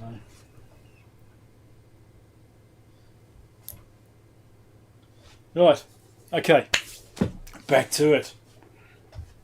Hold on. There you go. Now back to it. I think I have to keep an eye on OBS to make sure it keeps on moving. Hopefully, with me, if I can say bloody sentence, hopefully with me moving that connector around, the problem's gone away. Maybe it's a bad connection, a bit of dirt in there or something. Probably some cat hair, you know. Let's leave this thing and put it on.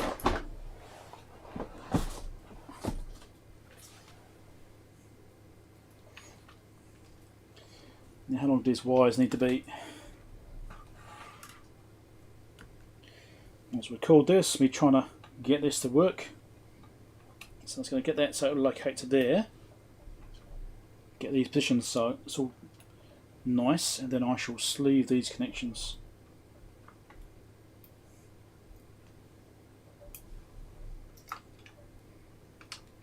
Then we'll solder them on, and then we'll remeasure it, see if the voltage ripple looks any better. I expect it will. I hope it does. So I go there, this one I go to here. That can actually be shortened a little bit now. About there. Oh, too much. I shouldn't joke. After today's stream, the way things have been going on it, I shouldn't joke about things going wrong, should I? It's just like tempting fate, isn't it, really?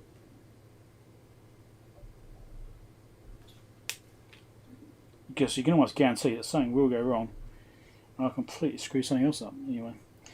And in the people which are watching the recorded video, which I'm currently recording, if you wonder what I'm talking about, it's because I've been screwing up my live stream, or things have been going wrong with the live stream, which I'm currently recording whilst doing this. If I can get the sleeve to go on. Yeah, so I've had a few problems with the live stream today. Between me being an idiot not switching cameras over, and cameras freezing up and just not outputting the correct information. Well, not cameras, it might have been the USB system locking up and OBS playing up. I think it's OBS mostly. It's been an interesting stream as far as problems, which I don't normally have. It's like I've been jinxed or something. Anyway. It's all fun. It's the life of a YouTuber. So let's put some fresh solder on this one before I try and get the wire attached. A bit of a tight space to solder into, so I'll try not to solder everything else as well.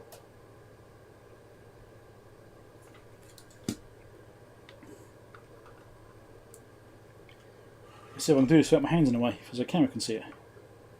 Because that's always quite nice to be actually having everyone see what I'm doing, which is what the point of the video is.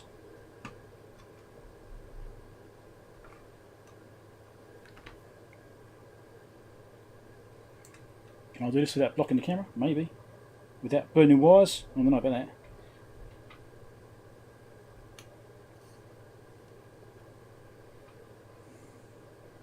Well, it's not falling off, so it must be attached.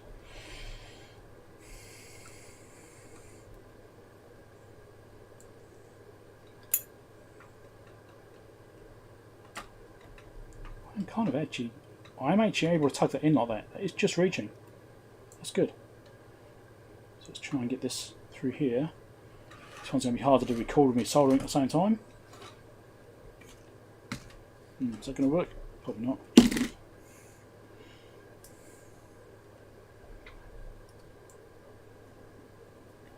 Yeah, let's try and do this. I'm trying not to block the camera at the same time, which makes this a little bit harder to do.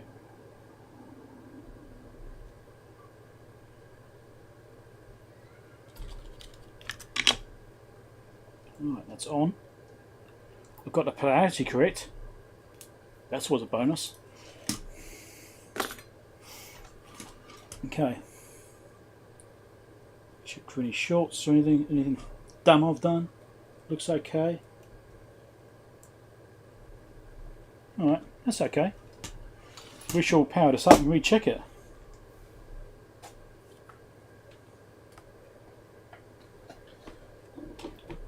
So, any bets? Any bets? Any bets in the chat about what has happened? Any bets? Does it work? Is it better or worse? Am I going to overload the silicon diode and blow it up because of the inrush current?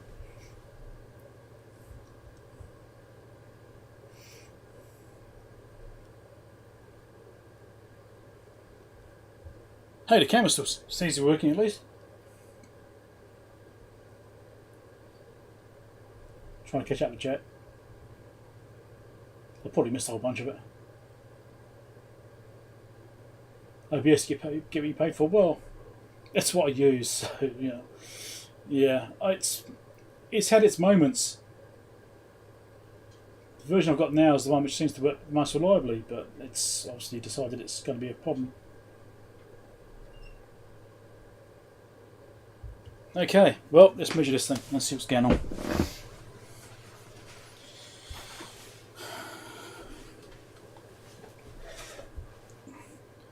Let's try and get a slightly better shot.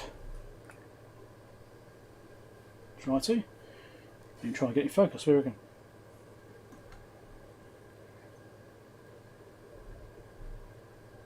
Get this on, won't it? Okay. AC volts. Because I'm measuring ripple.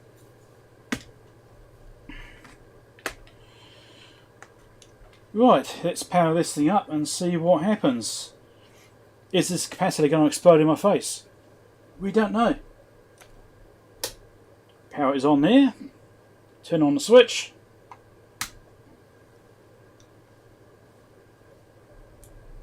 Measure between here and here. There we go. Oh, ripple's going up. That's interesting. Maybe it's getting the back feed from that valve. Hasn't improved it much, has it? 1 volt, almost. You get 1.4 volts before. That's interesting. I was expecting better than that. Has improved it, but not by as much as I thought it should. You know, it's on the valve over here, right? Same place. It's the other end of the connection. Where's your end place? Millivolts. That probably doesn't matter because there's no connection. 5.8 volts AC, which is one of the feeds for the filament. I think. I might have checked that actually. 6.2 volts AC. Right.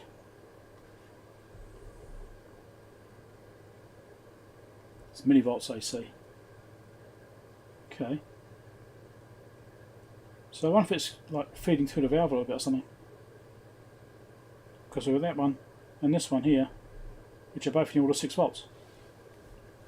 Which pins are those, I wonder? Is that 1 and 4? Maybe. Let's have a look. Don't think it's turned on. Don't poke it.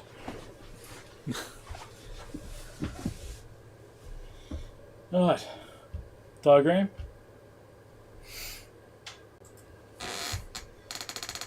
So that valve is this one here. Well, pin 1 doesn't have a connection, so I can't be that then. 0.4 volts, 15 volts, 138. Those would be DC voltages, wouldn't they? So, no. Where's the AC coming from?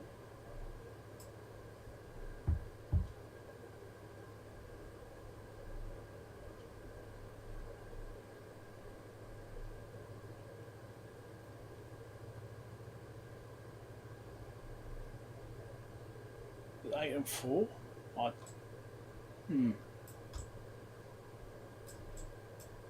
There's through a capacitor from this one here, which is from a DC supply over here. Yeah, okay. I don't know. Yeah, it's the magic high valve I'm looking at.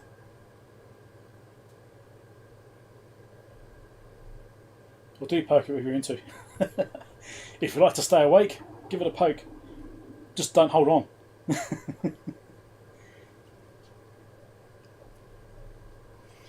Yeah.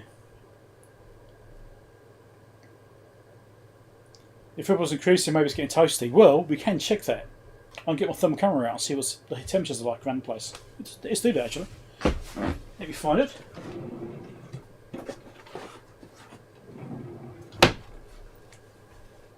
Let's get it turned on. We'll have a close look with the thermal camera. Could be interesting.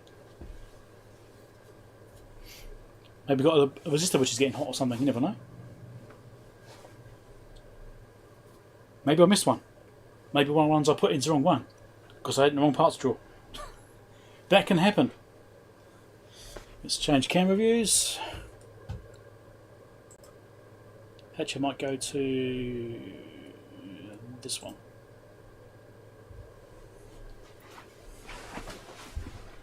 No, can you see it on screen? Probably not actually, no. We'll keep on the other one. I think you'll be able to see it easier.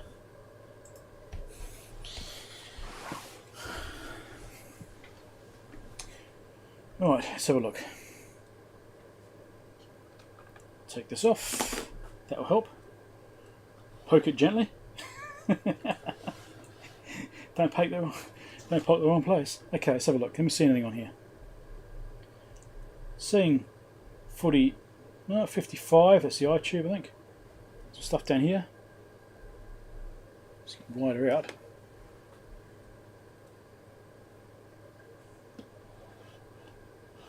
Be careful what I'm touching, for obvious reasons. What are we going here? 142. Well, that's hot. What is that?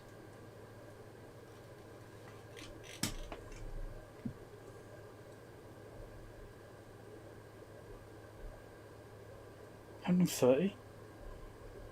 Oh, that's that valve there. This is valve that's glowing. That's what I can see.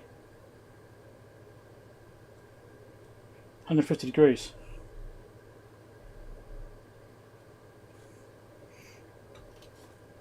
Right, well, that's not what I'm looking for anyway. I'm looking for parts which are being unhappy.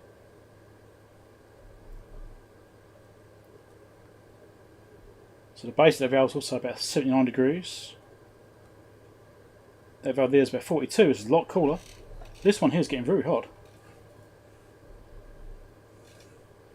Just try and spin this around. I suppose I could touch the chassis. That should be safe. Right. No, it's all looking alright, really.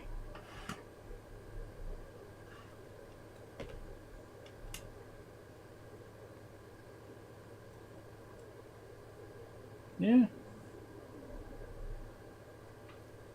Just that valve there is only doing, must do a lot less. Keep on seeing the other valve.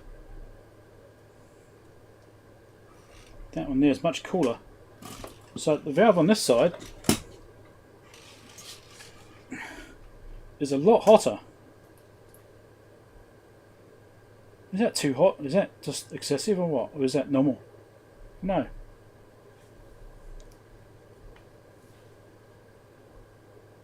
See that temperature there? 155 degrees, 156. I don't know, is that a bit too hot? Let's just be honest. So I've got the thermal camera out, so having a look around, see if I can see anything which looks like it's obviously bad, and nothing seems okay. Apart from the valves, which are obviously really hot. But this one's especially hot. I'm not sure if it's normal or not. I'm not really a valve expert, so I don't actually know. But this is measuring 153 centigrade right now. 157.8, this there. So, I don't know, this one valve seems to be extremely hot. I don't know. Interesting. Is it okay or not? You tell me.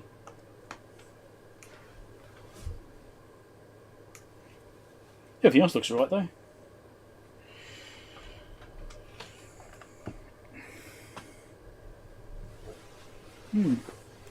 Interesting. I mean, they do glow red, so I expect them to get quite hot, but I thought that'd be a bit much.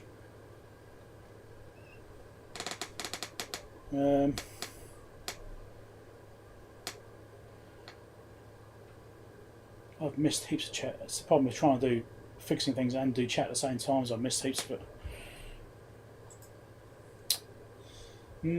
Okay.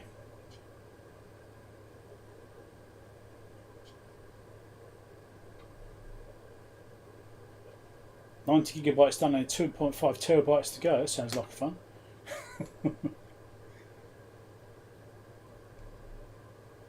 12C5 beam power audio output tube. They do run quite hot. Okay. So this is this one here. I think it's that one. Valve 2. Was that Valve 2?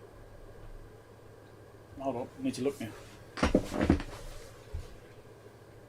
Where's the Valve 1? I don't bloody remember now. It's one of these two valves. It's either this one over here or this one over here. It's one of them.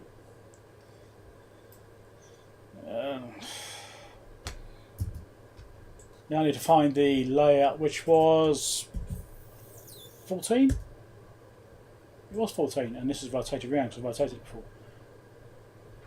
Valve 2 is the one we're looking at, yes. That's right, isn't it? Yes? Yeah, Valve 2. I think. No, hold on.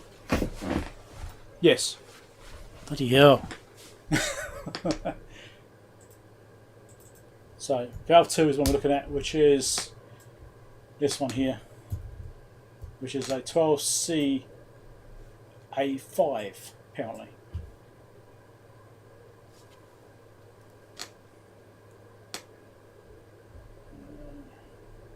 Oh, Fred disappearing, is it? Okay. Thanks for dropping by, Fred. Catch you later.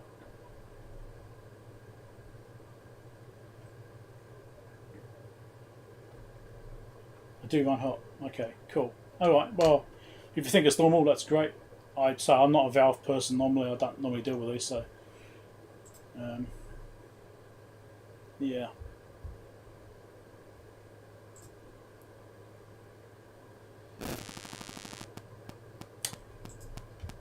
Okay, so I think we're good there. Because I was sitting asleep around 10:30 PM. We woke up to this a few minutes ago. That's good. You missed the big screw ups I had then. Welcome to the channel. Make sure you subscribe before you leave. I do a lot of electronic stuff. I do lots of repairs and mostly test gear. I do reviews as well, review products and do mailbag videos, stuff like that. So people which are new here. So make sure you subscribe. You can always unsubscribe again later if you decide that I don't do what you want. Then, you know. That's pretty bit bluntly, isn't it, Chipmunk? I'm going to allow that. I'll let it go. Oh, someone else said that. Okay, right. Yeah, that's fine. I had a bit of an issue where I got a bit flustered, so I was thrilled at everyone turning up from Big Clive's stream, right? So, oh, that's great, you know, distracted, and then my shirt's so accurate. Exactly, that's why I had the shirt. If you want these shirts, there's a merch link at the top of the chat there. Same shirt. So I got flustered with everyone coming over. I got a bit distracted. And it's like, and I completely forgot to change camera view. So I had the wrong camera view. So I had, I think it is this view up on the screen when I should have had this view on screen.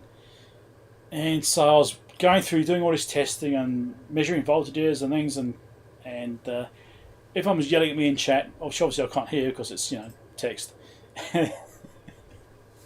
And I basically completely screwed up. And then after that, just to top it off, OBS decided to freeze the camera.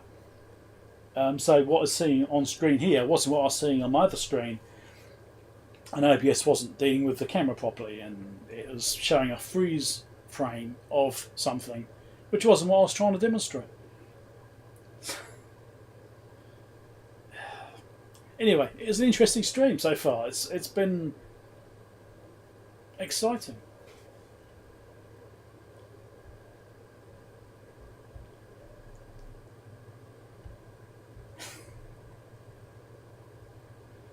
Oh dear.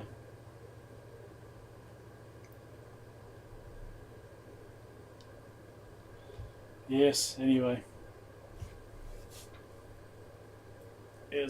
So it annoyed everyone in the chat because they're trying to tell me, hey, I've got the wrong camera on. I couldn't see what I'm doing, but obviously, you know, I don't have an audio feedback from the chat, which I'd really like to have actually. I know that BitLooney has got a thing which is a text-to-speech thing, and that's really what I need. I think I need to build one now. I mean, this kind of pushes that, doesn't it? I need to build a text-to-speech unit, so when I do screw up and the chat's trying to tell me I'm screwing up, I can hear it. Anyway, it's been an interesting one, so it's good. But anyway, that's what you missed. You can always play back the live stream later on when I've finished streaming. You can watch it later on. Skip to the bit where the screen stops changing. You'll find it then. And the chat is set on auto replay, so when you actually replay the video, which is recorded from the chat from the live stream, you actually see the chat going through as well. So you'll be able to see everything going on in chat at the same time. Everyone getting frustrated with me for not noticing that I'm being an idiot. Right, let's go back to this and finish this off. Power is still turned on. Don't touch it. Anyway, so that's looking good then, alright? So that's looking okay. Should I measure those DC voltages and see if anything's changed now it's had some time to settle down a little bit? Touch a chassis, don't touch anything else. Danger! Right. Chassis, DC voltage right here. Don't short it out. 143 volts. This one over here. Don't short it out. 6.7. And this other one over here.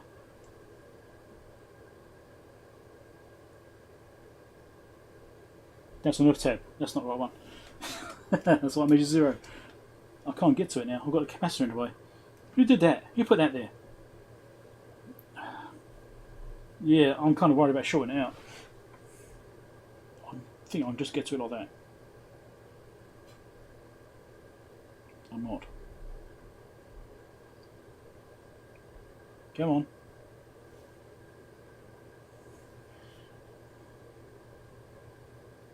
$120 volts, here we go. Nerve-wracking. Yeah, so the voltages have sort of settled a little bit. Okay, I'm happy with that. I think I'll put this thing back together. So I'll just recheck the voltages. It seems okay. Power is still on. Don't touch it. It will hurt. Let's turn the power off before I do something silly again and zap myself or something. So I think it's okay. It's all working alright. Seems to be working alright. Oh, we haven't checked the hum. See if that's changed by changing that capacitor. You haven't checked for that yet. Let's make sure that's looking okay.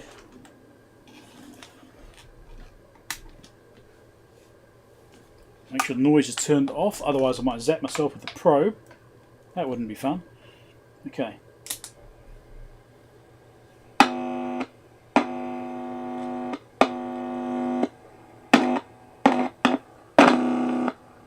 Yeah, that's actually better.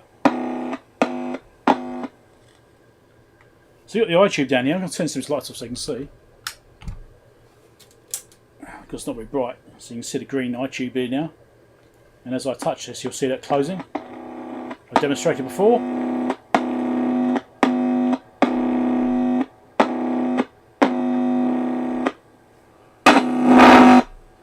Yeah.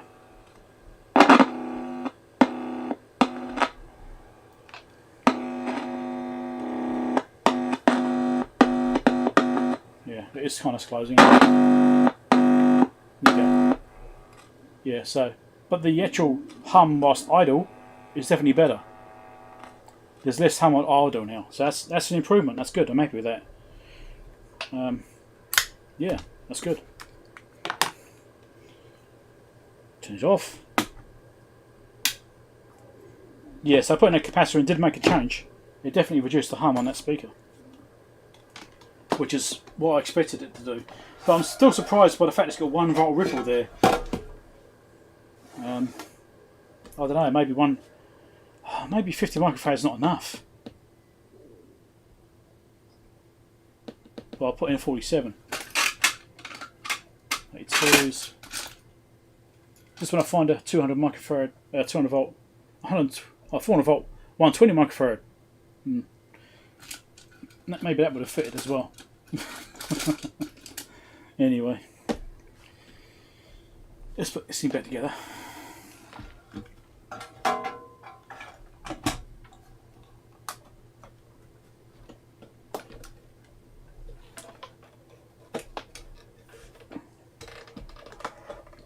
I did a thumbnail for this thing too. I haven't recorded a thumbnail for it yet.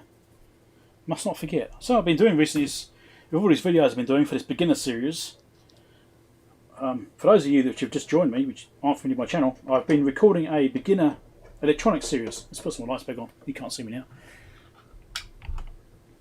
And, well, Electronics for Beginners series, it's called. I've been doing lots of videos about basic electronics, you know, componentry, what they are, how they work, kind of thing. I've recorded about 18 videos so far. I've only published 7 so far, I think it is. So I'm working on that series at the moment.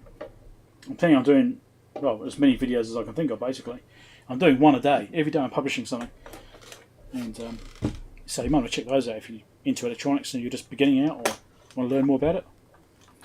Covering some little quirks and things like that, which aren't necessarily common knowledge. Right, that's that built. So what I've been doing with those is I've been forgetting to, I was sort of leading to something there, I forgot to finish it off. So I've been finding it when I've been doing those videos, because I've been outputting so many, I've been recording 2 or 3 a day, trying to get ahead of those. So I've got some time and a bit of a buffer. And I keep forgetting to take a picture of a thumbnail to use for the videos, you know. So I've been doing that, which is quite annoying. So I need to remember to take a picture for a thumbnail. I'll plug this back in again, power this back up. Hopefully we can see. I think this tube might be turned a little bit, I'm not sure. I'd like to try and get this as a thumbnail, if I can.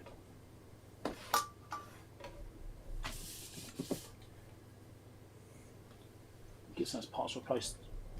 Do the rest of them. There's more than that, I've got it. There's another one. And there's the other one. There you go. You reckon it's good enough for thumbnail? Will I? Maybe. Really light. So it's on. No, I need to turn that on too. Idiot.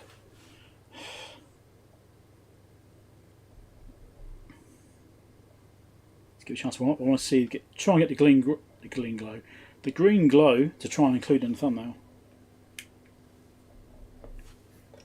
Turn the speaker off for now. Don't need it. So it's glowing green, but I don't know whether that shows up on camera.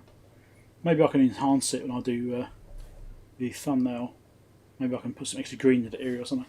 Right. Do a couple of different shots. See what comes out best. Sometimes it's surprising what you end up with.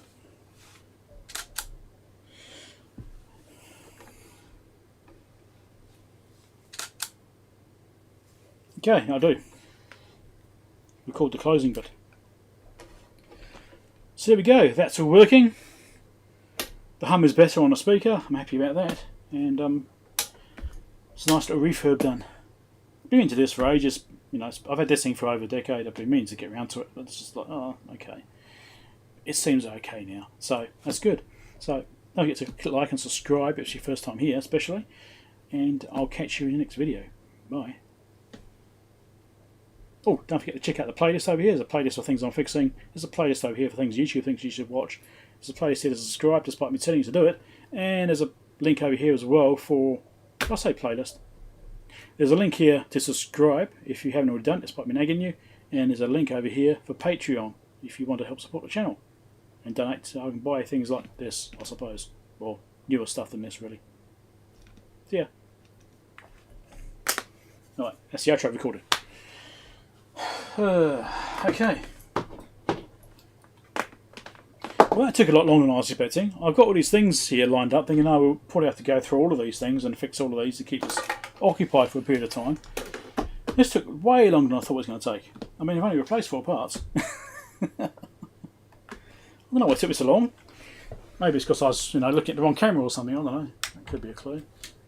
Let's turn those off. Oh, I'll turn that one on, not off. Let's come back over here.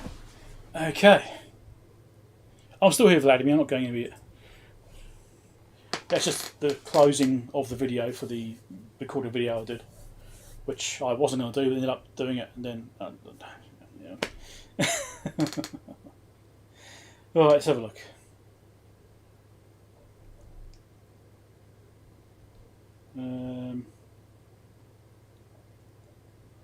Trying to catch up with chat. Trying to catch up. There's lots of chat. You guys are chatting a lot. It's great. I like you guys chatting amongst themselves. It's quite good. I'm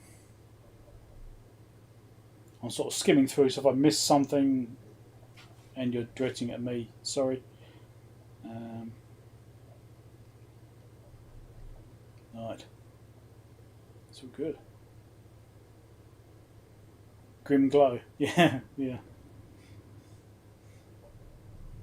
Unfortunately, I tend to speak too fast, especially when I get excited. I talk too fast, and yeah, and then I tend to blur words and stuff, and yeah, there's yeah. My speech isn't the best thing, which is, you could say I've got a voice for books. Oh, is that right? A good voice for books. And that's what I was going to say before about bloody the redirect thing between myself and Clive. Because Clive had set up his to redirect to my stream, and I'd set up mine to redirect to Clive's stream. So whichever one's finished first, we redirect. So when I finish streaming, that's set up to go to Clive's stream, right? So does that mean YouTube ends up in an infinite loop going between the two streams backwards and forwards? Or does it rip a hole in the space-time fabric? That's the right. Does it rip a hole in the fabric of space and time? That's the other thing I was saying. Because you get this thing where it just gets stuck. I don't know. Anyway. Yeah. I used to squeak like Evie. Dave's voice is an accustomed thing, I suppose. I don't know. It's an Australian accent. I mean, that's the voice. It doesn't really bother me, to be honest. I know some people get a bit on edge by Dave's voice because he can get a bit high pitch as well. I don't know. It doesn't bother me, but yeah.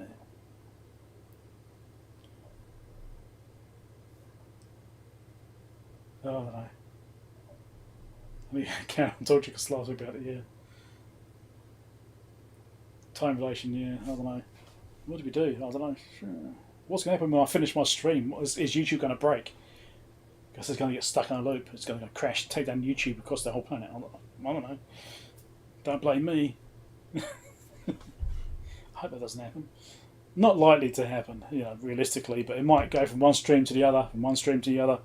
It might keep bouncing backwards and forwards because it was a live stream. I'm not quite sure what's going to happen because the redirect works for live streams and premieres only, right? So you can't do it for a recorded video.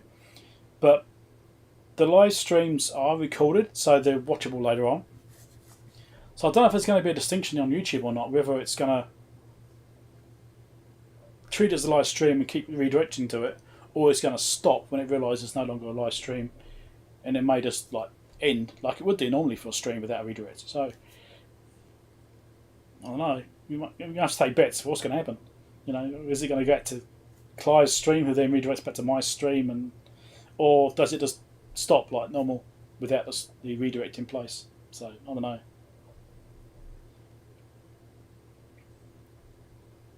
Anyway, you better move your emails away from Google.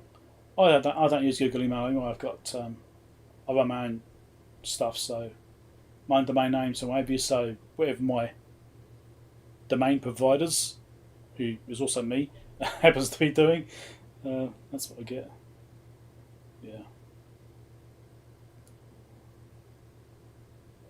It's always the flux capacitor. Yeah, well, possibly. Climb belt rant. Oh, yeah. Climb belt rant. Yeah, that's a bit off topic, wasn't it? I mean, my channel's a bit like Dave's in the ways that I have some similar kinds of things. I mean, the mailbag videos, the reason I do mailbags is because Dave was doing mailbag videos. And I think a couple of other channels were doing them a little bit as well. I think Voltlog was doing them too. And Voltlog started around the same time I did. He's actually doing really well. He's got like over 30,000 subs now. He's doing well.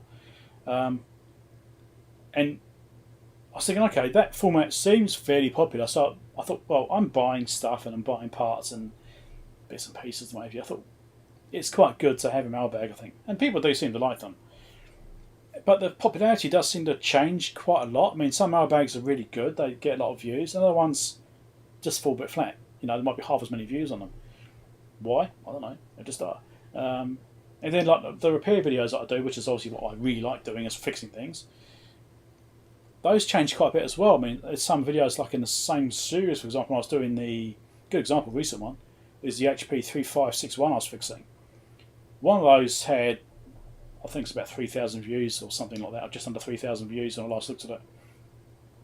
And another episode in the series, I think the one directly before it, one directly after it, had like half as many. So, even episode to episode of the same series can vary greatly. It's quite interesting.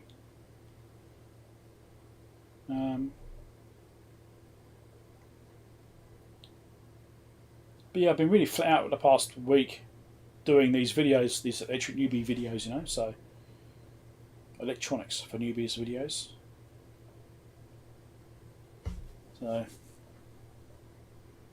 yeah, that's been a big task of doing those. I've enjoyed it. I've actually really quite enjoyed doing it. And I'm only halfway through that series, the ones I've got planned so far. Should we talk about this some more? Maybe you've got some ideas. We've got some new people here as well. So we'll pop this up. Hopefully you guys can see it on screen because it is small. I'll bring it over here. Right, so this is the list of ones yet to be uploaded. There's some other ones which are already uploaded but not published yet. They're going in the next few days. I think I'm to number 6 published, aren't I? Or was it 7? I can't remember. Anyway, something like that. So these ones I've already recorded. These are done. That flies back. This is going to annoy me. And as soon as I picked up the can, it's vanished. Right. So these ones are already recorded and done, right? So we've got integrated circuits, just a bit of a primer on those really. Open collector outputs, which is related to integrated circuits. Linear voltage regulators, there's the fly. Die, you bugger. Linear power supplies, which is obviously a progression for linear voltage regulators. Transistors, part 2. I've done a part 1 which isn't published yet. It's in part of the playlist series, so some of you may have seen it because you would have gone through the playlist to see it, but it wasn't actually published. This one's a bit different. It's going a bit into amplifier application, or transistors and amplifiers, using biasing and NPN versus PNP. So I've gone a bit more detail about transistors. The first one is a very basic overview and basically discussion about using the switches. So I've expanded upon that first one because I thought, well, I've actually left a lot out of that particular video. I'd missed a bunch. When I recorded it, I wasn't thinking about that stuff at the time.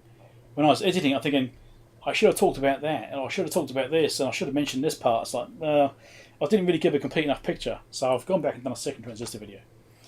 I've done one on calculating series and parallel resistors, capacitors, and inductors. This is something which you guys mentioned in the last live stream as series and parallel circuits. So I've done a video on that. Obviously a little bit of maths involved in that, but it's easy maths, so I think it's fine. Op amps and comparators, I'll talk about that. Ohm's law and power triangle, basic electronics fundamentals, which I think everyone should know. And with those two things, you can work out a lot of stuff. Relays, reed switches, and back EMF. This is quite an interesting one. In itself, I think, relays and reed switches, not exciting, but actually, no, it's not too bad. I think it's quite good, that one. I quite like that one. Optocouplers I haven't recorded yet. I need to find some overlays I can use which are suitable for a start. I haven't done that yet, that's why there's nothing there. This movie here is my intro video, so it's like the beginning intro I put into all the videos. So I've got to do optocouplers next, which I've thought about a little bit. I haven't put a lot of thought into it yet about how I'm going to structure what I'm going to talk about. I think I probably need to pull some data sheets up and maybe put a bit of information out, because this is to the point where it starts to get a little bit more advanced. So I'm just sort of working my way up through things. So I probably need to go a little bit deeper in this one. So I'm not quite sure how I'm going to approach this one yet. Switch mode power supplies. I'm sitting on the fence about this one. I mean, buck and boost converters I can explain. That's not too bad to do. Switch mode power supplies, a bit more involved. I'm not sure if I'm going to mention that. I mean, in a way, a buck and boost converter is a switch mode, kind of, because they are switching. So I might even rename that to switching power supplies or something like that.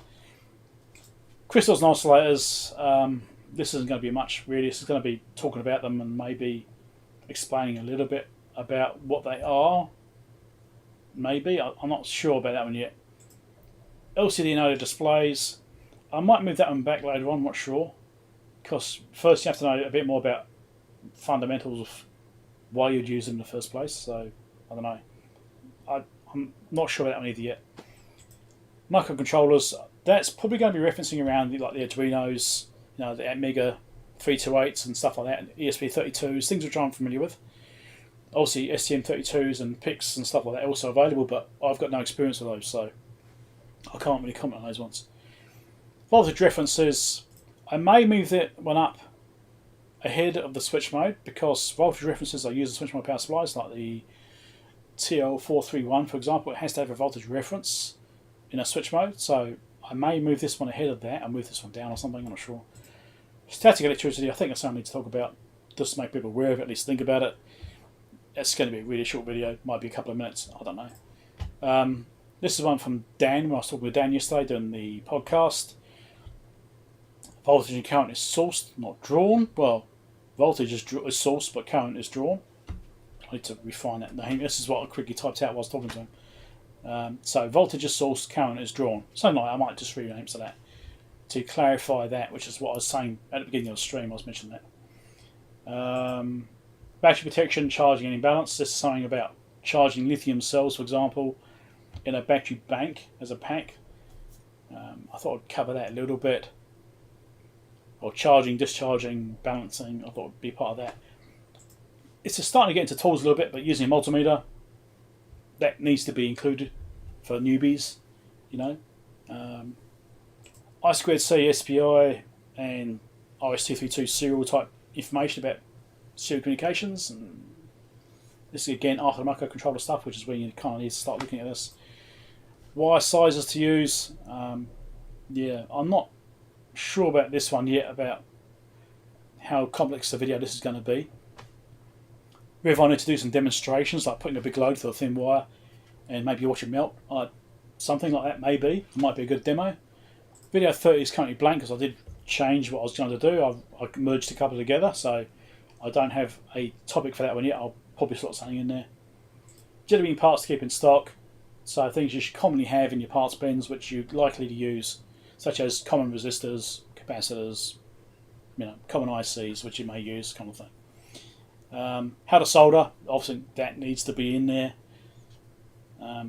How soon I'll do that, I don't know, I might have to move that sooner. I don't know whether I'm kind of mixing this up a bit too much or not. I'm trying to sort of cover componentry and uses and then progress from that into how to actually do it, you know.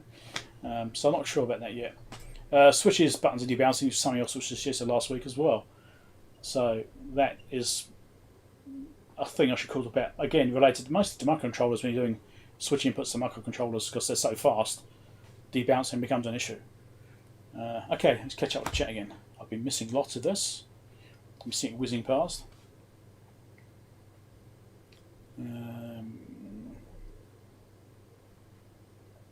Too small to read. Okay, yeah, it is pretty small. It depends on your screen size.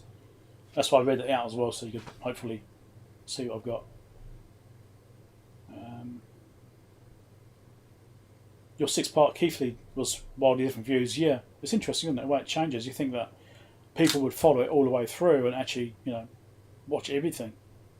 Some do, but you think more people would.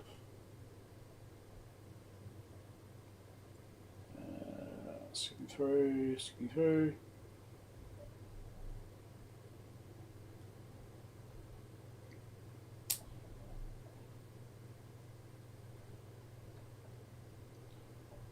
We've done nothing more.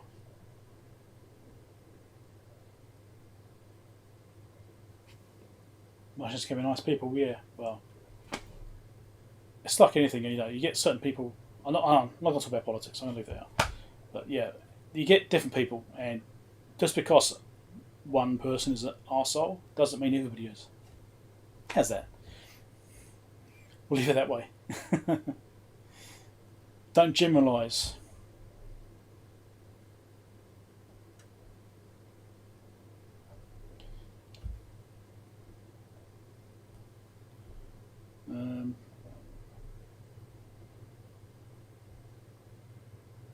Just trying to catch up.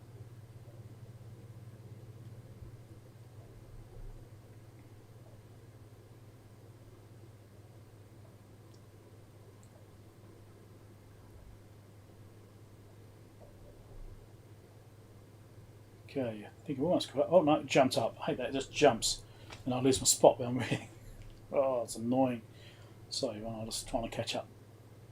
Probably waffling for too much. But if you watch Dave's videos, like EV blog, he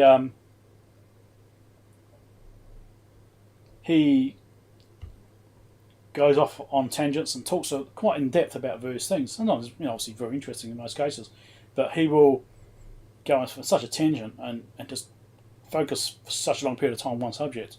He'll fall so far behind the chat. Plus, as well, obviously, the more people you've got in the chat, the harder it is to keep up with it as well. So, he'll fall like 10, 15 minutes behind, easy.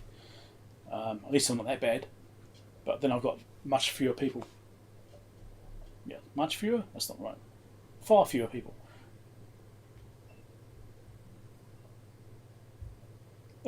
Chipmunk, yeah, well, Chipmunk, I'm going to have to keep an eye on you now, aren't I?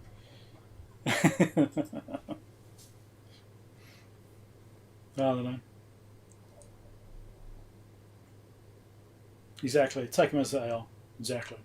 I treat people how they treat me. If someone's nice to me, I don't have a problem with them.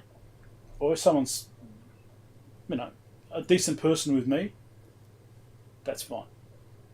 I take them as they come. I don't base it on preconception.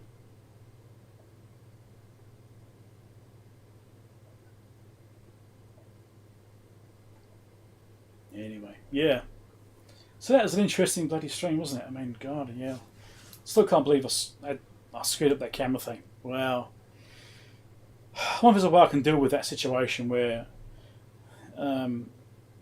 if I'm on the wrong camera, it'll warn me I'm on the wrong camera. Like that thing I built, which is here somewhere on my desk. Here it is. Let's change cameras. Imagine that. Just here. Which is an Arduino Pro Mini, I think it is. Is it a Pro Mini or is it something else? Might be a different one, actually. With a PIR sensor. Remember I used to have this set up so that it's got a USB plug on it. Can't say it. It's got a USB plug on it. And that plugged into the computer. And this outputted keystrokes.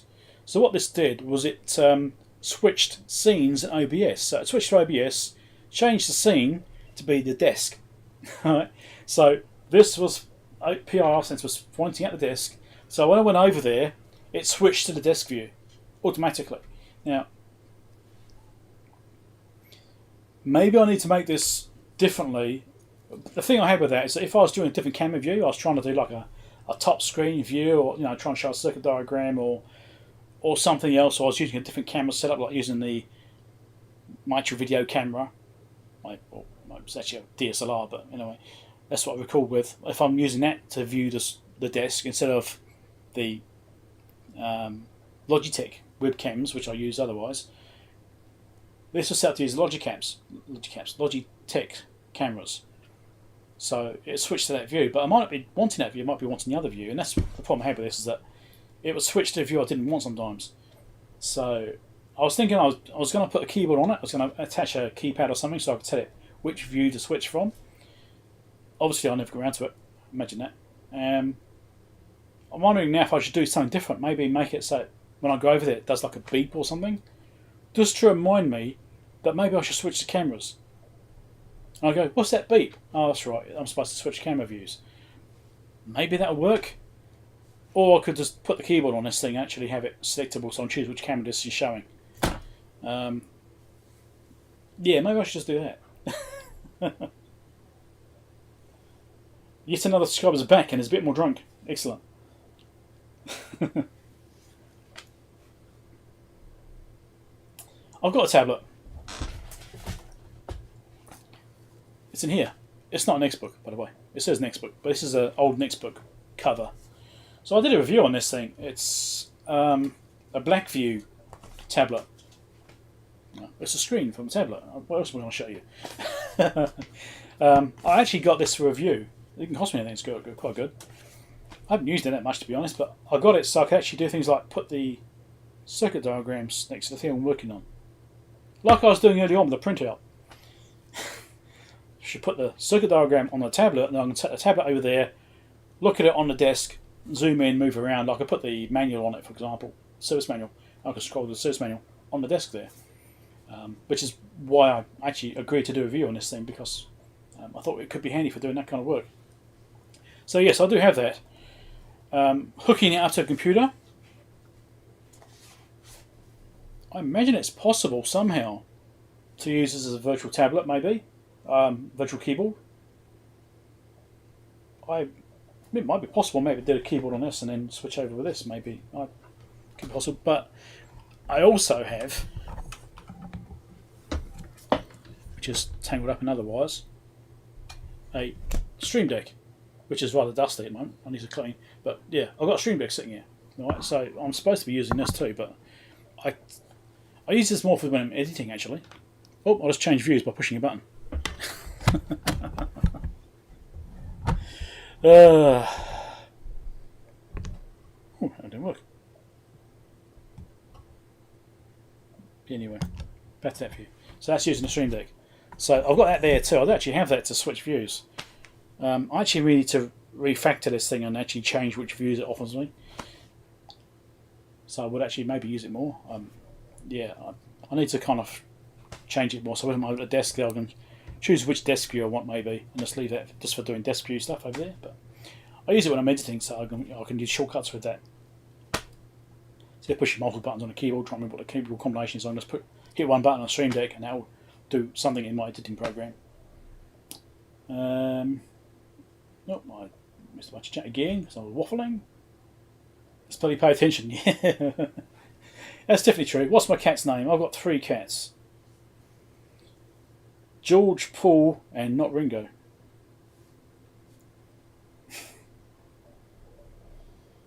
Yes.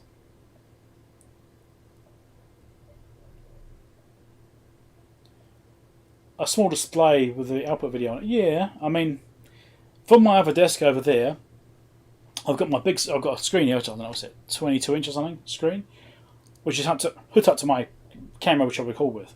So that camera there is on that big screen. And so what I'm looking at is that screen over there. And just behind that screen, out of my sight, is where OBS is sitting on this main screen here. If I happen to glance around, I can see the OBS screen and see what's going on. But I actually have to remember to look. And that's the problem. Because I'm doing other things and I'm concentrating on what I'm working on or whatever. And I sort of forget, oh, I should check OBS, see what OBS is doing. Yeah, I think having some kind of buzzer where it detects the chat messages, says, "Hey, Defpom, you're being a dick," and it sends a buzzer off. I mean, that'd be great.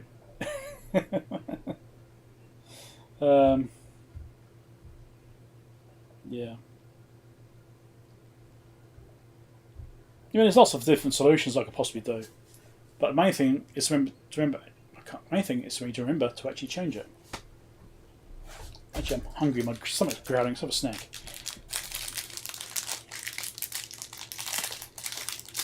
Gives all your phone number.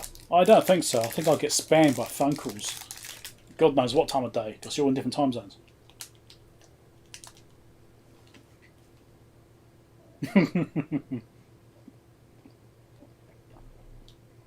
I think yet another subscriber's got it. Integrated buzzer with donations. And then accidentally forget to change views. I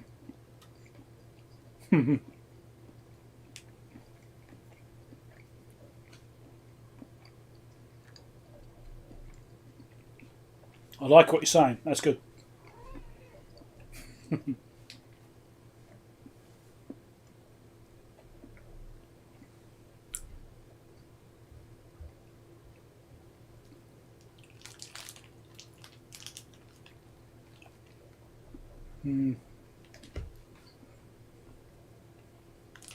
Sorry, Jess, I'm eating this next. I'm starving. This is my breakfast. Right.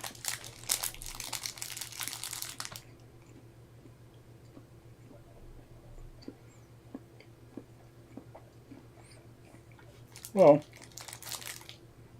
behind me here is my subscriber counter. Which is, yeah, I suppose you can see it. It's not really right, is it? I don't know, I need to build something like this. This is just using a YouTube API that Brian Locke wrote. It's funny, I built that. I remember seeing Brian Locke's name in the code. And then I discovered he's a YouTuber. And I was like, oh, I actually said to him, messaged him on Twitter and said, are you the Brian Locke that did the YouTube API for the subscribe counter? Going, yeah. Ah. So, and Brian also started YouTubing, I think, about the same time I did too. We've been basically neck and neck all the way up as far as subscribers go. Our actual subscriber levels, we're basically travelling up together, basically around the same kind of level. Sometimes it's leading, sometimes I'm leading.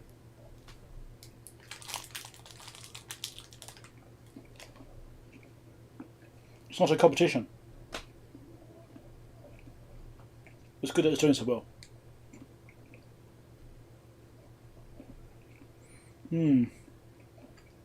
That's what I need, I think. A YouTube chat buzzer.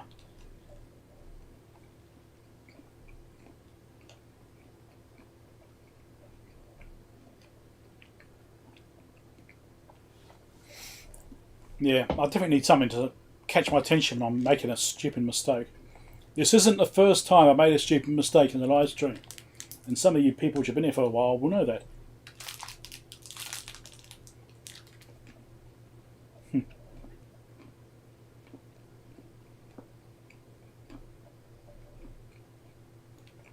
4 AM there soon. 4 AM. You must be in Europe somewhere, don't you? In that region?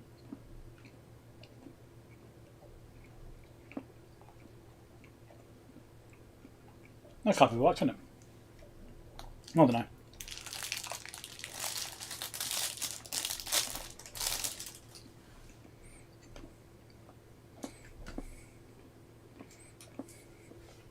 Anyway.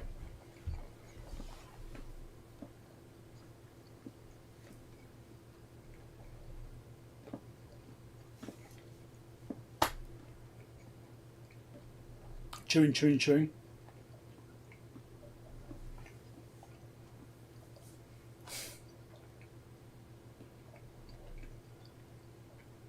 I don't know, Chipmunk, you're really pushing it. I don't know. Right. It's fine. I have a sense of humour. It's fine. I'll see. So, what I might do is go and grab myself another drink because I'm still a bit thirsty. Just rearranging stuff, getting caught up after moving that tablet.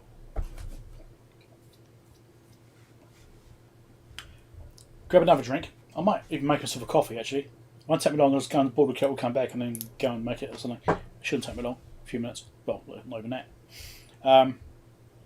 Then we'll come back and do something else. So we've done that.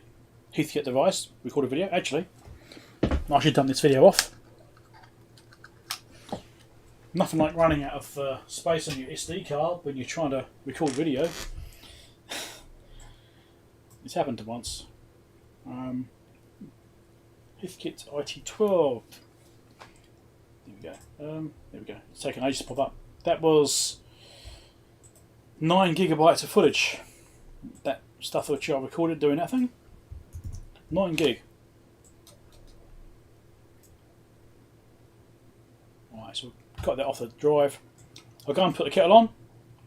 I shall pop to the toilet, come back. Then, yeah, we'll do something else.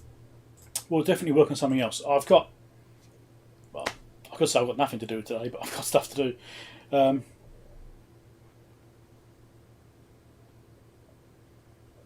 You read person.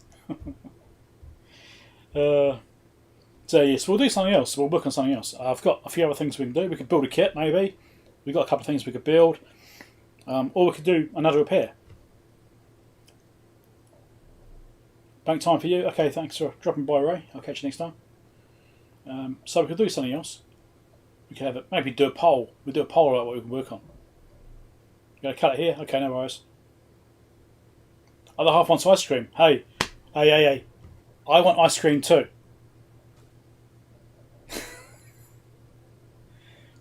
God, no, I want ice cream. Damn it. Ice cream and coffee. That's not going to work, is it? It's almost 1 PM here, so yeah. A catio. I mean, this cat doesn't like getting picked up. She likes strokes.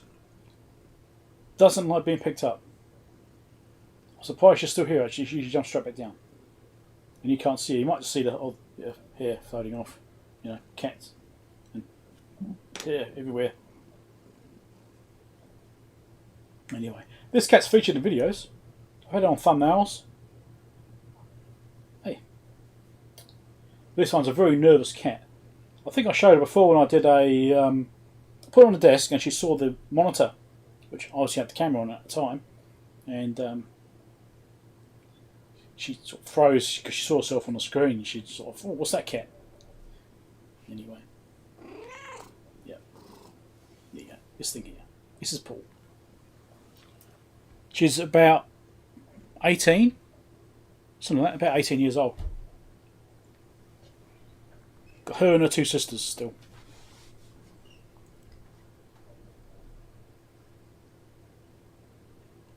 Right, so what was I saying? Coffee, because I need a drink. Pee break. And back to come and do something else.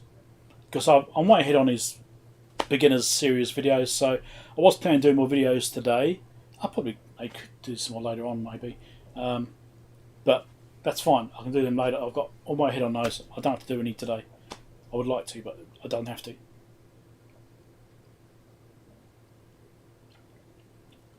So, coffee break. Well, go and grab coffee, I'll grab a pee, come back, and we'll fix something else. Or do something else at least. And I'll do a poll. Let's put the poll up now before I walk away, so you can do that whilst I'm gone. How does that sound? If I remember how to do it. Poll. Create a poll. Come on. Catch up. This is being slow today. Wow, this is really slow. Okay. Right. Focus.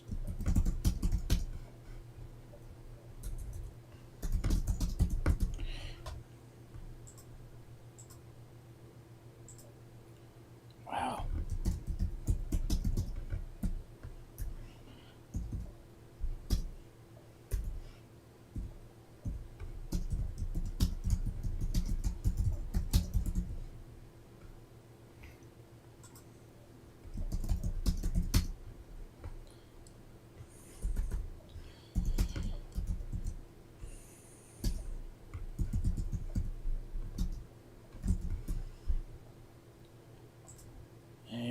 What's the last thing? Oh yes. Come on, catch up. Wow, this is going slow. Right.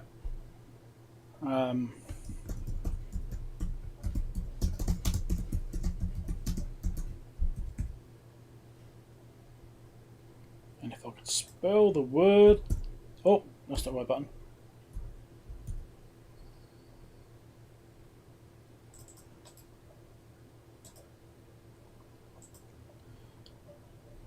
Okay. Poll is up, hopefully. Make your votes and we'll look at what we do when we come back. Or when I come back. Camera is emptied off. I can clear that memory card off.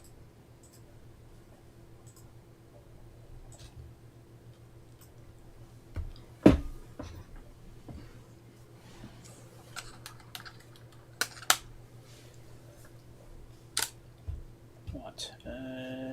Okay. I think I need like a intermission thing, don't I?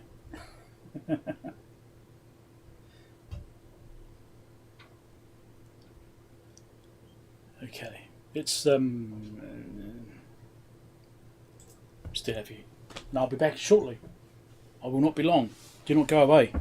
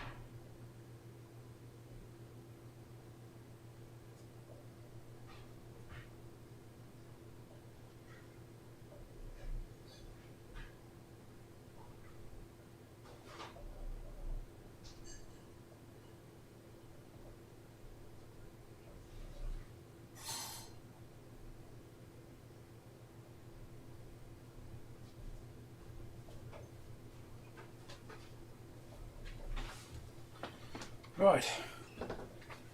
Back again. Hey, 6 people are left. I said not to go away. I don't know. Say not to go anywhere and people sneak away. That's just not good. Okay. Here's what I drink again, so.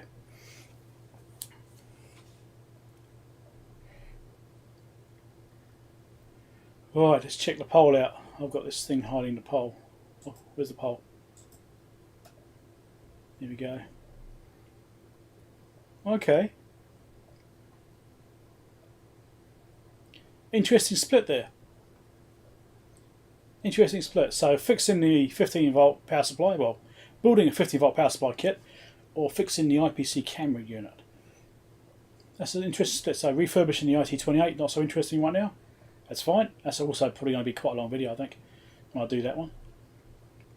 The IPC camera unit shouldn't take too long. That's fairly straightforward. That should also be quite interesting, I think. And building the kit should be moderately interested. I mean, it's building a kit. It's not that exciting, but we could always play with it a little bit. I think I might actually have a fault on that kit. I think they said something about the die being backwards or something. I don't remember. So far the IPC thing is leading the charge there. Wow, this thing is really struggling to catch up. Why is this thing being so slow today? It's probably OBS. OBS is probably giving me trouble. Yeah, OBS has been a bit weird today. Before I live stream, I always reset the computer. I restart the computer from scratch. That's everything's new and clean, right? Cleans everything up, and it just, yeah.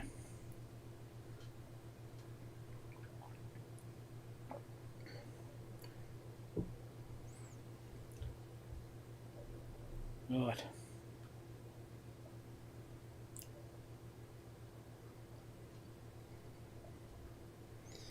Anyway. Oh look, now it's now the poll is now saying 15-volt power supply and IPC camera at the same level. Okay, so let's put some clarification on what these things are, shall we? Kind of a split like this, surely. Right. Desk side view. Oh, let's do a top view. Desktop view. It's flickering. Why is that flickering? That shouldn't be flickering. No, hold on. Give me a second. I'm sure I'd set all these to be the right. No. What they changed? Hold on a second. I did change all these. It should be running 50 Hz so they don't flicker. Did it not take properly? Did it forget? No. All running 50 Hz now. Weird. I did change it before. Anyway.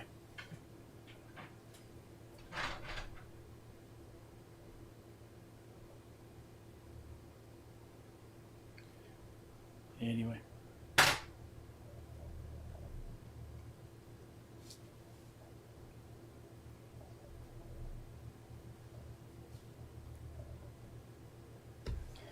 Okay. No, it's not flickering. I think I'll go with this view. Let's go with that one. All right. So this is the IPC tester, and here is the plus and minus 15-volt power supply kit, which I've had sitting on my desk now for about a year. Something like that, anyway. It's been a while. So, just the PCB board, you put in power off an AC supply and it converts it to DC and spits out plus or minus 15 volts. So that came with the other kit, or the other board I've got, which I showed at right at the beginning of the stream, early in the stream. This is a curve tracer, which I was going to build, and I still haven't got around to finishing it. And I bought a Heathkit curve tracer, which works okay, so I'm not sure I actually need to worry about doing it anymore. Let's move this out of the way. That project is done. Actually, I'll put it away again. It goes in one of my drawers over here. So actually, you probably can't see that too well. Is that going to glare awfully? It's probably better like that, isn't it? So here's the kit. Not much to it, shouldn't take that long. Oh, we've got this thing, which I need to dismantle and replace a diode I put in there. So this blew up, it melted a trace out, well, burnt a track out, which I then had to dismantle a bit further to get to that trace to repair it. I then put in a bit of a bodge to make it work, and I didn't have much in the way of protection circuitry, so I, protection parts. The protection diode that was in there blew and shorted out. It did its job, and I bodged in something else which is similar but didn't quite work, and I want to put that back to what it should be, so it's basically original again, to help protect it for next time in case I screw it up again. So that's the choices: power supply or fixing this. Maybe I'd do both even, I don't know.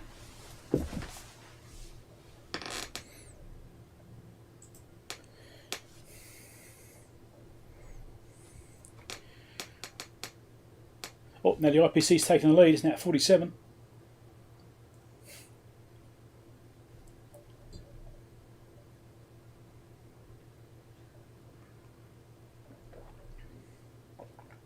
Cool.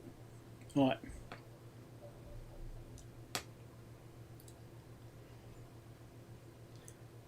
We only had 15 votes though. Only 15 votes. That all? Come on, people. Vote. Vote, people. We need to decide what we're going to do.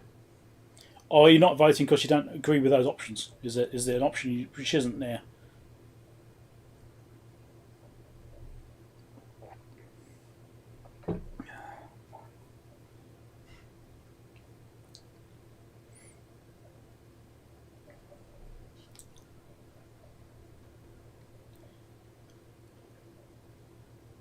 No, sitting there. Okay, I'm going to call it there then.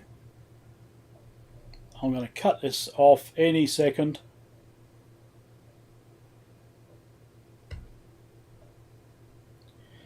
Cup, mug, either way. It's both.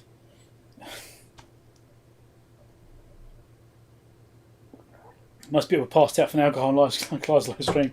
Might get people randomly popping up going, who the hell are you? You're not Clive. You're not the real Clive.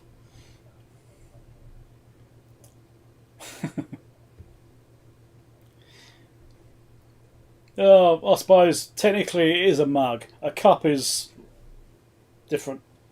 I mean, a cup is shaped, isn't it? Cupping. You know, cupping. I'm not talking about cupping certain other things. I'm talking about, a cup, which is like curved bottom, like a coffee cup, I suppose. Big Scott Live. Yeah, maybe. I don't know.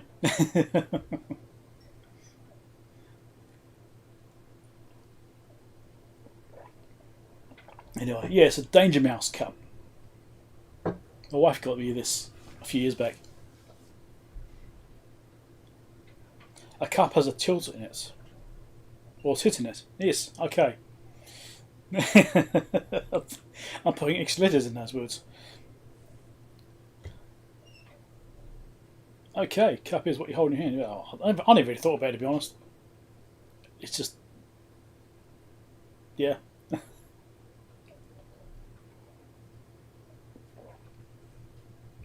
Oh dear. Right. So, the poll's neck and neck again. 16 votes. And it's neck and neck. Oh, we might have to do both things,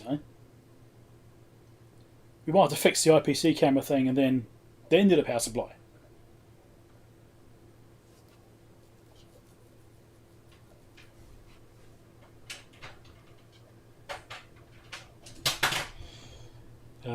Okay, right. I'm going to end the poll.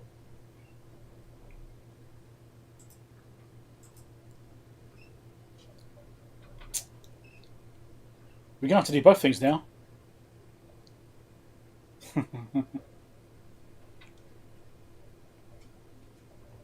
Oh, look at that in the last second. Someone voted in the last second. How's that?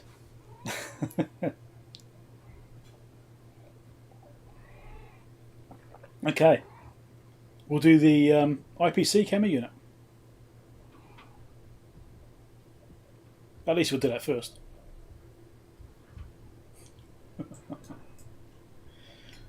Okay. My cat's come back in.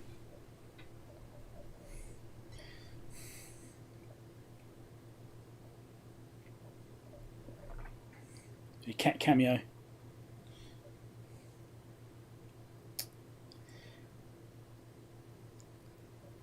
Let's just see if I can get her on the desk again without freaking out too much. She doesn't like being picked up. Let's change views. Let's do this view here. She will see the same thing that you see. There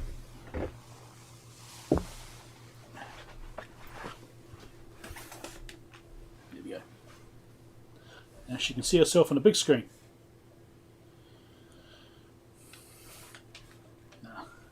Not keen on being up there, idea.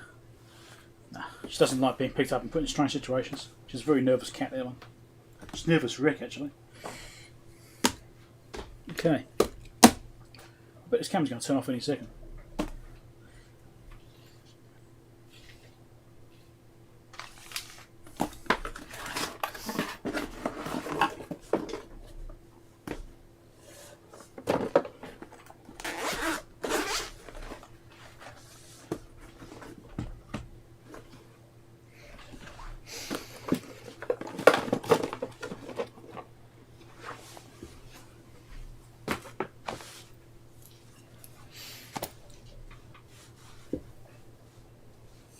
My vote counts. My vote doesn't count. I make content for other people. Well, that's not true. I make content for what I want to do, and hopefully everybody else follows along. Yep, she's 18. Maybe 19 actually. I'm not quite sure. Oh no, the camera's gone. You've gone blind again.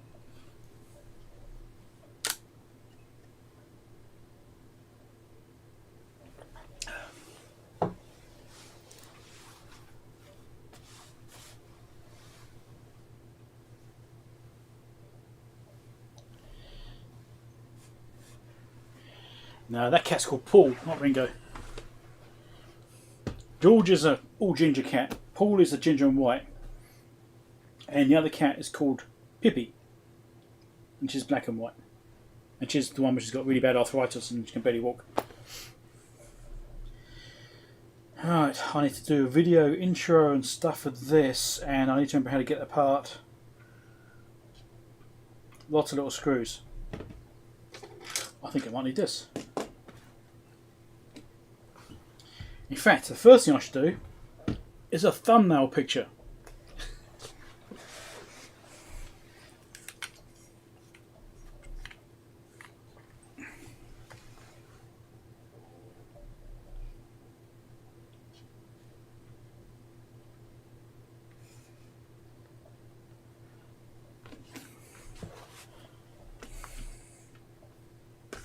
Okay. Take a picture of that. Oh, the lighting good enough? I'll do. Oh, I've light over it. Got too many lights here. That's probably going to put too much glare on it, eh? I'll turn it down a bit. Right.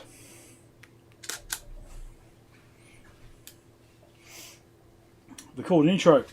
Yeah, we'll pull this thing apart. Right, I'm going to repair this CCTV tester, which is an IPC something or other. I can't put what number it is now.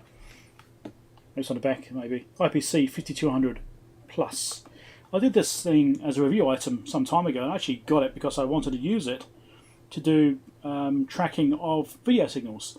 So in my wife's vehicle, she has a reversing camera in there, and the original factory stereo had been ripped out by someone. I don't know, it had some rubbishy stereo in there, that's garbage. So I wanted to put a decent stereo system in it. I actually did some videos on it. I think I published them, I'm not sure. Those videos were requiring me to basically hook up the reversing camera to the new stereo, so when you went to reverse you could use the screen on the stereo as a reversing system, right?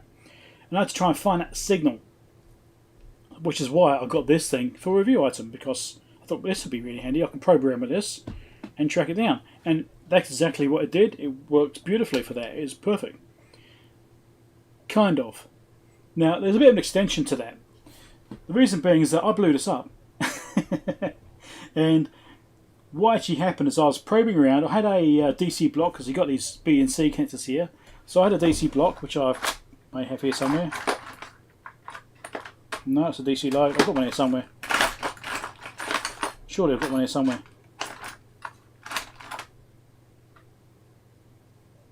No, that's an attenuator. Hold on, I'm trying to find one.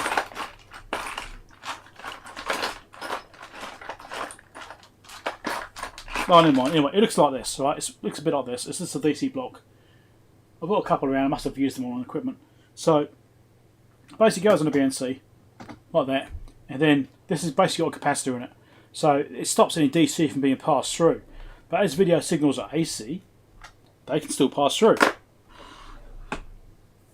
So that way you can still use AC coming through, but it doesn't let any DC through to push DC through to the input circuitry, which was working fine until I made a mistake. And that mistake was that I took it off, and I was doing something else. I can't remember what I took it off for. I think I was trying to probe something else. I needed a cable. I think I was using a cable for something else, and I hooked up to something else, and I was doing something. I don't know. And then when I put the cable back on here, I forgot to put the DC block back on. And then I was carried on probing around thinking, I'm not getting a signal now. I was getting a signal there before. Where's it gone? And I thought, what's that smell? And when you get the, what's that smell? That's always a really bad sign. So, yeah, anyway, I came indoors and pulled this thing apart and found out what was wrong. fixed it, kind of. I did a bodge to get it working, and finished doing the job and got that finished. So my wife's car was fixed and back in one piece again. So anyway, I need to revisit this. I need to pull this apart and actually do the proper repair on it. How's that for an intro? That took ages. I think my coffee's not quite finished. Oh, so I did finish it. Guess I was still thirsty. Hey, I watched you on the right camera.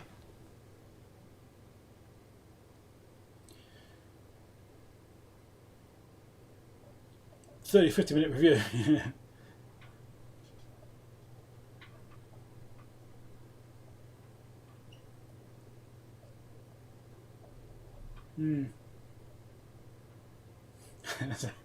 Yeah, I do have hacksaw. That's not quite how I want to do it though.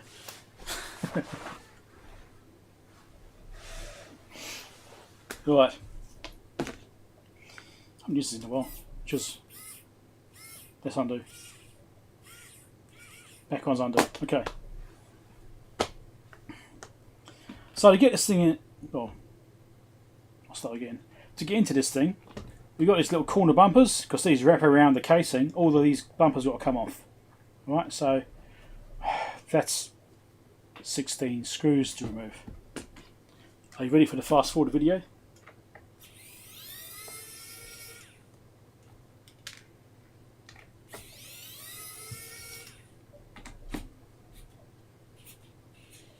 Come on. My arm's in the way of the camera.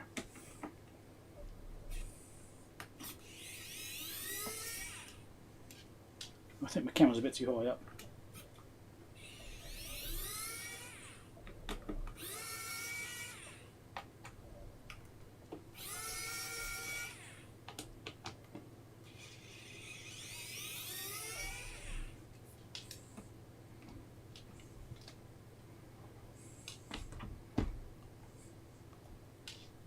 I mean, it might be enough like that, but I'm going to take it off.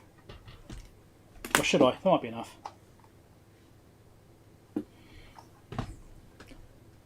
Let's just see if that's enough to get into it without being in the way. I might end up taking them right off. I don't know what I did last time.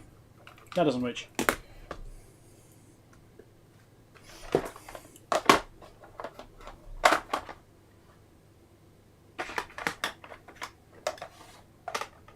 That's the one.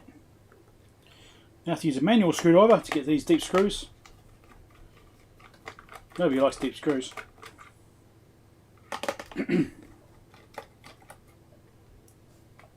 These screws are larger than the other one, so it must get mixed up.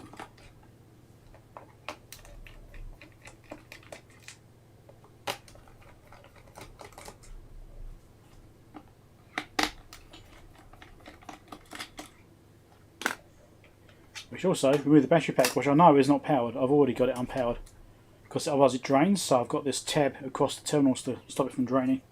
So when I do want to use it, I just take the tab out, plug it back in again. Make sense? Yeah. Must not mix the screws up.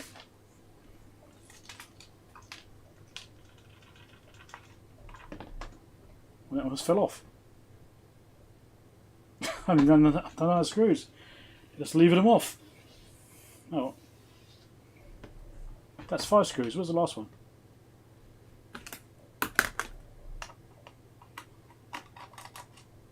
There.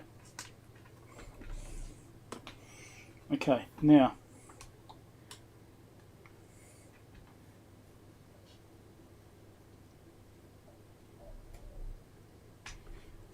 let's pop this casing open. I don't know which side it came from, the back. The back came off. Now, there's that. It's got these extra wires which I've got to unplug. It's around the place. It's a bit of messing around.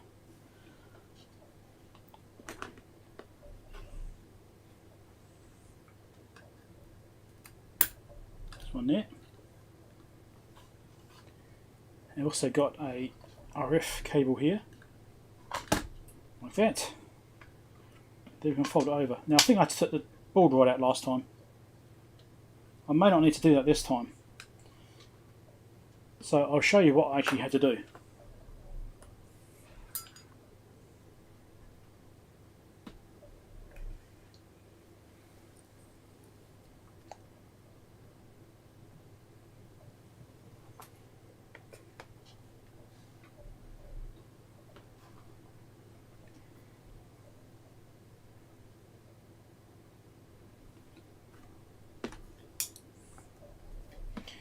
So you look just over here, you see this looks a little bit unusual.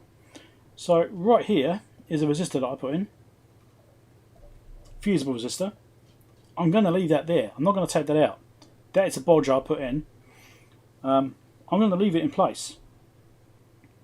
The last time I actually pulled this whole board out and did some work on that, but I'm not going to go there again. It was a bit messing around. It doesn't really need to come out for what I'm doing now. So right here is a diode. That's what I put in. This is a Xenon diode.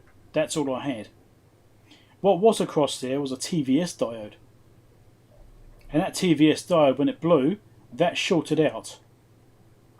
And then where this resistor is going, it's a fusible resistor. Well, it's actually a fuse, really. It's not it's actually a fuse. There was a track that ran up here underneath this BNC.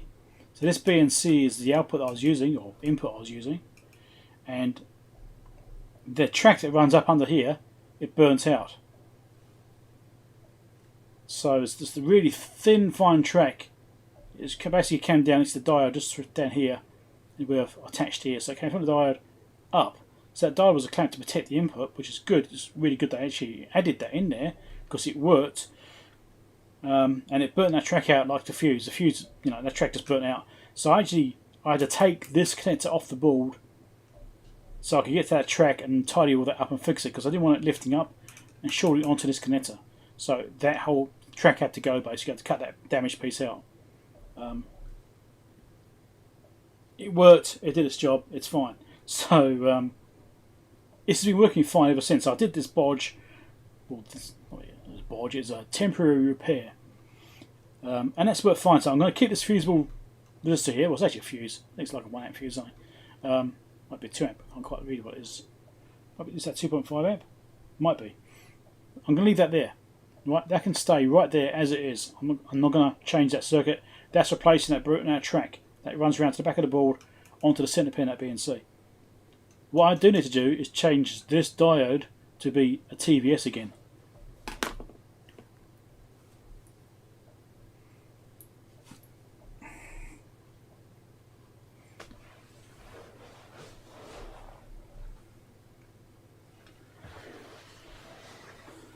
Right, back to the chat.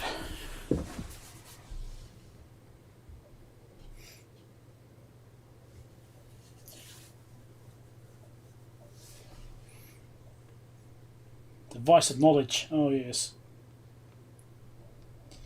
You can tell people coming from the Clive's channel. Oh, I can't say. You can tell people have come here from Clive's channel, can't you? Device of knowledge. I reckon that's a really good term, actually. I don't know where we came up with that one, but it's good. I don't know. As Podgy would dance, break and enter. Yeah. Podgy fan, are you? You're not the only one. I'm also a Podgy fan. I've actually got a signed poster from them, from one of their albums. But when I had a flood a few years back, I had it stored under bed with a bunch of other stuff. I didn't have it on wall display. I mean, it's still in its like cardboard tube to protect it. I thought keep it safe. Then I had a flood and it got wet and it's kind of ruined. I've still got it, but yeah, it's not quite what it was.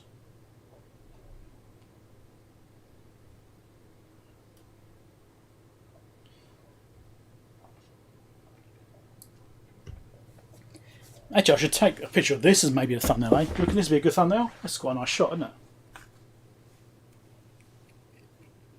This could be the thumbnail shot. Or I could even insert on the thumbnail, add it in. Right, back to this.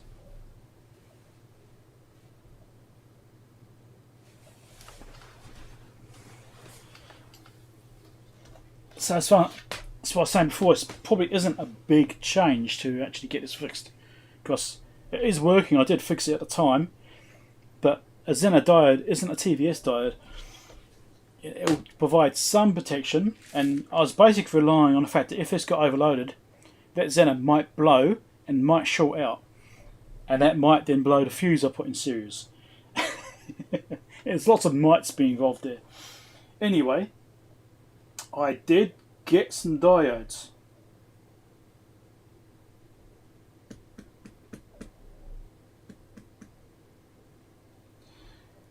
Where are they? Here we go.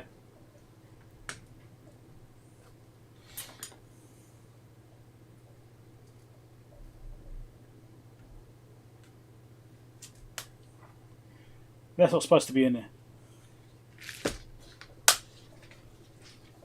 I think I need better tweezers. This is going to get awfully small. I wonder if I need to use the microscope so you guys can see. I don't know. You reckon that's big enough? Probably, isn't it? But I'm going to be getting my soldering iron and my hand in the way so you can clearly see what I'm doing when I'm working like this. I actually been experimenting like with the Electronics for Beginners series. I've actually moved the camera onto the left hand side now when I'm doing those runs, because I'm doing lots of drawing out diagrams, stuff like that, and writing stuff out on a bit of paper and explaining things like that. And I'm thinking, well my hand's always in the way because being right-handed. So when I'm doing those, I've actually moved the camera to the left hand side, and so you can actually see me writing these things out. It just looks a lot better. But it's a really inconvenient setup for me because I've got these cables running across and I have to actually put the wiring on my lap whilst I'm sitting here recording a video, because everything runs from the left hand side to the right hand side otherwise, because everything's on the right hand side of the desk. So I need to figure out how I'm going to get to this. I might change soldering iron tips again.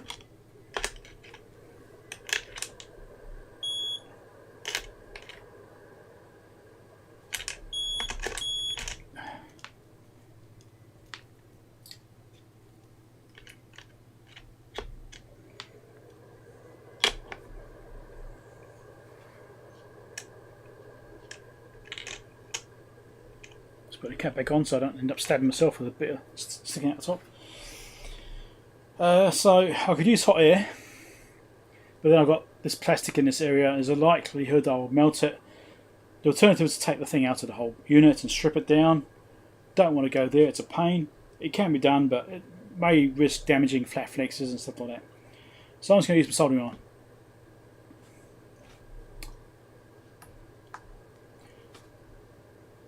So I'm going to use my soldering iron on this. I could use hot air, but it means stripping it down and taking everything away, so nothing's going to get melted by the hot air because it's going to go everywhere. So I'm going to use a soldering iron, which is a bit harder, but not impossible. Now remember, the cathode side is this end, towards me. Let's see if I can get this out.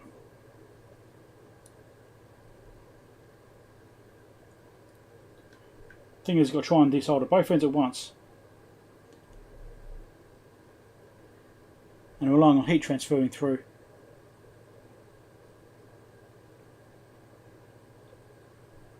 I'll change this to a smaller bit, which is probably a mistake before I got this part off.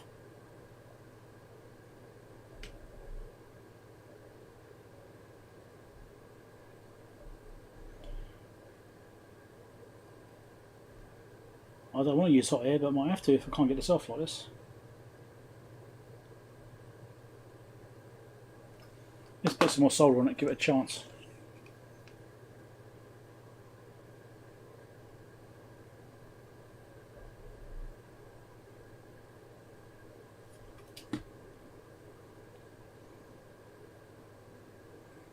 Come on, here we go.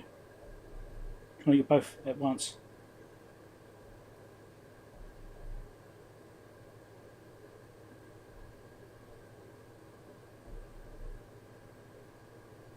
Can't get both at once. I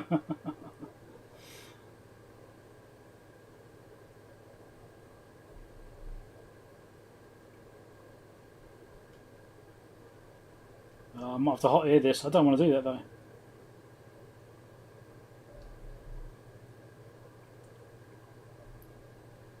This is why I want a SND tweezer on, a decent one, not a rubbish one like I've got, because it'd be perfect for this. Let's hot air this and hope I don't screw it up. It's got a really small bit on here though. No, that's not a small bit, is it?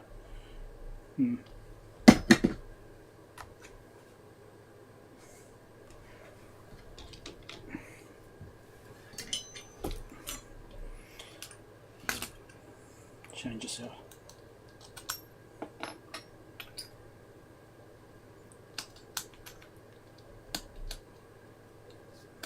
Come on, get in there.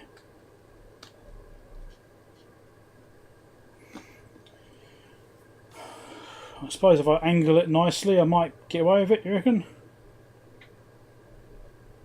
Hope so. Might just work. Let's see. Low air, high temperature. Sounds like a plan.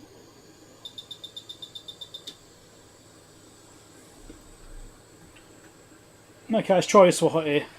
Try and angle it away from anything that matters.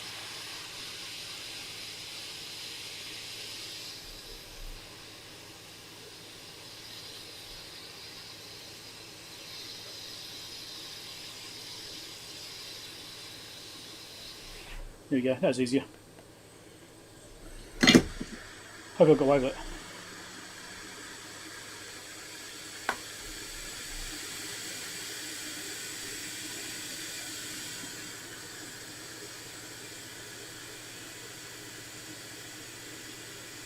Now, which way is this can go?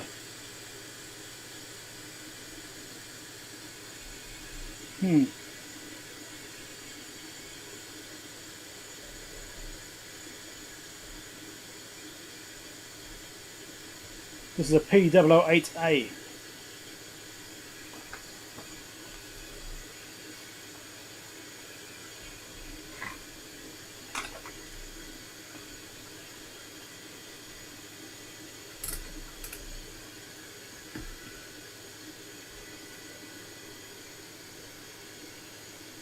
Can we see now again?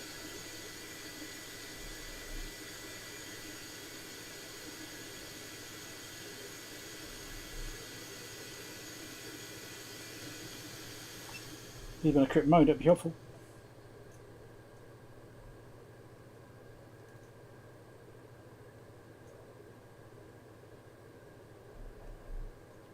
Nothing that way. Okay, I can't measure this one.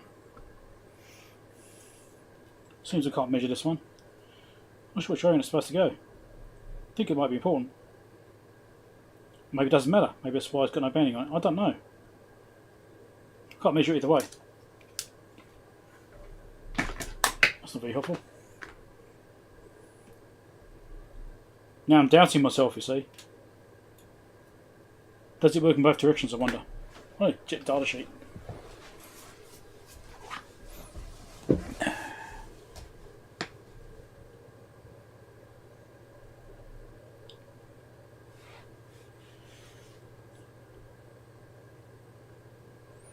Goes either way, you reckon? Yeah, I need a tweezer iron. I need to get one, but I've tried approaching JBC, I think it was, and had no response. In other words, no. Okay, data sheets. Let's pull this up. I will have it here. What the hell did I say it was? Was that part number?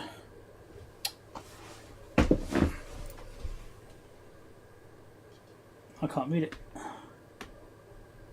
Light's on it funny.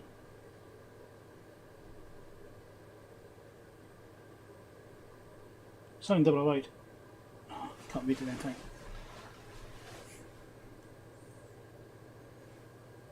Was it P008, was it?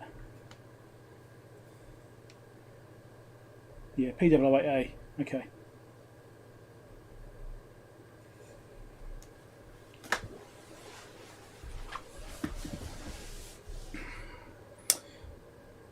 Diodes.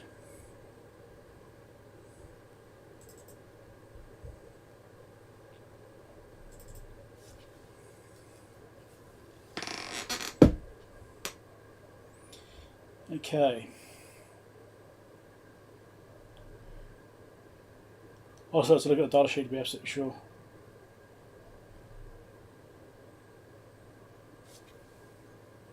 Yeah, it's just because it's a thyristor. So it probably doesn't matter. It was a while ago and I looked at these things. What's that, about 8 months, 10 months, something like that. So I don't bloody remember it.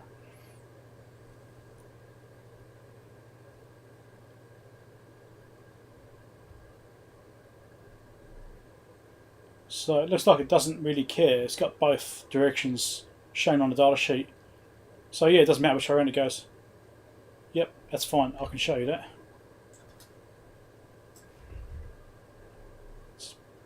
back up. What's it doing? Over here. Top screen. So this is the graph for its reactions. So the fact it shows both. Let's make it bigger. See, it's got the reaction in both directions, both polarities. Got the same marking over here as well. So polarity does not matter. That's why it does not have a polarity marking on it. As stated by David, I think it was.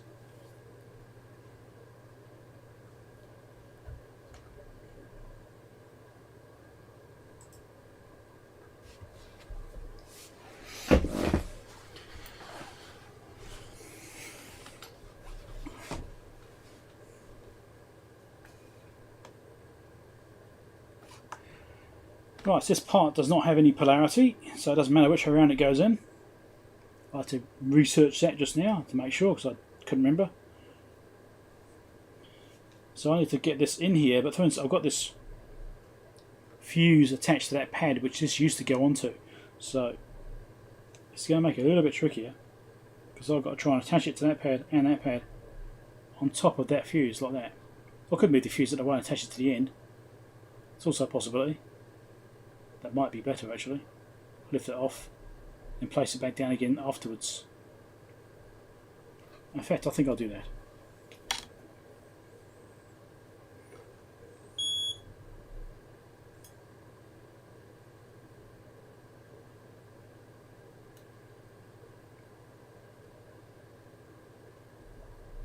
Clean the pad up a little bit.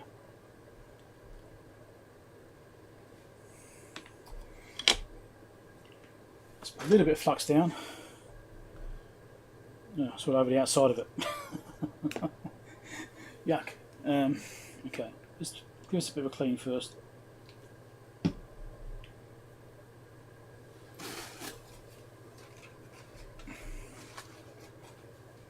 I do have some solder mask put down on this board, so it may look dirty as well.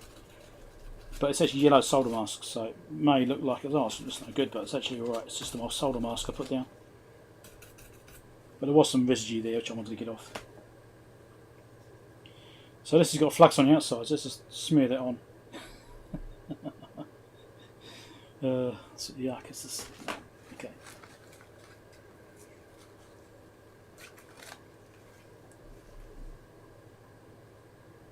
Using a bit of flux will make a difference. Make it a bit nicer. Problem is it goes this then ends up going everywhere because this is a new tube now. Squeezes out too much.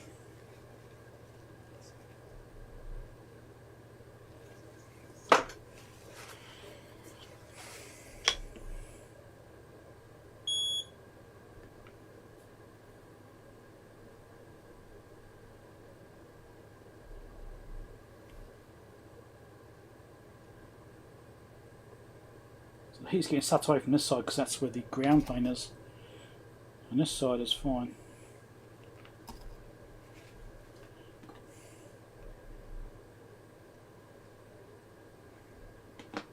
So I may need to use some assisted heat on this.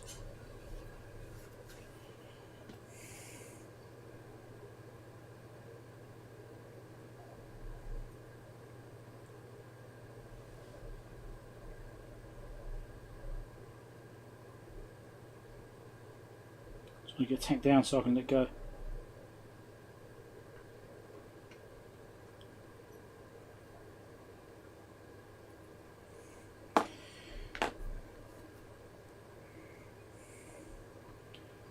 So I think I will use hot air on that and just get that seated in place. See if I can get away with using it twice. Then I'll put the fuse on afterwards.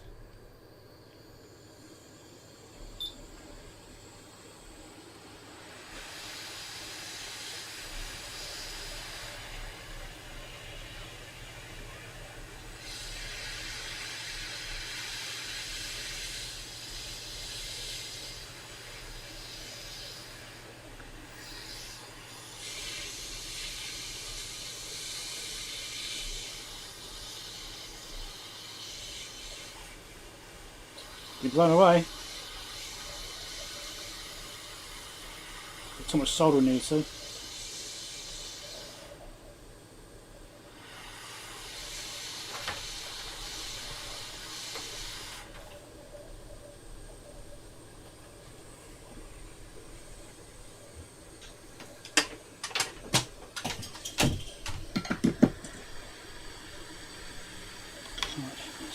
tack this on.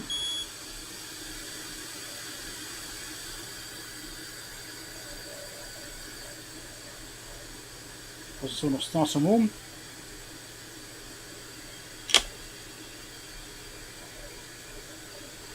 That'll do. And that plastic there was getting a bit warm. I can see it distorted slightly. Slightly. Just slightly curved. It probably won't matter. Okay. Let's clean this up. That's why I didn't want to use hot air that much, but yeah.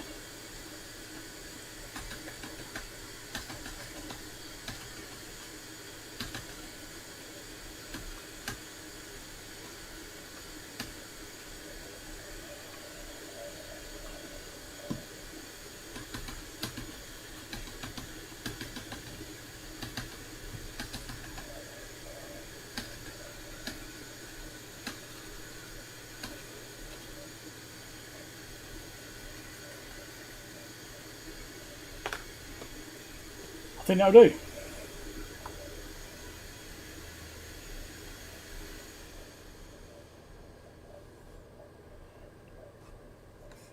So this edge here is curved in very slightly. See that? Almost nothing. It'll be fine. Let's put the casing back on again and push it back out. But I was trying to be careful about not getting too much heat in that area for that exact reason. Still got some flux around there.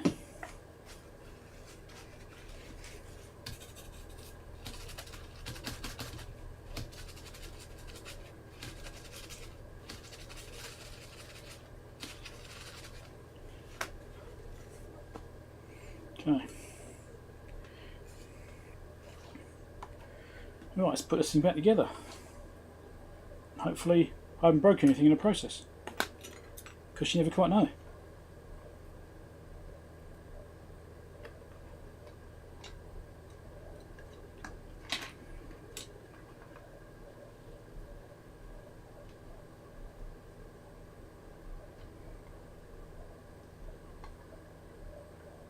Come on, get on.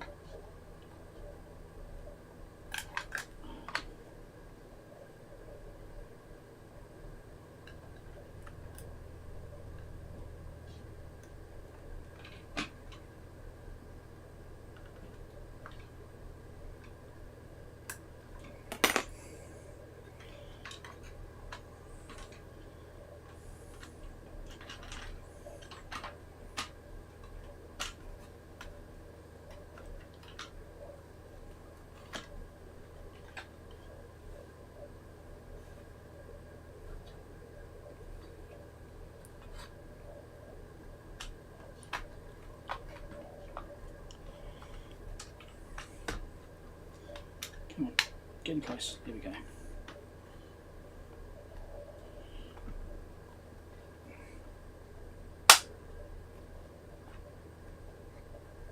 All good. Let's put the screws back in it. You don't need to do that.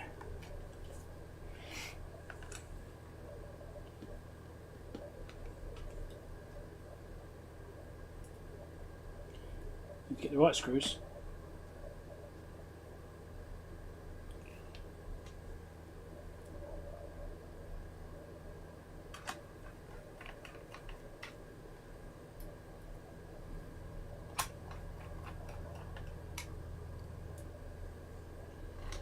So in my live stream, my wife just turned up. She's been away since yesterday. She went out to go and attend an event. So she just got back. May have heard her come in.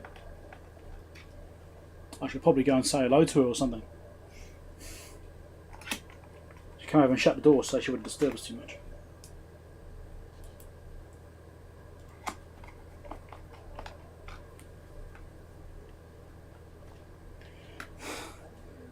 It's funny how that just popped off the front of the screws, wasn't it? Let's push it back on those screws. That was effective. Oh dear.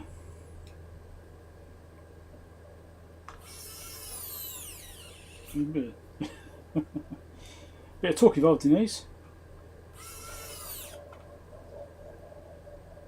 Some of them anyway.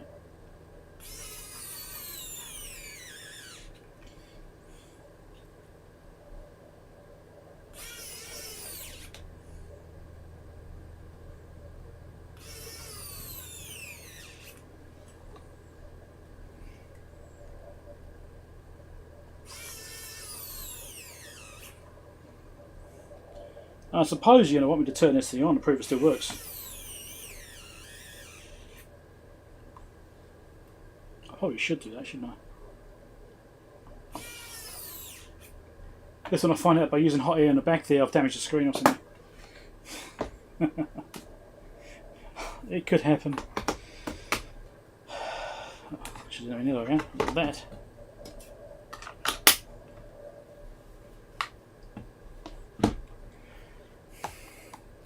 Right, let's turn this thing on, see if it still works.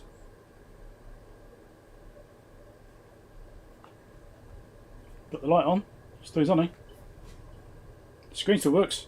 That's always good.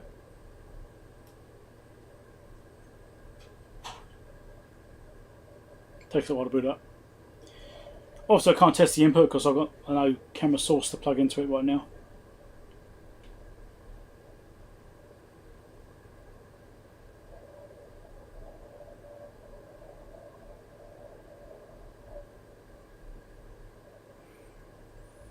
Well, seems to be booted at least. It's probably good.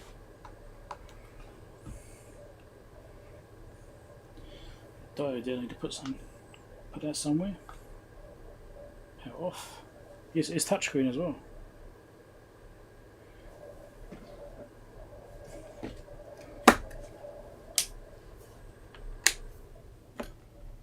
Right, that's that fixed.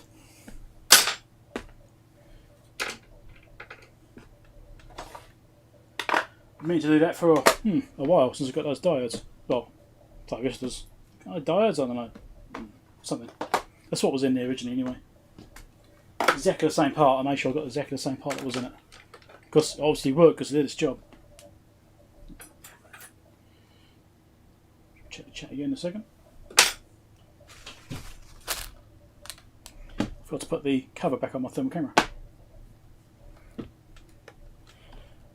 Well, that's all working absolutely fine, so I'm happy with that. So that's a nice simple thing. I mean, obviously it would have been better if I actually recorded the original repair when I fixed it and found what was wrong with it. I should have recorded that then. I didn't because I was in a rush to get the job done. So I thought I'd just do a little follow-up to show what I had to do, I suppose. But maybe it'll be interesting for someone or helpful to someone, maybe. So make sure you subscribe, click the like button if you like the video, and I'll catch you later. Bye. Oh, check playlist out. Playlist down there, playlist over here, subscribe link over here, Patreon support link over there. Something like that. Right, let's put this thing away again. And I'll come and check the chat.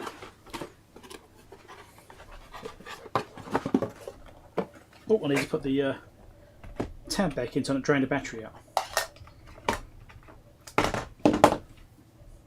The battery does go flat to sit in there, you see, otherwise. So I just need to make sure that I don't leave it in that situation. That way it's always ready to go next time I use it.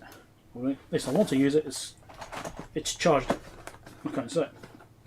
It's charged up, ready to go the next time I want to use it. That's what I'm trying to say.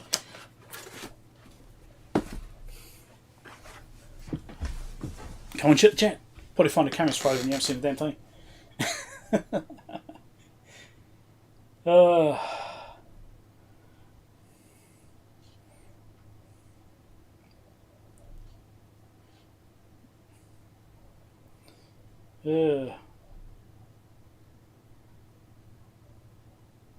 Letting me, you're fine. That's what the chat's for.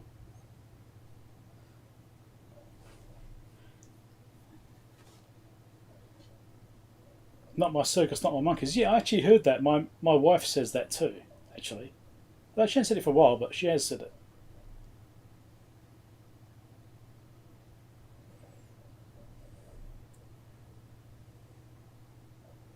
Next one will of course be a capacitor. Yeah, that could be. Oh, there's Chong X caps in it. Chong X, right? You know, this high quality brand. So those are in there. So it's entirely possible there will be a revisit of this at some point in the future. Yeah.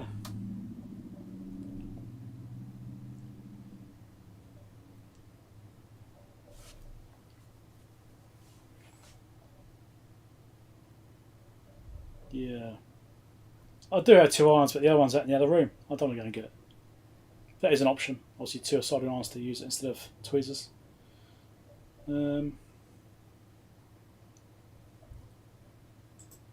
Down to 36 people watching now? Yeah, well, that's not surprising. Probably the big live crew gradually dropping off. It's been a consistent gradual drop off, so it's alright. I'm happy with what I've got. I'm not greedy. So that's that job done. That's been something I've been wanting to do for a long time. So let's get the video off the camera, put it in a computer before I do something silly and like accidentally delete the SD card or something and have to do it all again. I always like to get, once I've done a video, I like to get straight off the card into the computer, because the computer's got multiple backups. It does as well, hourly backups, stuff like that. So the chance of you losing footage once it's on the computer is very slim. But the SD card could fail at any moment. They can just stop. So I'll get them off. One day I record a video and it actually won't record it because the SD card will be stuffed or something.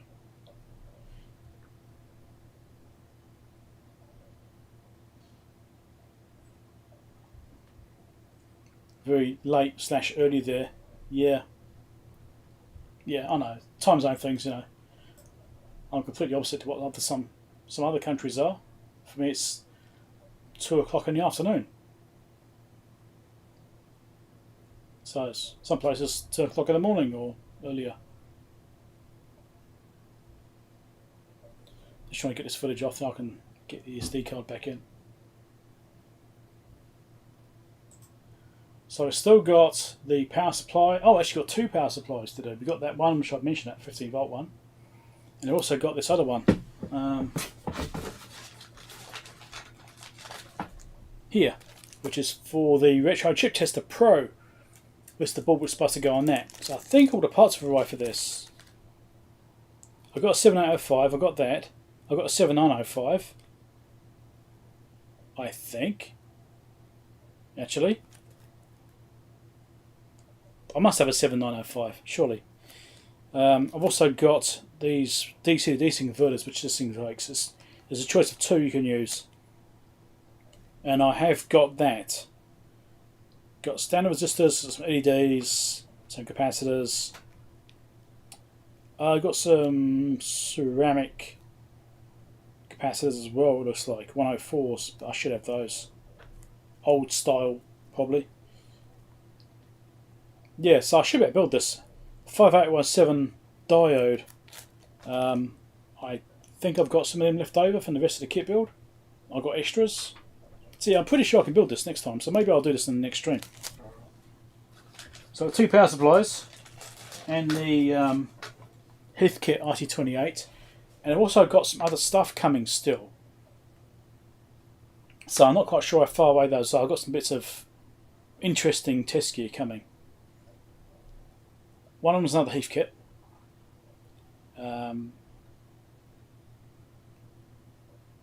Yeah, it's fairly interesting. I think it could be a good video. And then also got a Valhalla piece of equipment. And that's going to be particularly interesting. So that'll be a really good video when we get to do that. But whether I do it in a live stream or not, I don't know yet. So, okay, footage is finished cupping off. That was 4 gig of footage. Just make sure I definitely copied before I delete it. Right.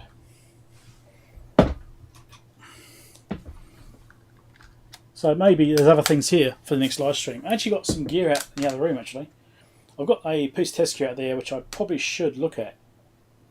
It was a HP 893, I think it was, something like that.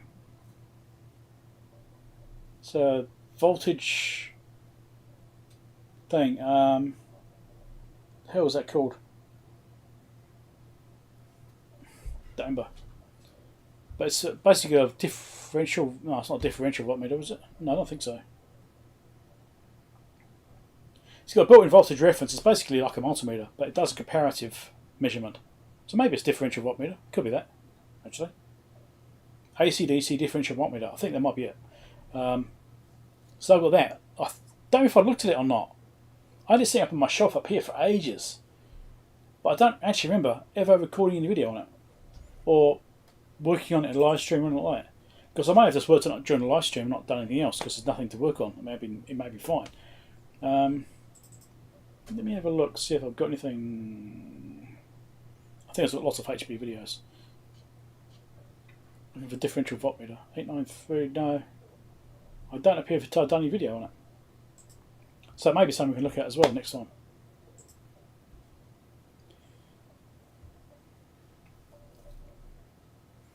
Yeah, 1046 videos. Now that includes some which I've since deleted off the channel because I've moved them somewhere else.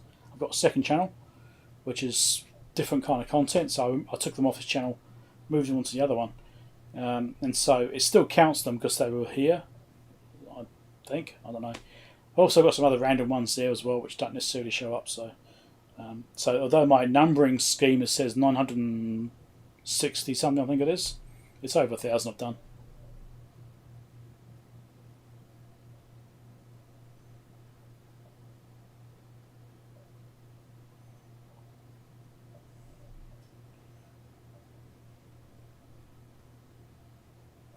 Problem with Vladimir. So yeah, I think I'm going to cut the stream off. I should go and say hello to my wife and spend some time with her.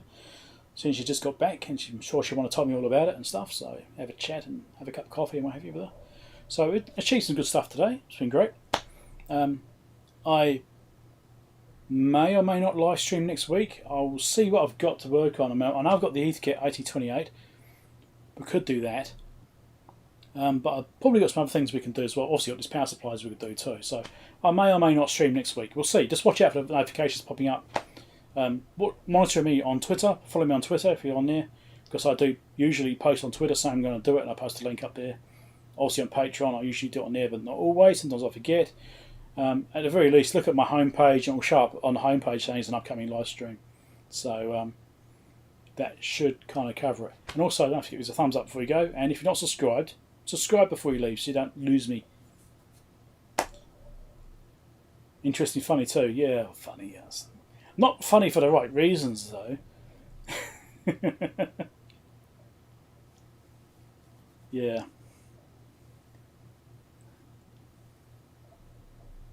Okay, thanks everyone, and I'll catch you all next time, whenever that will be. Probably next week, quite likely.